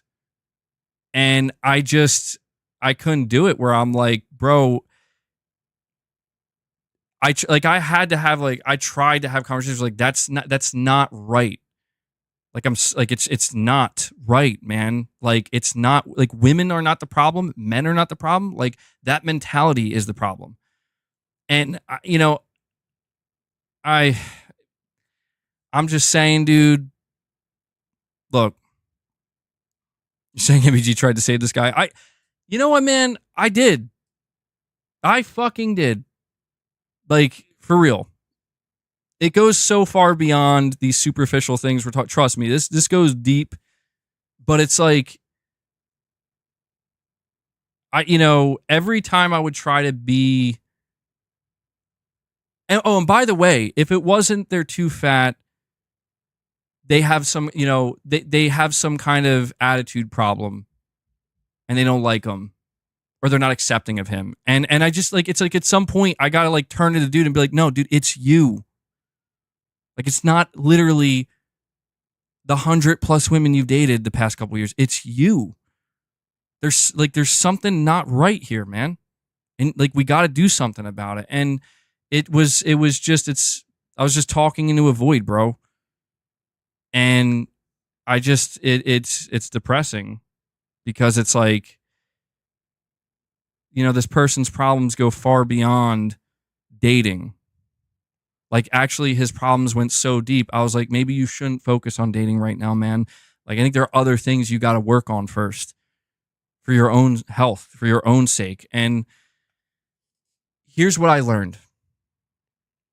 And this is something that, it is very valuable to me to learn these types of things. I learned that there are probably dozens, maybe even, I don't know. It's not my life. I don't keep track. Maybe even hundreds of women that have encountered this person. And I sincerely think to myself, like, what kind of damage did this dude do? Like, in terms of, like, the very thing he would complain about, like, dude, you are growing that. Like, you are the type of person that you're gonna make a woman go gay. You're gonna turn him into a lesbian, dude. Like, you're gonna, or not that, you're gonna make him. You're gonna make him have, like,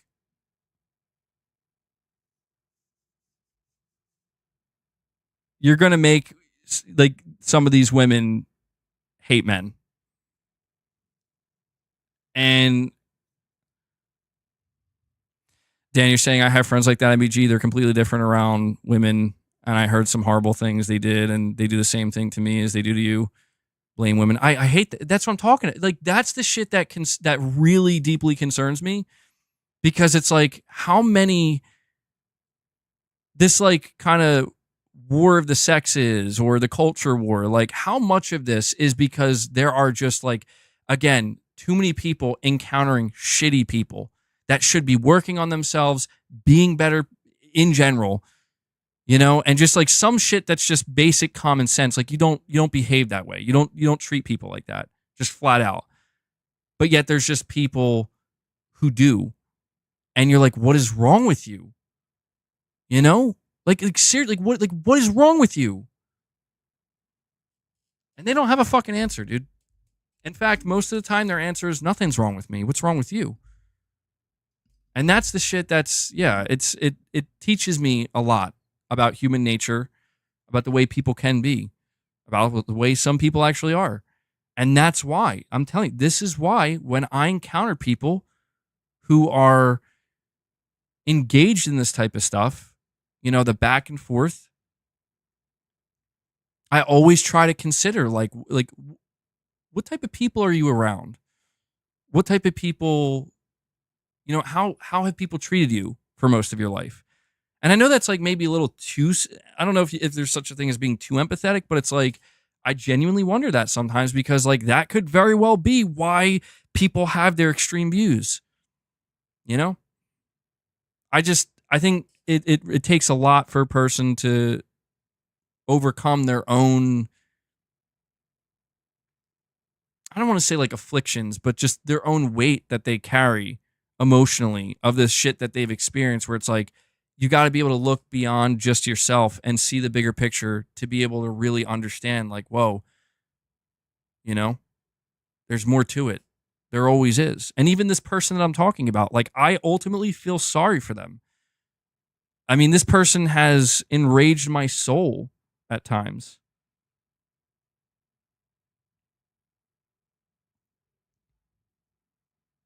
But at the end of the day, man, I just feel sorry because it's like this person's going to go their probably whole life literally thinking everyone and everything else is the problem and never get the clue that, no, dude, like at some point you got to look in the mirror. You're the problem. And that's not to say that you don't have to be this way. People can get better, man. So, I don't know. You guys got to, just so you know, these are free members lounge, by the way. This was definitely supposed to be a members lounge. Saying people know murderers, horrible people, offenders, up until they commit the crime, and then they drop them. Best to do it early and not be dragged down, cut the dead weight. People got to figure some shit out on their own. Yeah, it's been tough, man. Like, that's been probably the hardest thing in my life is realizing that I know part of my path. I don't know the whole thing, right? Like I don't know the whole path, but I know part of it. And I do know that there are just going to be certain people that were there from the beginning or there for a long time that they just, where I'm trying to be, where I'm trying to go, like they're not going to follow, and I'm never going to be able to convince them to do so. And so I have to ask myself, like, am I cool just sitting here being okay with this, or am I going to move on? I need to visit the astral realm to see your future path. There you go. Oh, Michael Jackson, Man in the Mirror. It's not your responsibility to help everyone. At a certain point, you got to help yourself. Exactly. Some people cannot help themselves, simply don't want to. Yeah, I will say that's been the biggest revelation to me. You can talk about like a revelation in life that is hard to come to terms with and hard to accept, but still very true, is that there are those that genuinely do need help and will accept it. And then there are those that need help and will never seek it out or even be willing to help themselves, right? They will never be willing to help themselves. But yeah, I don't know, man. I guess you just got to hope for the best.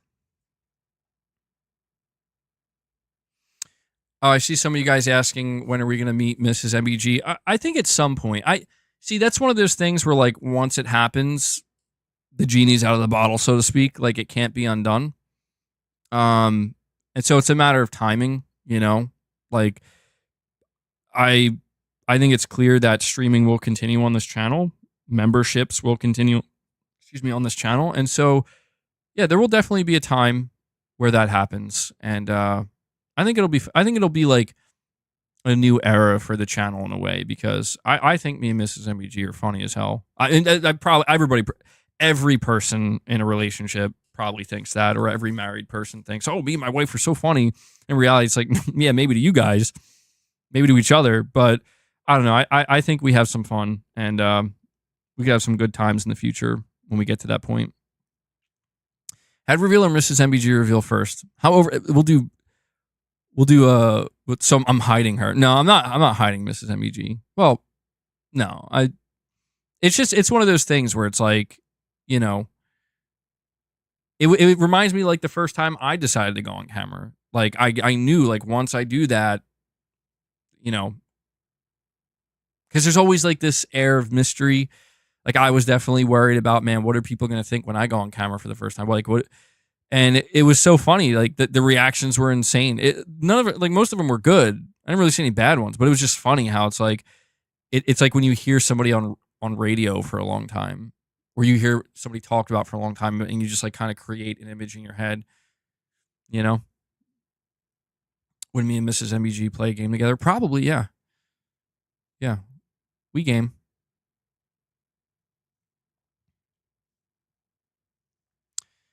Yeah, Shelly, I worry about that too.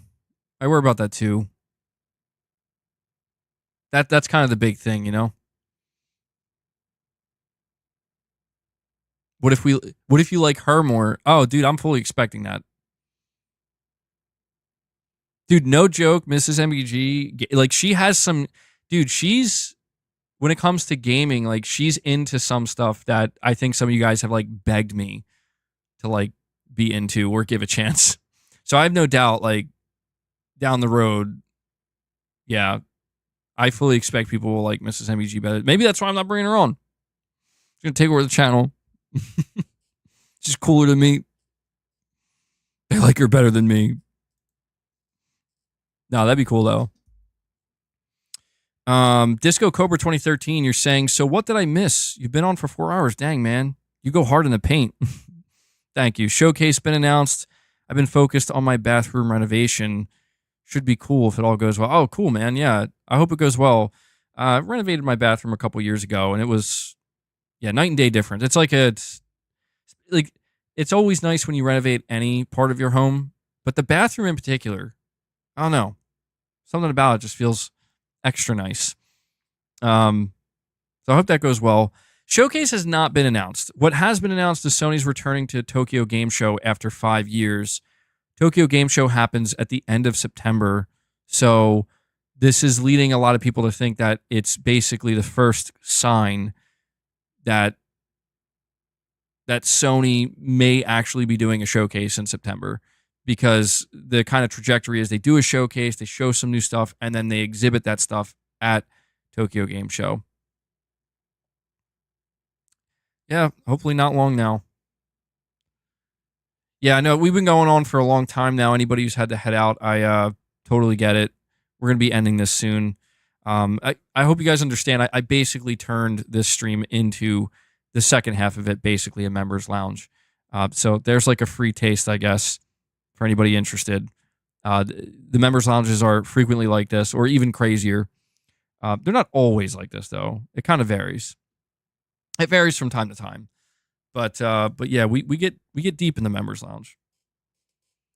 But yeah, Disco Cobra. I never really know how long I'm going to stream for, truthfully. Like when I start up a stream, I always assume it's going to be like anywhere between 2-3.5 hours. But like I'll put it to you this way: I definitely don't go into streams thinking I'm going to stream for 4.5 hours. It just kind of happens. You know. And we have a Titus Crow saying it was a banger. Well, I'm glad you enjoyed it, dude.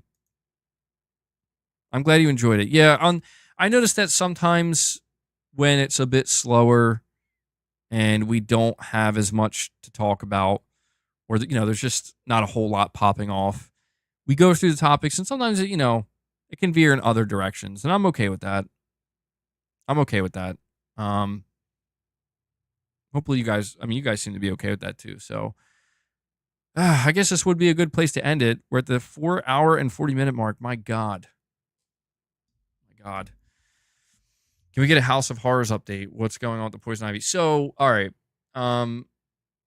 Really quick update. Basement's coming along.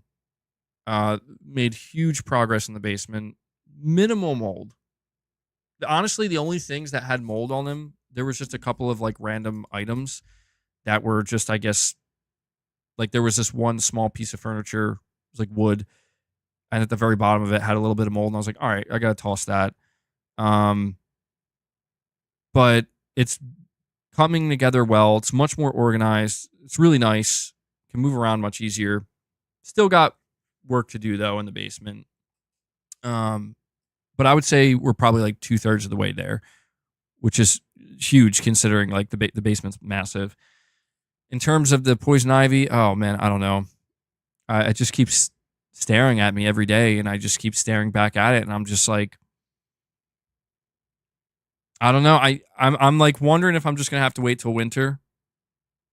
I took some more boiling water out there, bro, and just dumped some on it. I'm like, die, like just fucking die, please. I didn't experiment with the WD-40 on it yet though. Still waiting on that. But yeah, other than that, I think it's going well.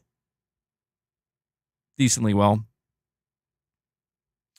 Trying to think if there's anything new. No bees or anything. That's been taken care of.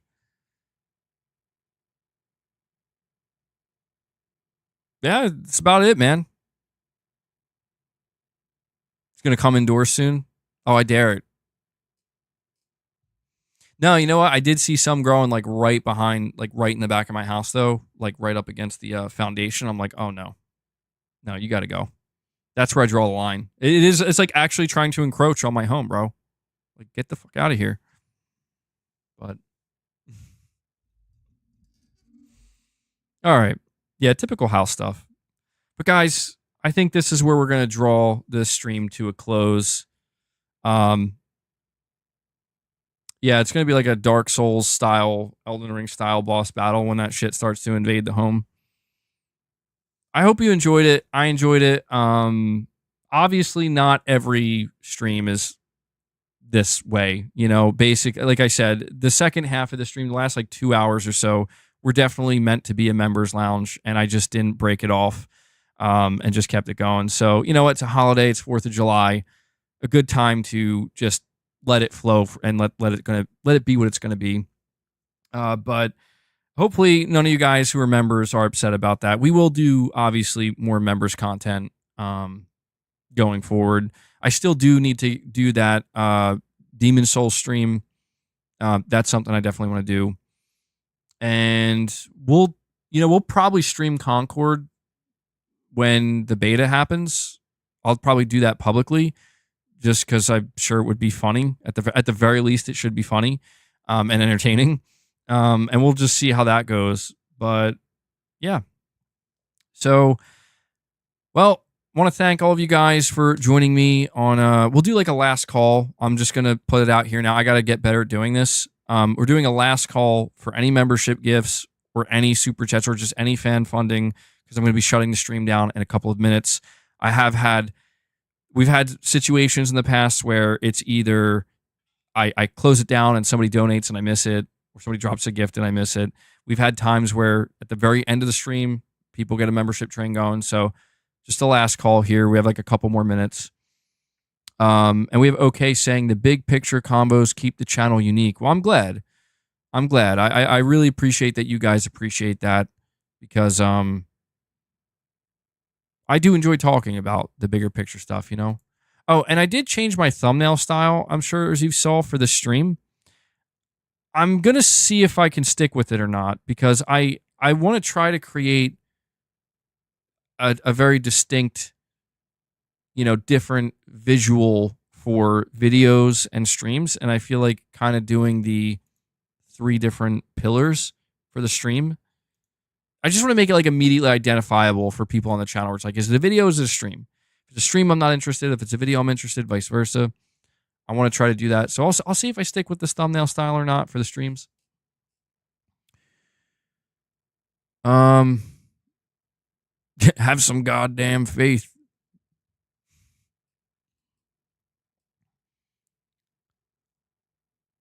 Happy Independence Day, my dear American friends. Gotta go. See ya. Yeah, this was a long stream. Just out of curiosity, has anybody been here the entire stream? Anybody been here for like the entire nearly 5 hours?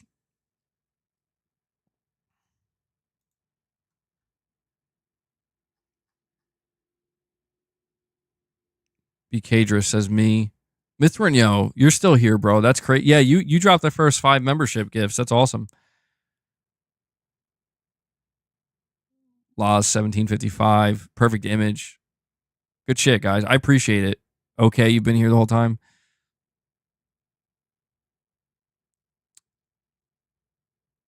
Taicho or Taiko. I don't know if I'm saying your name correctly, but you've been here the whole time. That's awesome. I appreciate it, guys. You're still here too. You guys are like legit. Like until the screen goes blank, we're here. Ghetto God. Gaming Survivor says I've been here long enough to see MBG get old. Yeah, bro. I'm aging in real time. We're all aging in real time. Steven says he's been off and on. Good stuff. Well, I appreciate it, guys. Especially because it's a holiday. I know that a lot of times these holidays, you never know. It either leads to more or less viewership, but a lot of you guys showed up today. A lot of support. Really appreciate it. Rudy, you're saying you were here for 4 hours. You're listening on the beach. That's cool. That's cool, man. About to get some fireworks in like 25 minutes. Well, yeah, I'm going to go spend some time with the family too. Figure out what we're going to do for dinner. So, all right. That does it. Thank you guys so much for tuning in. And just want to give a quick shout out. Anybody who dropped membership gifts, anybody, all of you guys who dropped super chats, really, really appreciate the support. You guys know I can't do this without your support. So it really does mean a lot. Good shit. Want to give a shout out to Devil Shooter. Thank you so much, as always, buddy, for doing the timestamps. If you guys see Devil Shooter in the comments, if you get the opportunity, give him some thanks. Show him some love. I know it means a lot to him. And he cares about this community a lot. So thank you for that, Devil Shooter. And yeah, that's it. So guys, I hope you enjoyed the rest of your 4th of July. And I'm out. So I'm going to go get some food. And the next stream, just a heads up, the next stream should be on Sunday. I did miss last Sunday, but that's not going to happen again. I'll be streaming this Sunday. So look forward to that. And yeah, all right. I will catch you guys in the next one. So until then, take care, everyone.